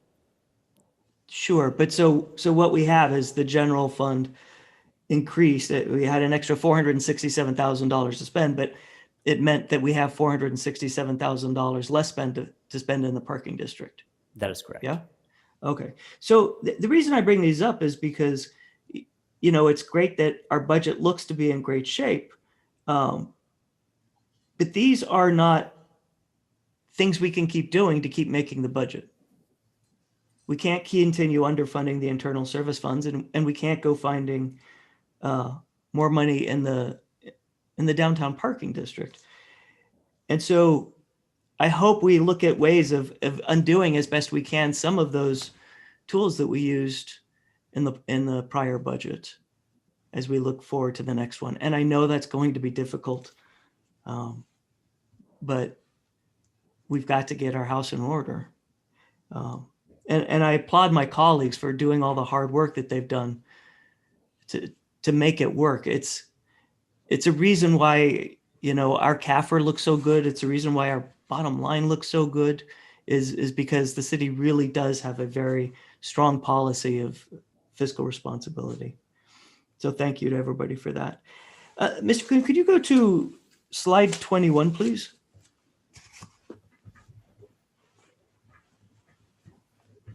Thank you.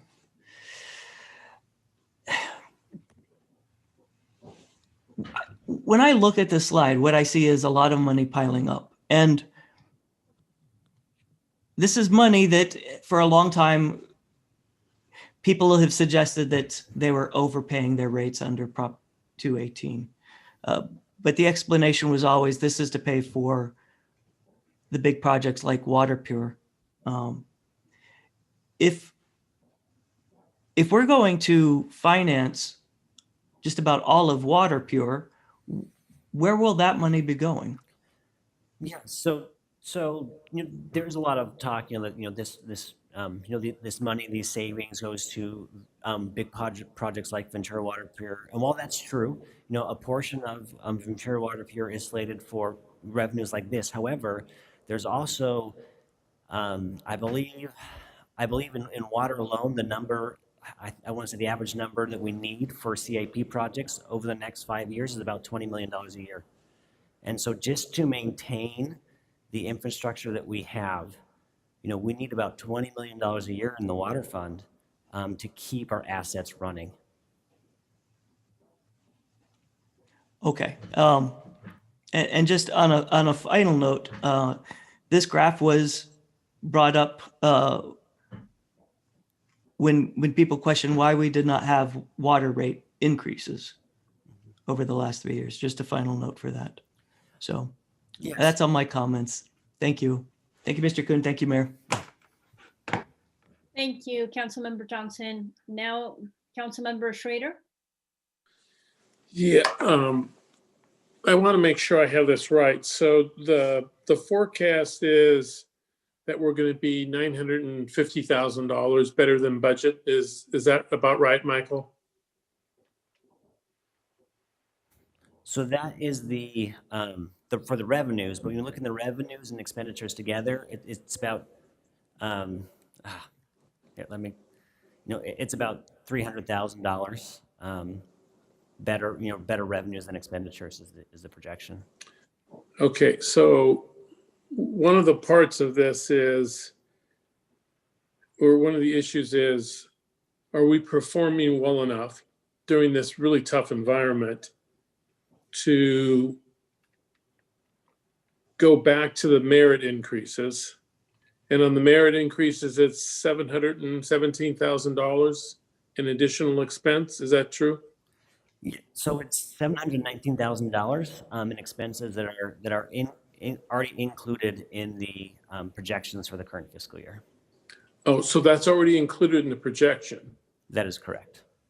Okay, so, all right, so that makes me feel a lot better. So even that's already in our expenditures, and even given that, we're still $300 and some thousand better than budget on a net basis. Yes, and on when you talk about $116 million, that's a pretty slim margin, but it is a positive margin as of now. Okay, because I'm a new person on city council, but it seems to me that city employees had to suffer with furloughs, and they cut expenses there, and they agreed not to have a merit increase.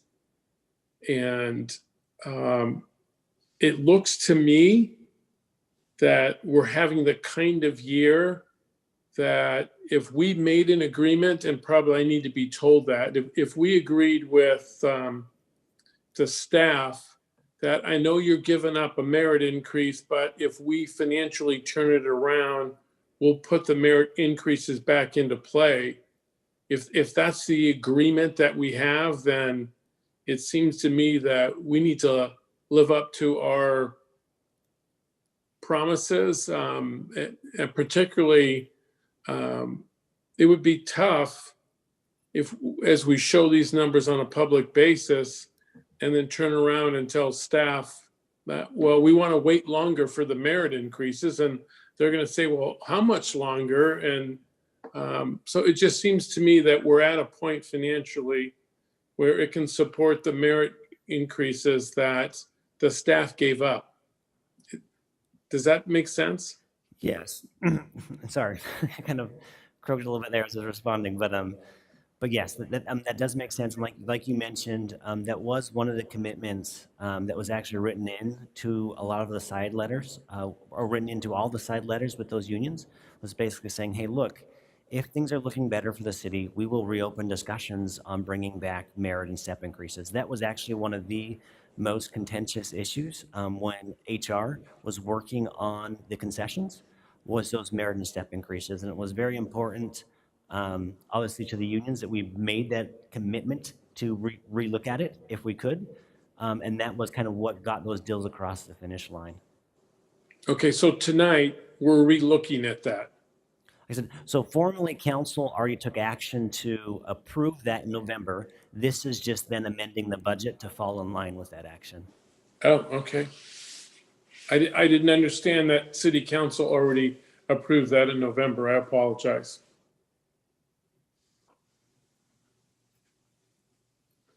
That's all I got. Thank you, Councilmember Schrader. Any other comments or questions? Councilmember Brown? Oh, I'm sorry. No, I don't have anything. Okay. Councilmember Friedman? If there is nothing else, then I would move staff's recommendations A, B, and C. Okay, there's a motion. I'll second. A motion and a second. We will now take a vote.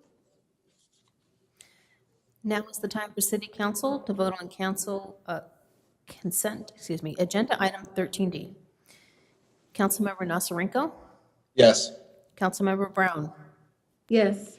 Councilmember Johnson? Yes. Councilmember Halter? Yes. Councilmember Friedman? Yes. Deputy Mayor Schrader? Yes.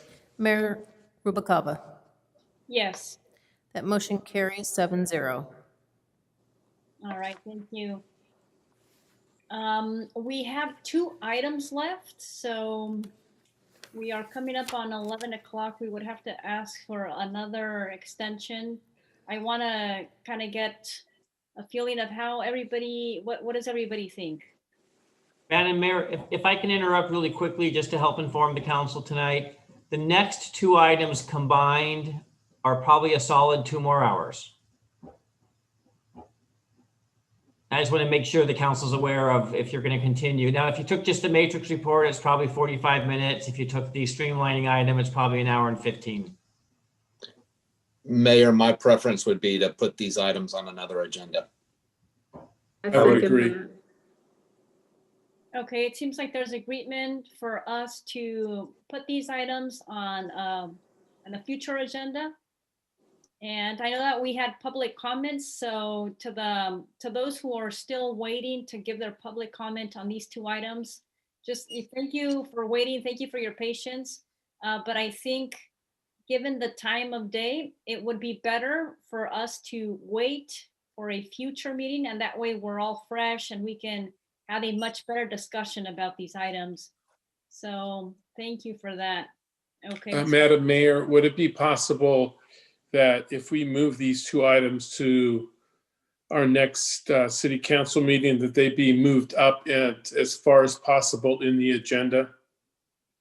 Yeah, I think that's a good idea. Mr. McIntyre, if we can request when these 2 items come up the next time, if they can be placed earlier in the agenda?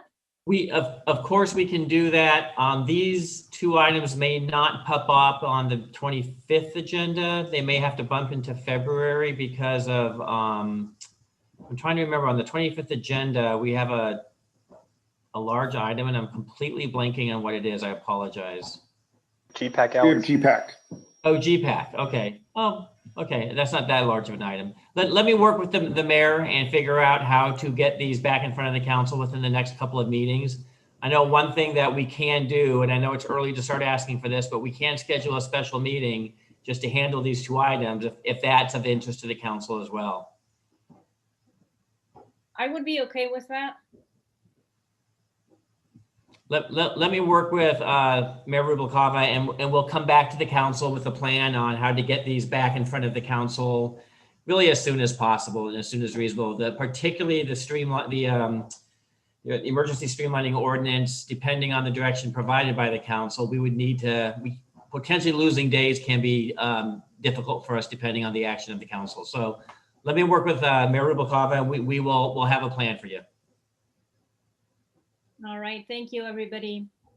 And so that will move us to our next item, which is City Council communications and reports from regional boards, commissions, committees. Any City Council communications? If there are none, and so we will move on to adjourning tonight's meeting in memory of Elaine Halter and also the 26 Venturans who have passed due to COVID. And our next council meeting is our goal setting session on Saturday, January the 23rd at 9 a.m. followed by a regular session on Monday, January 25th at 6 p.m. And those agendas will be posted next week. Next Monday is Martin Luther King Jr. Day, so happy MLK Day, everybody. We will see you at the next meeting. Have a good night. Nice work, Sophia. Thank you, everybody.